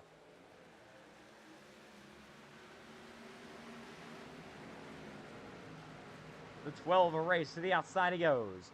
World Pace and Lindsay, he'll stay with Race here. The inside surprisingly really not formed up at all. And here comes Brian Race to the lead. Pace and Lindsay now will follow him. And these two will take over the top 2 positions. Now Lindsay to the inside. Racing side by side for this lead of the race. It's seems like Lindsay and Ray's are gonna be the cars to beat this race. How about Ashton Miller? He's up in the third. He was 2 laps down at one point. Now he's in the top 3. Here's the 13 back to the inside. Actually, no, he's 2 laps down. I just forgot. He's not third. He's still 11 to down. I thought he somehow got those laps back, and now he's 3 wide in the middle. He's split up the racetrack. Into the wall he goes. Ray's. Oh! Oh, there he gets turned in front of Lindsay. Oh Here we my! go. Oh, that is a brutal race. Absolutely massive crash in the back straightaway. The 24, the 99. Just barrel. Oh my goodness. Huge wreck. 5th caution already. I'm not surprised. This is bad.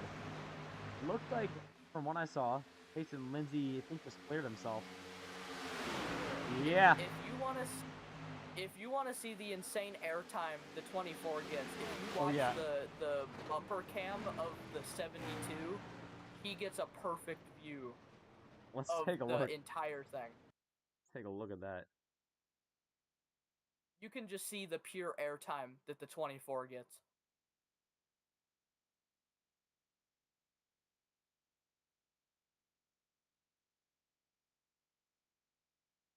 So let's take a look. Riding along with Landon Fish. Might not look too chaotic now, but in a second.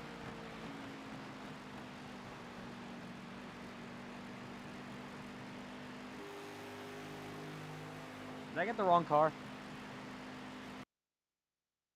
I got the wrong car. Alright.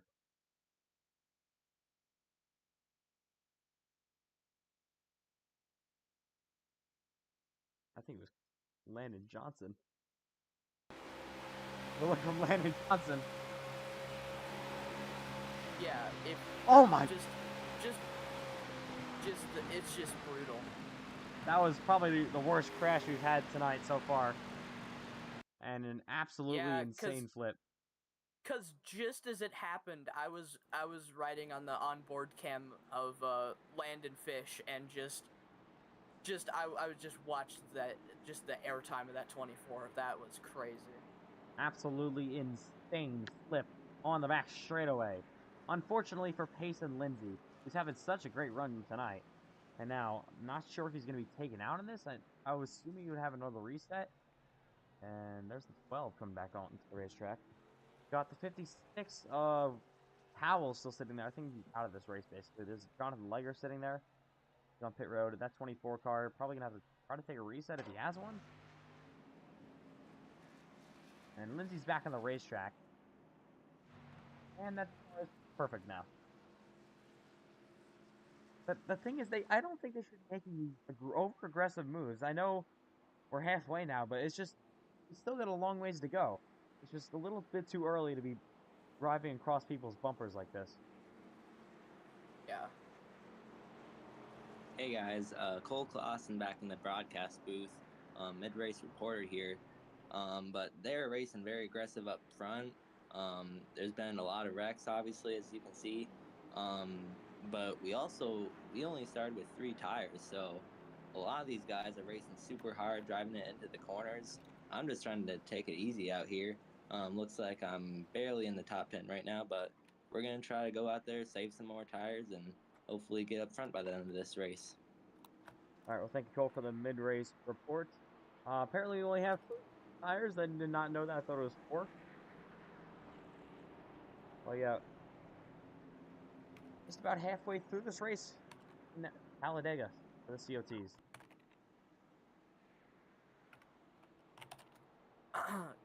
Yeah, this is getting pretty good here at the end here. I mean, I can't believe Landon Fish is keeping it up here in the top 5 with his destroyed race car. Cause I think he used his fast repair on his reset immediately off the start, so he's holding on to it pretty good for all that damage. And so Landon Fish doing a nice job in his number 72 Dodge inside the top 5 at the moment. So he's one of those drivers that we him take the Cole Clausen approach where he kind of in the back for a lot of the races and obviously you and Landon Fish at the end of the races get a good finish. I feel like every single race. Yeah, we're usually there at the end. Usually end up getting involved with something stupid. Like I think that same thing that happened with Landon here, because I think he's already used his fast repairs, so I think he's just kind of gotta idle his way through the rest of this race. I mean, he's still holding on to top 5 though. That's pretty good. There it is. Gotta be careful though. Got 10 cars right now being scored on the lead lap, so still a wide open race. Cole Wilson leading with Bryce Benton to his outside. So two Team Chevy Motor Club cars, but the leading Team Chevy Motor Club car is a Dodge right now. Makes absolutely no sense, but here we go. Ready for this restart.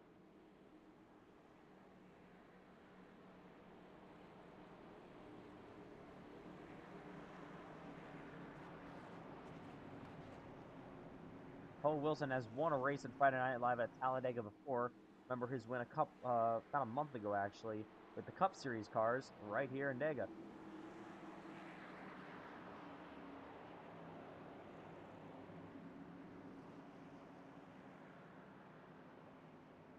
So here we go. I kind of want to see how this is going to affect the start. You can see Benton has some pretty big right side damage. You can see his entire wheel well, at least on my screen. Yeah, so Bryce Benton, that could affect some aerodynamic stuff, and everyone's gonna have to hope that they don't spin the tires under this next restart. Yeah, same with the car behind him. The car right behind him, that other Burger King car, has some left side damage on the back, so that outside line's gonna have some aero damage.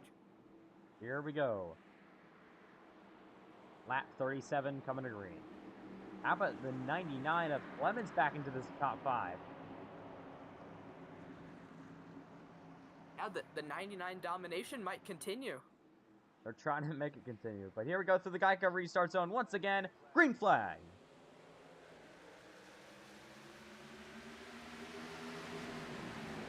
Oh, the 14 gets sent way up the racetrack there, opening corner. Now Benton has really no help. Yeah, I don't know. The 13 might have missed a gear or just didn't shift right, because that 10 car got a perfect launch on him, especially, like we said, lots of aero damage on that 10 car. So Bryce Benton with a big push from Payson Lindsay up to the outside lane. So remember, that outside really does wear your tires a lot quicker than the inside lane. But here it comes. Bryce Benton looking to take the lead in Talladega. He's getting a huge shove, and he's clear for the lead. Yeah, even Lindsay might have been clear. If he really wanted to put it down there, he is clear.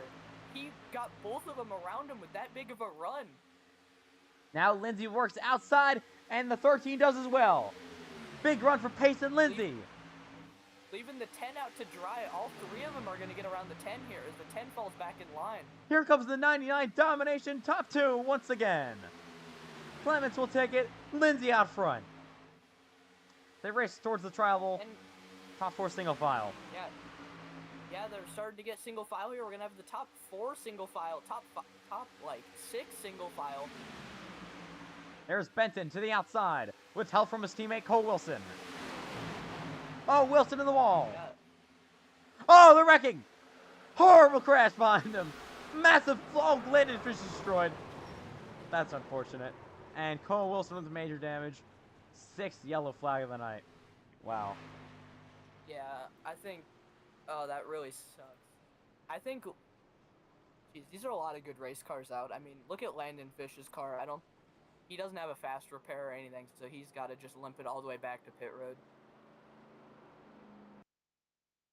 That's what they needed to avoid. Basically, middle of the pack over here. And towards the front, actually. Oh, the 13 just got sent up. He wouldn't not have been involved in that if that did not happen. So, what a flip. Landon Fish, you can see, unfortunately, trying to lift that thing to the end. With no resets left, will be involved in another one.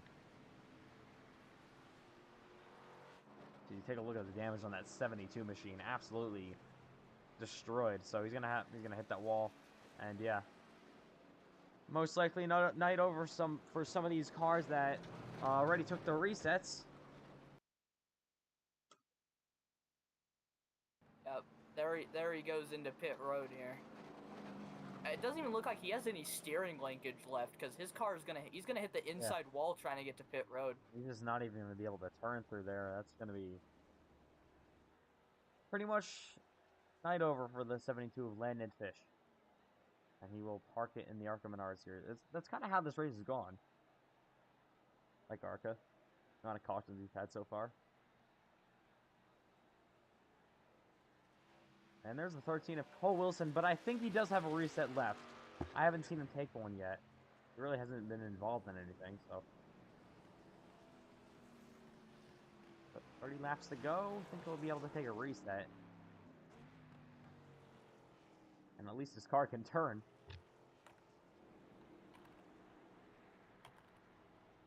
So Layer coming down pit road. He is on the lead lap, I think. Scored right now in the top 5, but there's the 14 for Johnson.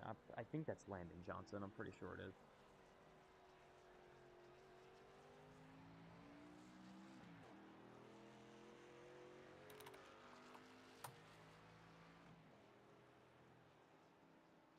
Yeah, that's Landon Johnson. Alright. We'll be probably restarting with under 30 laps to go, so race starting to click by here at Talladega, but we hasn't been short of any incidents. That is Powley's back in the racetrack. You never know.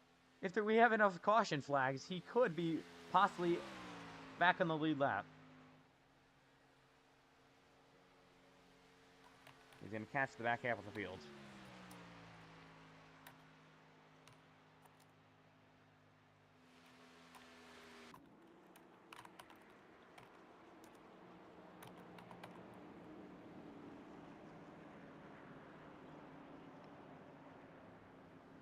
So it's been a pretty fun one when they're actually able to keep it straight, but these cars are, as you can see, hard to drive, obviously. And sideways through the trial mostly. But I feel like most of our wrecks have happened on the back straightaway. Or at least coming to it. Through maybe turn 2. But the 299 cars are up front. Pace and Lindsay and Clements. Coming on 29 laps to go.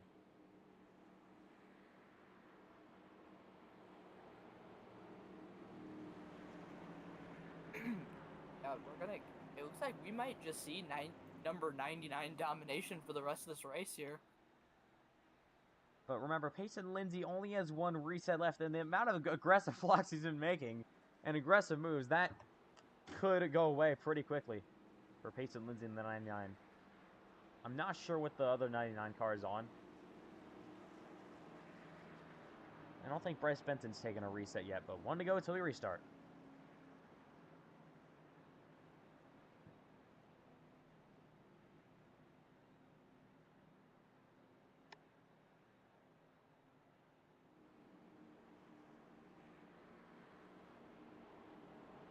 I mean, after watching this for 70 laps straight, the next time we go to Talladega with like the next gen or an Xfinity car, it's gonna look slow after this.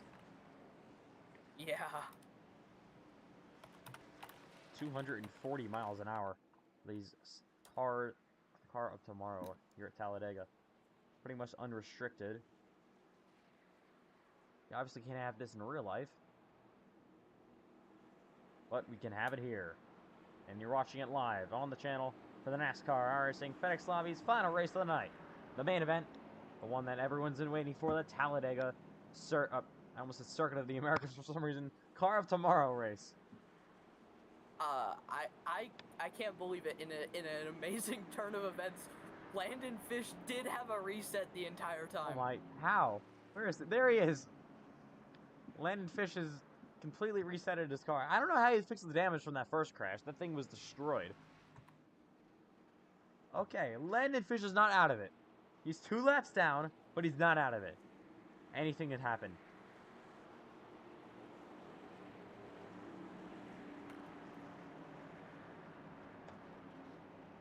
Seven cars right now being scored on the lead lap. It'll be more once we get if we get another caution flag. Pace cars in. 28 laps to go from Dega. The 99 cars will be on the front row.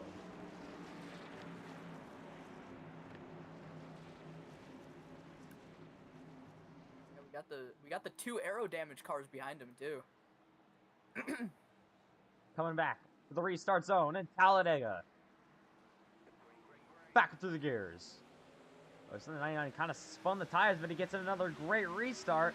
That's kind of what he's been doing. He's had an impressive night. He's been having really good restarts trying that first gear spin the tires strategy. I just almost don't know if it's worth it with the run they can get, because the other 99 and the 10, they might just go right by him if they really try to. Here comes Benton, pushing all over the rear bumper of that 99 of Lindsay down this back straightaway. See the other 99 car, Bryce Benton is taking over second place. And there he goes to the inside lane. Sparks are flying all over these race cars. Kind of single file though. Not a whole lot of cars left in this pack either.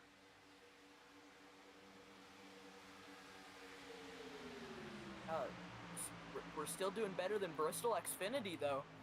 No more cars to lead left than that. Somehow. Ooh, the 99 of Lindsay through 1 and 2, a little bit loose. Saw him got all the way to the bottom of the racetrack. Now loose down this back straightaway. Here comes the 10 of Benton to the inside.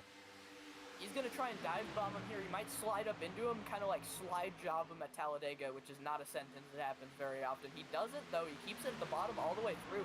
He definitely had to hit the brakes a lot to keep it all the way down to the bottom like that. Yeah, Benton is sliding around with that damage on the race car. He's getting a big shove for the 99 car. That thing cannot be fun to drive at all. And he's nearly trying to clear that 99 of Lindsay. But he's out front. Bryce Benton, your new leader. Yeah, it was like Benton's just going to keep going back and forth with these 299 cars. How about Jonathan Legger inside the top 5? Oh, car in the wall. I think the 56 of Powell slapped it a little bit. Looks to be okay. Down the back stretch they go. Lindsay falling back. How about Legger into the podium position? Yeah, I think Lindsay's just going to try to ride it out. Oh, it's Legger. He has trouble on the bottom of the super speedways, I realize. He slides up quite a lot through a lot of these corners here. What a run for the 99 of Clements to the outside. 25 laps remain at Talladega. New leader is the 99 car. He cleared them all the way from like 3 cars back. That was crazy. That thing is Here they go. They're gonna get like an almost 3-car tandem here down the backstretch. 4-car. I guess Ledger ain't keeping up enough. Let's see if one of them tries to go dive bomb to the inside a little bit as they all slide up. Ooh. The 28 in the wall bit. This is getting insane. Nearly splitting each other 3 wide for the lead. They're 3 by 3 through the tri-oval. Think of these Warren tires here. I'd watch Lindsay on the bottom with his Warren tires. There he goes as he slides up a little bit, gets a bit loose. 99's going to go high. Somehow they just survived that. Oh, Lindsay is sideways. Trying to hang on. Yeah, especially as the runs go on. If we get a car on the wall back there, it looks to be okay. As he gets that all sorted out. If you keep on racing like this, with these worn tires, you never know what could happen. And especially if we run green to the end, which I don't see happening, but you never know. Yeah, I just wonder if the tire wear is so crucial with these things. I wonder if Lindsay's burnouts off the start are like make a difference here. Also, I think he just kind of almost bumped and ran the 99 subway car. Everyone's sliding around like it's Darlington here at Talladega. Down the back stretch they go. The 99 to the back level of the 99, pushing each other big time down this back. Yeah, about Bryce Benton in the 10. 3-car kind of pull, 3-car like tandem here pulling away. Haven't really seen this all race long until now. And Bryce with that damage number 10 is gonna have to be careful with that panel on the front end. Here comes Lindsay to the inside. Oh, he's sideways. Yeah, that's what I mean. You don't really want to dive pass on the bottom. These cars are too loose for that in the tri-oval. I honestly thought Lindsay wouldn't try to do that. I thought he would have figured that out by now, but yeah, you don't dive bomb through the tri-oval with these COT cars as they all start to spread out a bit. We're gonna have the 3 cars behind them might catch them here soon. Well, they're going 3 wide though. Nearly the 28 gets split. Landon Fish up the racetrack nearly into a lap car. Landon Fish again is 2 laps down. He's gonna need probably 3 more cautions as Miller's in his way. Here comes Benton down low.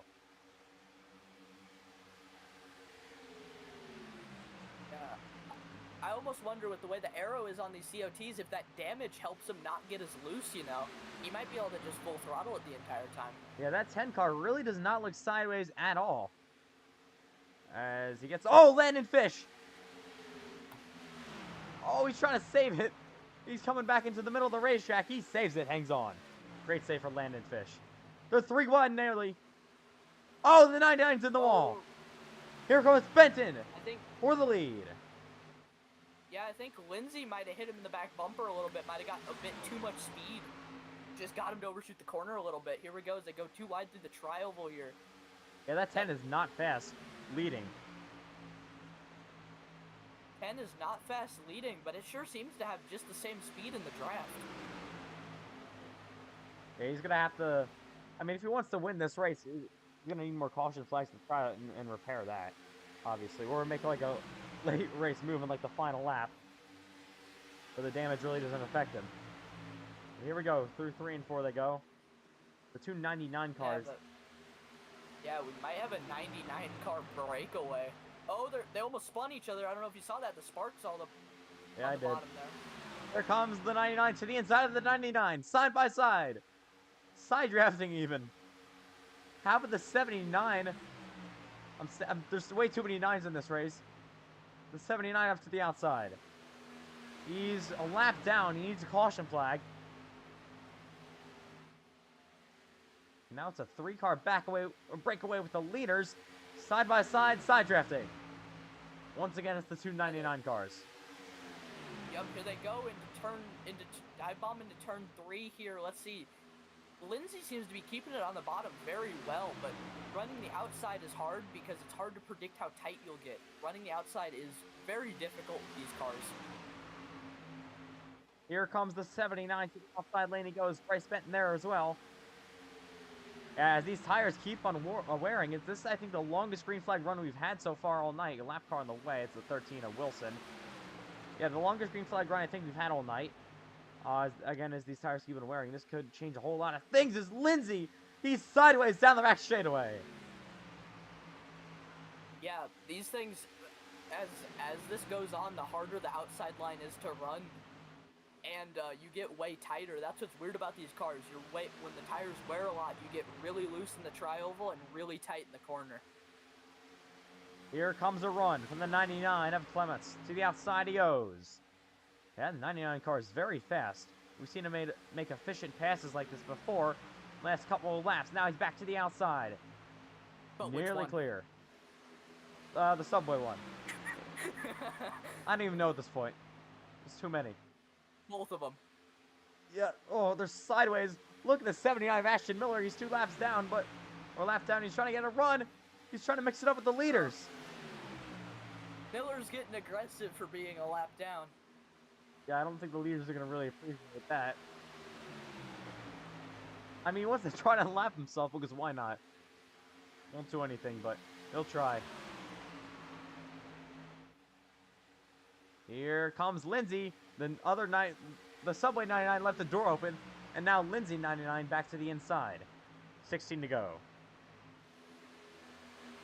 Yeah, they're still mixing it up pretty hard here. It's basically a 2-car super speedway battle, which you don't see too often, with a lap car thrown in the middle as he hits the wall. Miller hits the wall pretty good there. They're racing like this is Kansas or something. Side by side. Leaning off each other. Oh, they're nearly wrecking. I totally thought Lindsay was going to slide up into him. He might have made a little bit of contact, but didn't do anything.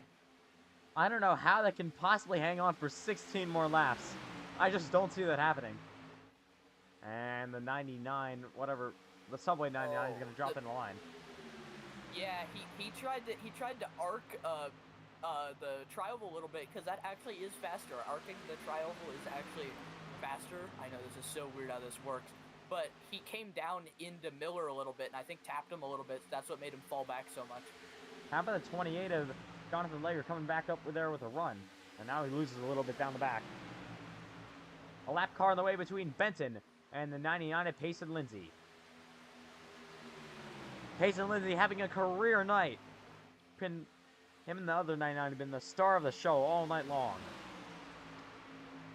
I don't even know if there's been a lap. I think there's been about 3 laps led by a non-99. I mean, they're just so good for some reason. They had the front row. They started on pole. It led pretty much all the laps. Yeah, so now I don't know how this is going to shake out. What's Miller going to do here? Oh, Lager spins. Oh, down the back.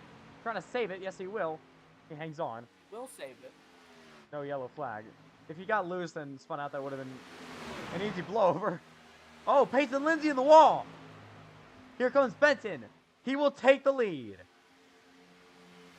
As Miller unlaps himself.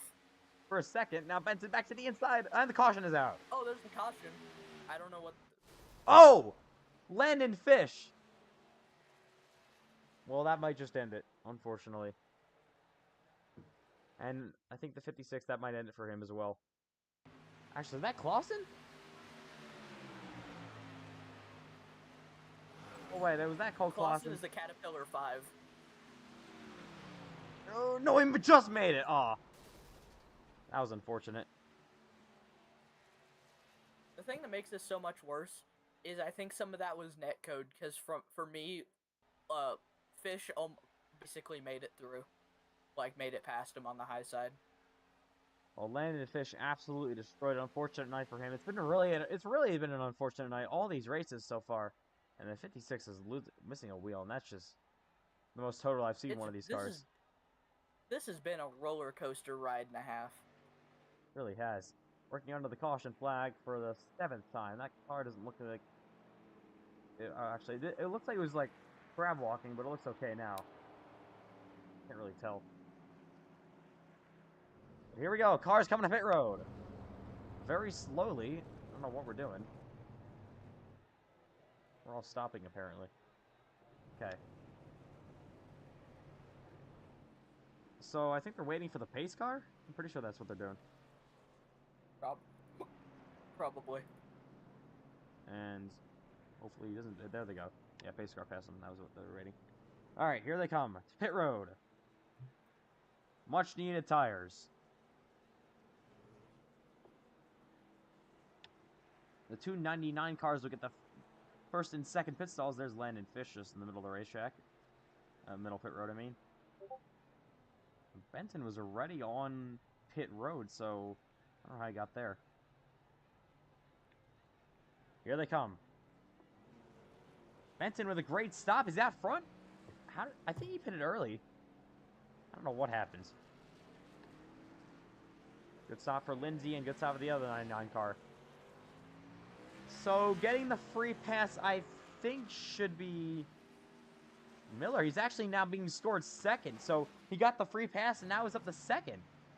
And that's 79. So this is a brand new player. We already saw him in that lead pack, but a brand new player for the win. That's 79.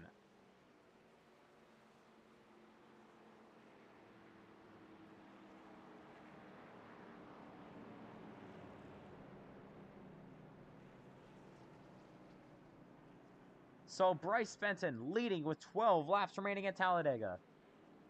That was the longest green flag run we've had all night long, and it definitely showed the amount of like sliding around these cars were doing. So it's going to be probably about 10 laps to go, 9-10 laps to go when we come back to the green flag. Won't be too terrible on the tires, but won't be amazing either.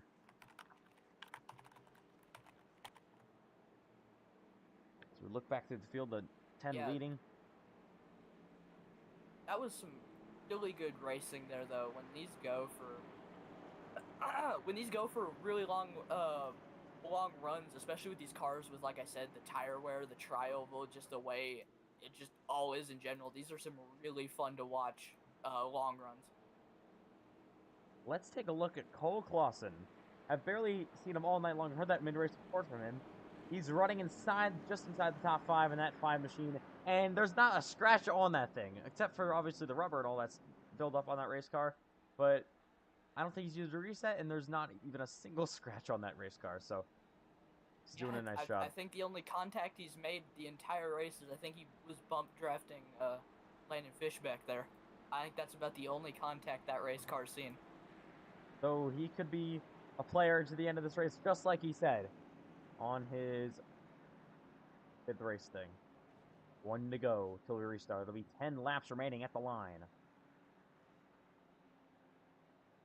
This is about to get chaotic. 7 cars, I think, on the lead lap, all gonna battle it out for the win tonight. Yeah, we're gonna have a Benton up front in that Lowe's Chevy. We're gonna have the Shell and Realtree Chevy on the outside of Miller. I can't believe he made it up here. And then we're gonna have the 99 combo in second with the National Guard Chevy and the Subway Chevy, both 99. Clausen in the back there in his Caterpillar Chevy, and the number 5, and then Ledger in the 28 Dodge back there. He's the last car on the lead lap, I believe. Landon Johnson now P7. I think he's going to catch the pack. 28 kind of lagging back for some reason, but Landon Johnson, I think, will catch the pack, so he'll be okay then. Here we go. It'll be the final 10 laps of this event from the Talladega Super Speedway. Well, this is when it gets even more intense. Will we see any more caution flags for the rest of this race? That's to find out.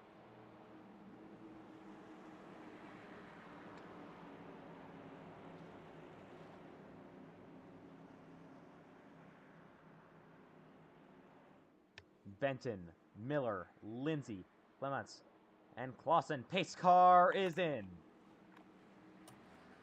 It'll be 10 laps to go when we come back to the green flag.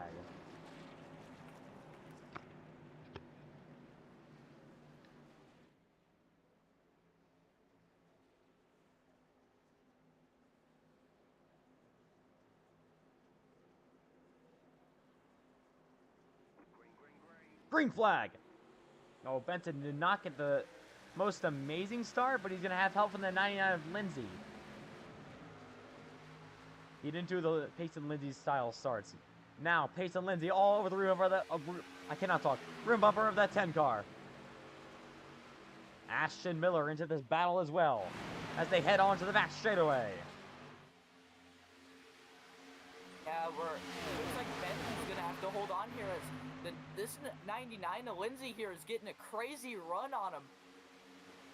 Payson, he's all the way on his back bumper. I don't know if he made contact there. Payson Lindsay, where will he go?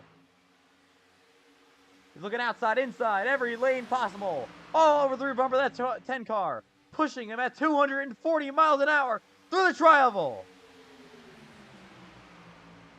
Here comes Lindsay. Really aggressive pushing by Lindsay to push in that tri-oval. You know how loose those cars are. But now the 10 car doesn't have any damage anymore. If you see that he got that front end damage, so now he's running at full force. All these cars are in like perfect condition up front now.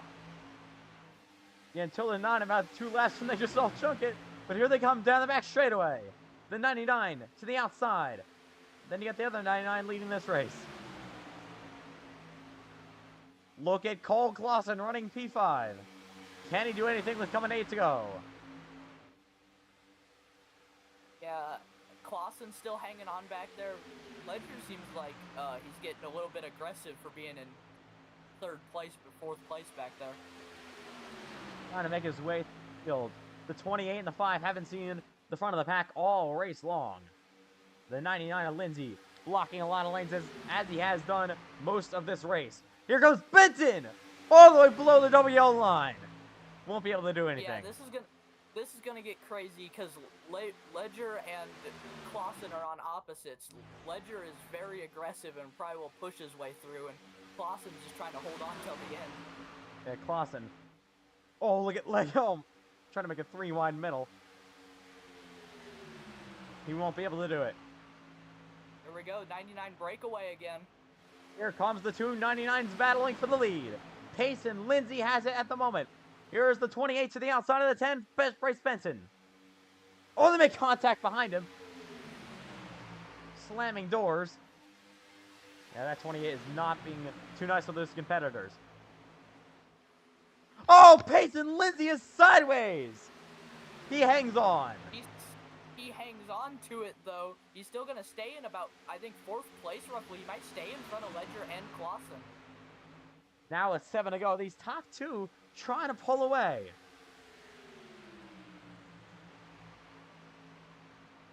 Here we go. Bryce Benton to the rear bumper, that 99. And we still can't count Lindsay out with how fast he's been this entire race. He's still very much in this. Payson Lindsay now back to P4.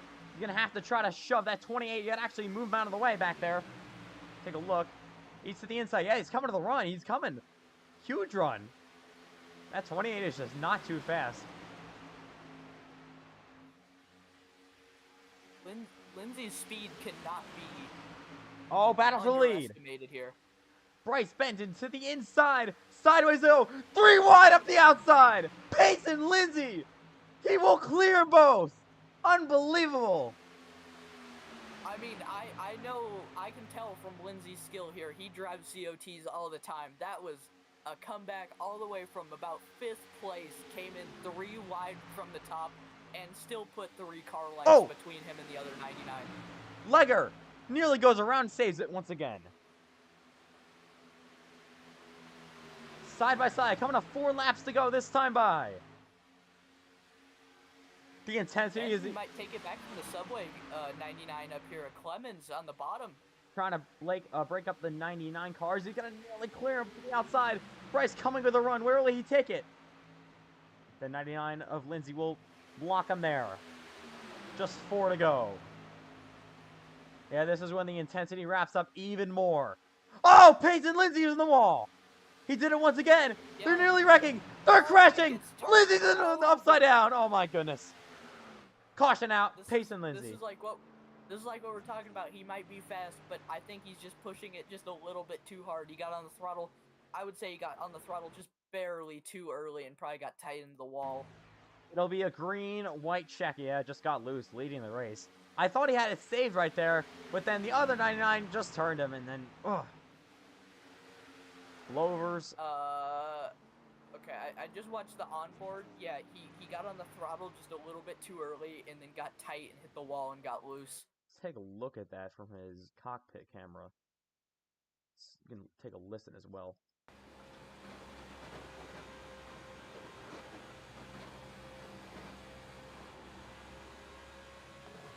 Yep.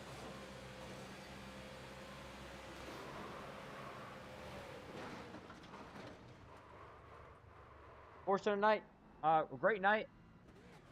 Not going so well anymore for Payson Lindsay. But the car didn't look too badly damaged, to be honest. Looks pretty much okay. But Bryce Benton leading here in Talladega with 3 laps to go. This will set up NASCAR overtime. I don't know if they have any more sets in the pits. I don't think they do. So we'll see what happens on pit road. My guess would be they have 1 more set. But I think they started with 4, on including the one on the car. But I feel like they've pitted at least 3 times now. And they're not coming out in the pit. Or they had the 5-1, but maybe they didn't. Payson Lindsay's coming to pit. And the 79 of Miller as well. He has a little bit of damage, but yeah, Lindsay kind of needs a pit here. Lindsay might still have his fast repair, though. I don't remember Lindsay getting involved with anything. But maybe I'm not very good at keeping track sometimes. But. I feel like he did early in the race. I think he had something. He's missing the bumper cover, so. Yeah, he does not have a repair. Yeah. I remember him getting involved in something early in the race. I guess that's when he used his repair. So, NASCAR overtime. The sun is kind of coming down as well, so hopefully get this race in pretty quickly. Before, it gets dark at the racetrack with no lights.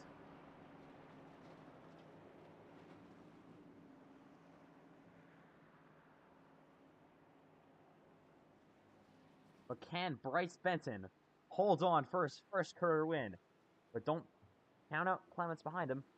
He's been very fast as well.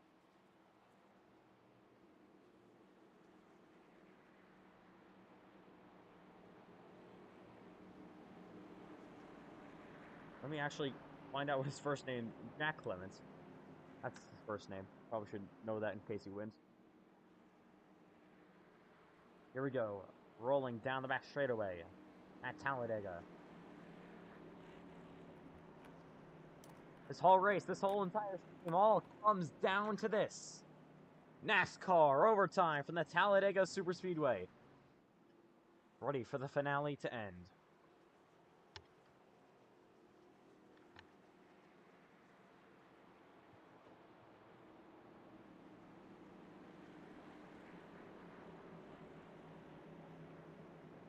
So, Pace and Lindsay's on pit road still.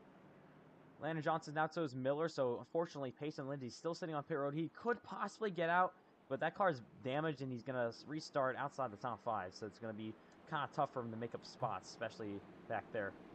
But we've seen him do it. We saw that make him make that insane 3-wide pass up in the outside lane. You never know. Yeah. Now, Landon Johnson and and Ashton Miller, now they're both up in this. If I remember correctly from what I heard, that the last restart there, once Miller unlapped himself, he was on old tires, so now I think he's on his last set, so he might be back in this, but I don't know exactly how that went. Apparently he's on old tires the last restart, so I think he's on his last set, so he should have new tires for this. So new tires, the first car on fresh tires here is the 79 with 1 to go till the restart. Lindsay is going to have to try to catch this back. I think he will. Probably be okay. But yeah, Miller starting P5 on brand new thicker tires. Hey, and I still ain't counting Lindsay out. Look at his car. I don't see, like, anything wrong with it. His crew got that thing repaired up real good. Yeah, that looks... It really wasn't badly damaged at all. He's... mostly looks okay.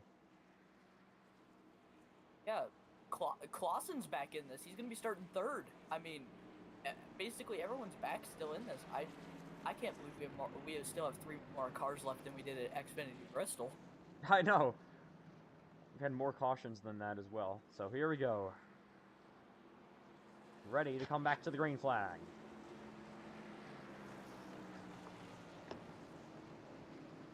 This is when it gets the most intense. NASCAR overtime. It'll be 2 laps to go. We have 15 attempts at overtime. Hopefully we don't get to that. It's not like the standard 3. It'll be dark by then. Yeah, I know. Have to end this race early somehow. Or they could just keep on going in the dark. Oh! What is the 99? You just spun out under caution. Did he? I think he might have accidentally downshifted. Oh my goodness. He's still going. That thing is tracking kind of the wrong direction, it looks to, yeah. We're restarting those time. That kind of changes everything. Here we go. Yeah. Oh, he's back into it. On board. He accidentally downshifted. Costly mistake, possibly. For Clements, he's going to fall all the way back to the rear of the field. Here we go. How about the 13 of Wilson? He's a lap down, though, but with another caution, he's repaired. Coming back to the green flag. It's overtime in Talladega. Clausen, P2, but he's spinning the tires. And now Bryce Benton off with the lead. They already wrecked in the back. And a caution. Is Pace and Lindsay?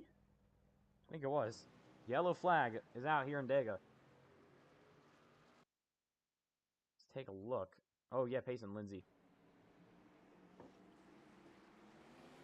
Try to get going. The 99 turned Landon Johnson. Oh, yeah, that's what happened. And then he destroyed his other, his 99 teammate, I guess. That's unfortunate. Well, that'll set up overtime number 2. Here in Talladega. Bryce Benton still has the lead. Ashton Miller now to second. And guess who got the free pass? Cole Wilson. And that car is pretty much repaired. We got 8 cars in the battle now. It's not over yet. Still, Lindsay's still totally in this. I mean, his car's still fine, even from that. So, gonna look where Peyton Lindsay is. There's 14 Landon Johnson has a lot of damage on the race car, probably the most damaged car we've had. But yeah, there's the 88. Really didn't look like damage from that at all. I mean, the quarter panel and the two quarter panels are kind of bent up, but yeah, he drafted his way through the pack with that. There's Cole Wilson. He's back into it. Just like I said before. And yeah, that 13 car. So the sun is obviously, as you can see, coming down, so I'm hoping we can get this race in before it gets dark. That would be good. Or they just have to race at 250 miles an hour in the dark. Or 240.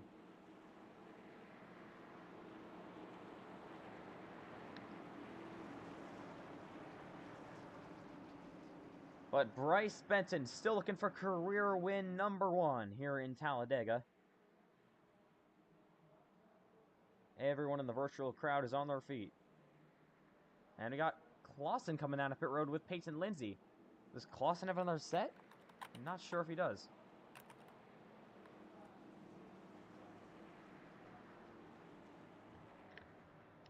But here come these two cars. Peyton Lindsay maybe just trying to pull out a couple of quarter panels, trying to get that thing as repaired as possible for this restart. It'll be 2 laps to go, but there's Cole Clausen.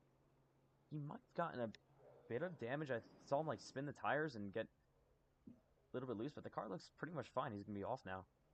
It looks like it was just fuel. So for Cole Clausen, he will come off. Ready for the second overtime.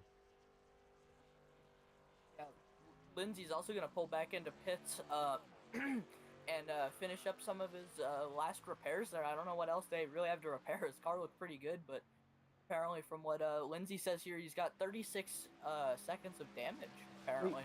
I don't see that anywhere. He got a little bit of damage from that crash that he just had. I'll take a look. That car looks fine now. I saw the quarter panels were kind of bent in, but now they're completely fine, so it's basically now looking like a reset for Peyton Lindsay.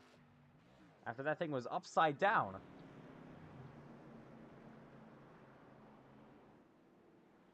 I'm sure most of the field has been upside down tonight. Except these top 3. I don't think they've gone upside down.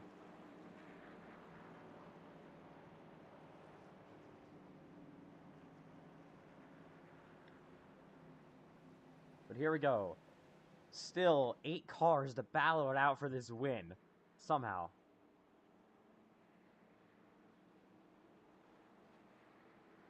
Ashton Miller, don't forget about him. He's on fresh tires. He's on the freshest tires in the field, I think.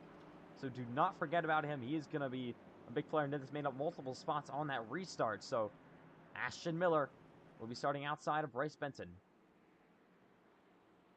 Yeah, and Miller's car looks like it's in very good condition there. That Shell Pennzoil Realtree Chevy there looks like it's still in really good condition compared to some of the other people here that you can see. Still got some side damage, but I think we've had enough cautions now that a lot of people up front here have actually gotten their cars repaired over time. Most damaged car is kind of Landon Johnson. That car was really not looking good at all. That Burger King Chevy. A little bit of damage on the door for 79 car, but nothing really too bad. As here we go, 1 to go. Signal this time. It's time to go racing. NASCAR overtime attempt #2.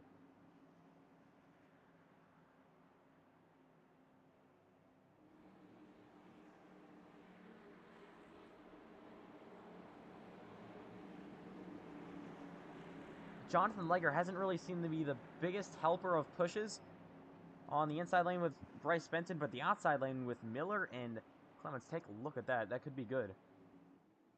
Those 2 cars have been fast today. Yeah, it's going to be interesting. I wonder if these fresh tires are going to have a huge difference off the restart. I bet they will during the race, but the fact that Miller has fresh tires is interesting. So every car you see on track right now is on the lead lap and ready to battle for the win. 8 of them. Here we go from Talladega. Been, as expected, a chaotic race. Yeah, only one of them is on fresh tires, too. Think of that.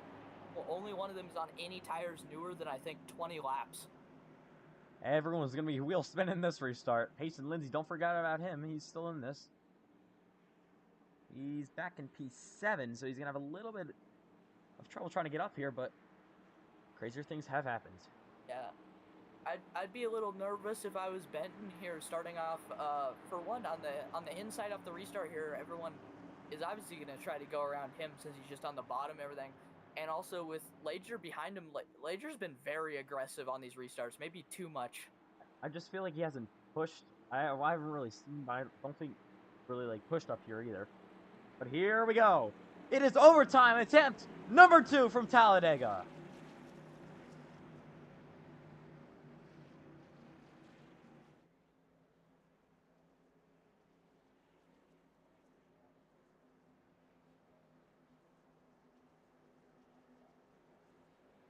Up to the gears they go. 2 to go. Oh, not a great launch for that 79 car. He really doesn't have a whole lot of help. But he's looking to try to side draft Bryce.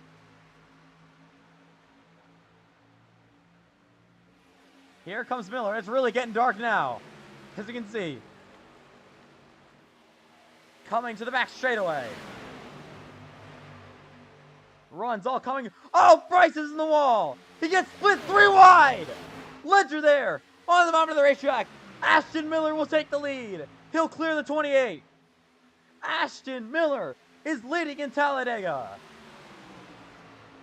I don't know what happened there. Looking back, I just went back on that real quick. That looked like it was on purpose, because there's no way he got loose there. That was just on the middle of front stretch. The 99 and the 10 are going to touch through the tri-oval. Final lap. Here comes Jonathan Leger for the lead. 3 wide, they go behind him. Payson Lindsay, look at him go. He's the second. Sparks are flying down the back straightaway for the final time. Wrecking behind him. Lindsay's never out of this. There goes Ledger all by himself. Oh, I doubt this will be a caution. There's going to be a huge run coming. Lindsay to the bottom. Oh my goodness, they're 3 wide. Lindsay, there he goes. They're in the wall. Miller there. They're 3 wide for second. I don't know what Lindsay was doing. He had the chance there, and he just threw it away. Benson's going to have a chance to get a huge run up this corner. Wrecking behind him. Benson to the outside. Final time through the travel. Ashton Miller's going to win it.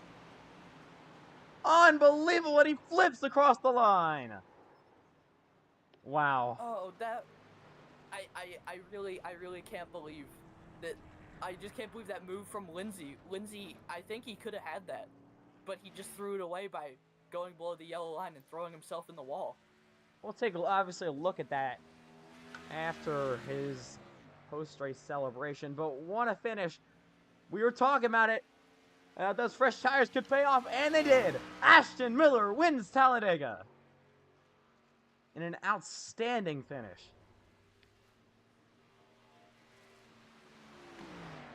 Unbelievable.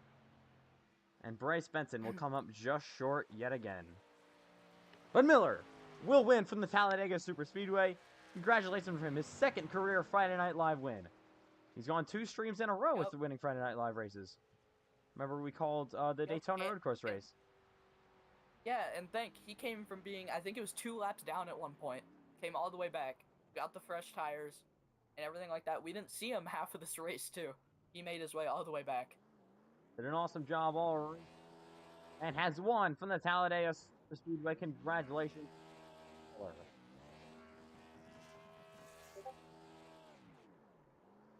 He wins 2 big events, main events in a row for the Friday Night Live Lobbies.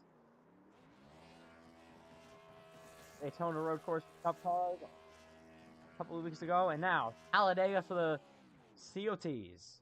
He does it. Ashton Miller wins Talladega. In an amazing comeback story. Take a look at that logo one final time. It will never be the same.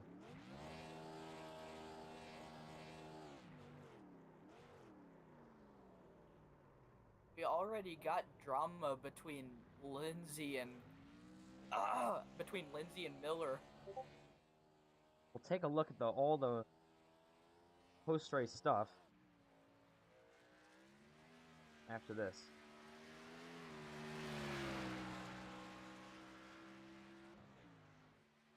But Payson, I mean, I don't know why. Ashton Miller wins Talladega.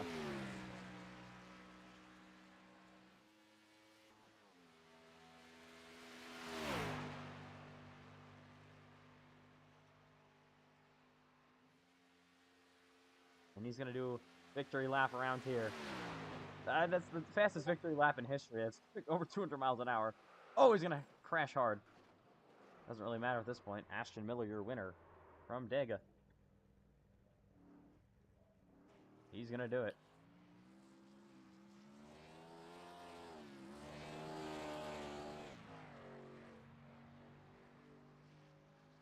And it's completely dark now. Thank God we finished that race. If we had another road time attempt, this would what we would be restarting in.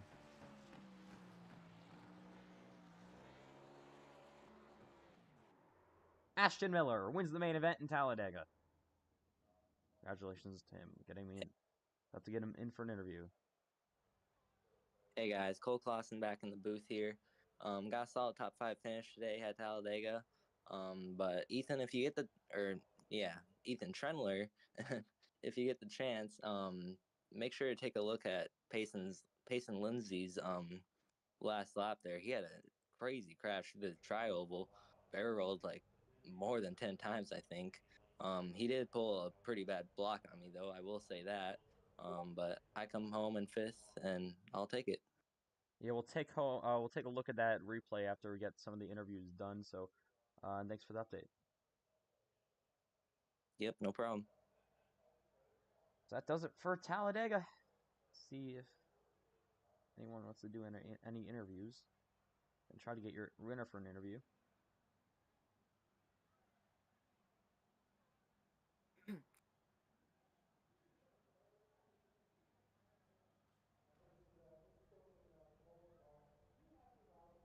Do you mind if can you drag me into the interview thing as well?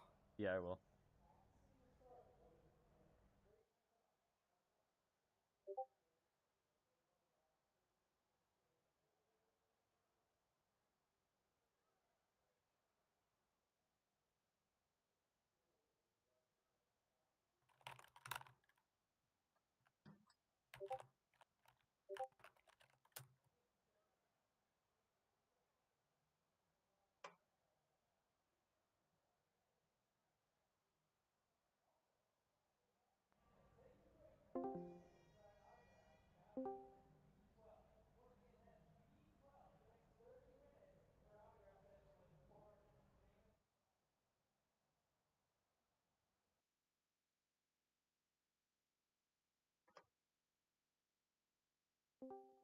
So, Ashton Miller, you win the COT race at Talladega in an absolutely unbelievable finish. So, how were you able to hold off the huge, hard charging pack at the end of that race to get the win tonight? Honestly, I'm gonna say this right now. I think that was all luck, but I think that last caution when the 99 flip just really saved me right there, because I was on all the tires I couldn't pick. I had to help old Mr. Fish on pit road, but anyways, I got the win. I'm so happy because I thought I was not gonna even finish this race, but I'm in victory road right now, so I'm so happy. All right, well, congratulations on your win tonight, and we'll see you for the Cup race in Atlanta next week.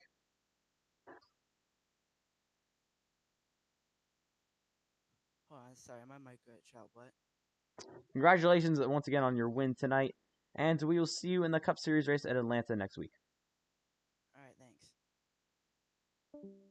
So next up, Bryce Benton. I think he came home P. Yeah, he came home P2. Heartbreaking finish for him.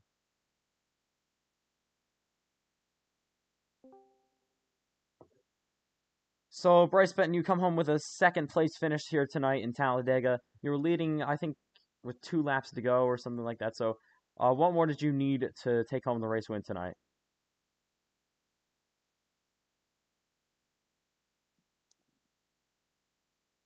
Hold up. Technical difficulties. Hold up.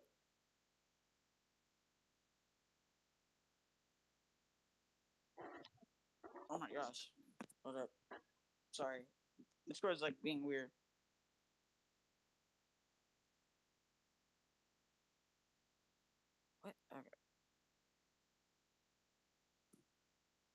I rejoin real quick? Yeah.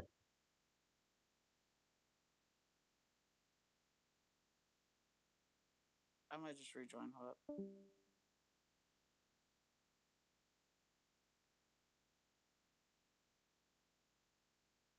Interesting interview technical difficulties.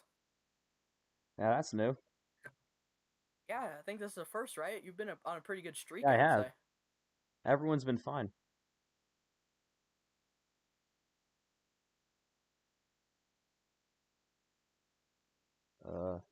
I should just get like someone else in here. I think he's back in the waiting. Oh yeah. So Bryce Benton, you can hear me now. You come home with a second place finish tonight. So we saw you leading with 2 laps to go, and then only a couple of overtime attempts restarts. So, but you fortunately got past there on the final couple of laps. So what more did you need to take home the race victory tonight?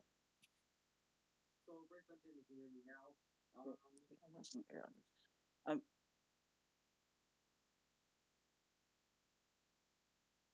trying to figure this out because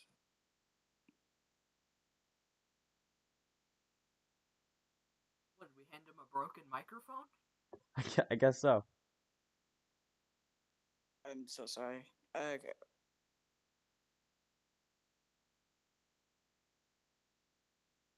I think I can fix it.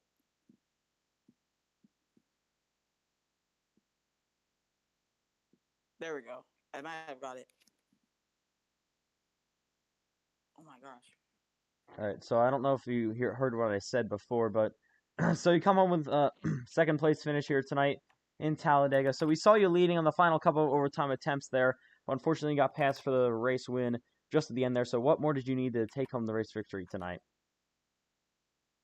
I can barely hear you, but I was able to make out what you said.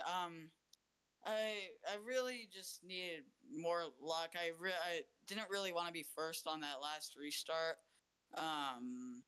But unfortunately I was, and it's just not the spot you need to be in on overtime. So yeah, I mean, I nearly had it at the end, but I kind of expected more. I kind of like did more than the car wanted to. So All right, so we're gonna be seeing you in the Xfinity Series race next week. So, does this good run give you any momentum, even if it has nothing to do with the Xfinity Series? Does it give you any momentum going to that race? um, it does. I mean, it's a way different car, but I mean, I could. It's still. I still need way more experience, but I think, for sure, it'll give me a little bit of momentum. I mean, I feel like I've always been pretty good at the super speedway side of things, so I mean that gives me momentum for that. I don't know. All right, well, we'll see you next week in Atlanta. Yep. All right, so coming up next, Cole Wilson. See where he came home. Do you mind if I ask a question for one of these? Yeah, you want to do the next one? Sure. All right, so going up next, Cole Wilson. He finished fourth.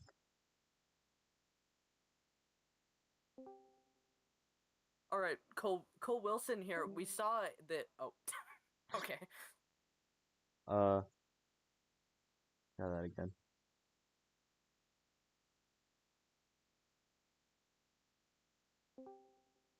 All right. We got Cole Wilson here. We saw you run pretty good throughout most of this race. You had a little bit of damage there. You ran pretty good through most of this race here actually. Like what made you like what was the strategy here keeping it up front for most of this race? Uh, well, at the beginning of the race, I was just pretty easy on my tires and was just trying to stay alive.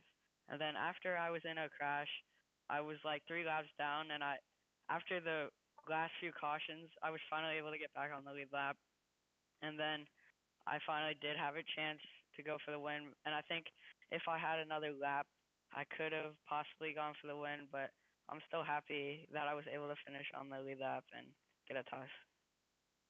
Yeah, well, fourth place finish, pretty solid there at the end for being one lap down there, you ran pretty fast there. I mean, sucks to finish 4th, but good run there. Thank you.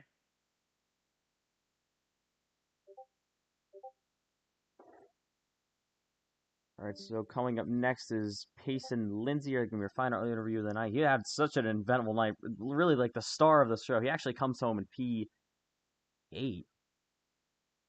Kind of unfortunate race at the end of that. We'll take a look at your replay just after all these interviews as well. So Payson Lindsay, after probably being like the star of the race all night long, you come home with an unfortunate 8th place finish tonight. So we saw you go upside down.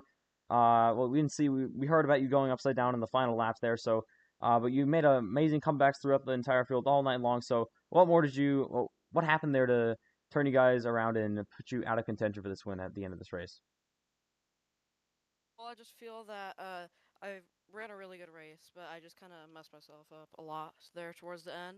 But there at the end, I felt like the 79, he blocked me below the line a little bit, and that kind of messed up my entire race from there on. All right, so your full time. Obviously, the cars aren't the same at all, but your full time in Xfinity, you're going to a Super Speedway Atlanta next week. So does this give you any momentum after having such an impressive night tonight going into Atlanta? It gives me a little bit of confidence going into Atlanta. These cars obviously aren't quite as good as the Xfinity cars, in my opinion, but I hope that I can just carry the momentum and do as well as I did at Atlanta. All right, we'll see you next week in Atlanta. So I think that'll do it for our interviews. Let's take a look at your replay real quick.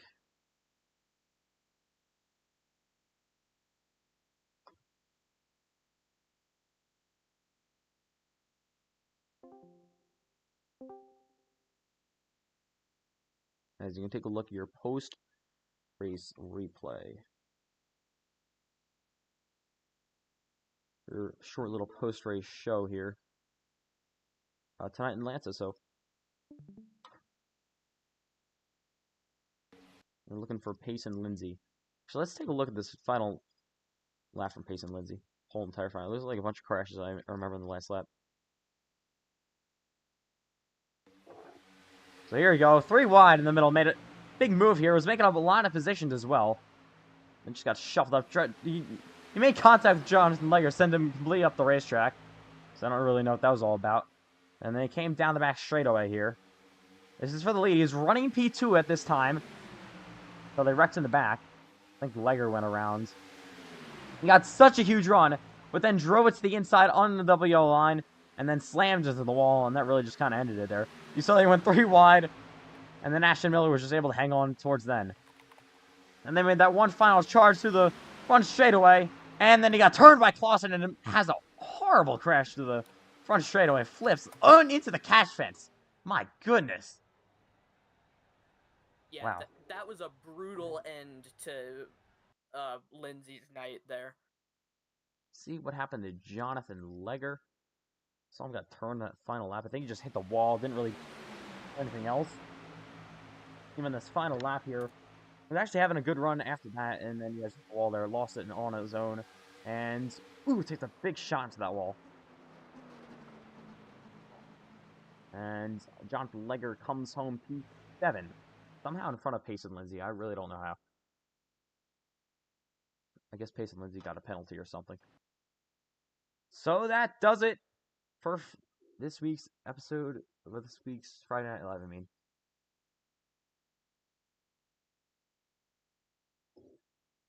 It all started in Daytona. It felt like a week ago we started in Daytona for the ARCA series. Went to Bristol, and now we finished it up with the COT cars in Talladega. Definitely very fun. Thank you once again, Ethan, for joining me in the booth. Definitely fun to call these races. Another Ethan and Ethan booth. Yep. And then Cole Clausen coming in like every 5 minutes. Yep, he came in for that random race update out of nowhere. Yeah, I know. Alright, so that'll do it.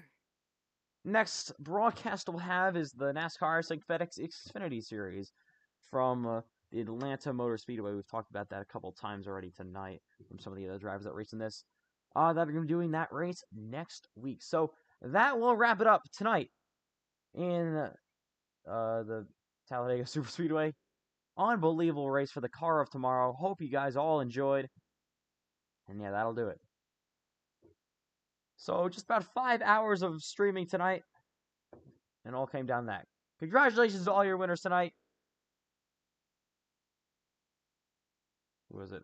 Chandler. It was Cameron Chandler, Timothy Powell, and then obviously Ashton Miller. Your winners for tonight. Congratulations to all of them. And their well-deserved wins. So that'll do it tonight for Friday Night Live. We'll see you on Wednesday night for Atlanta. It'll be a little bit of a later race also. Probably like a 9 p.m. usual time for Atlanta. So we'll see you then in Atlanta. Good night from Talladega.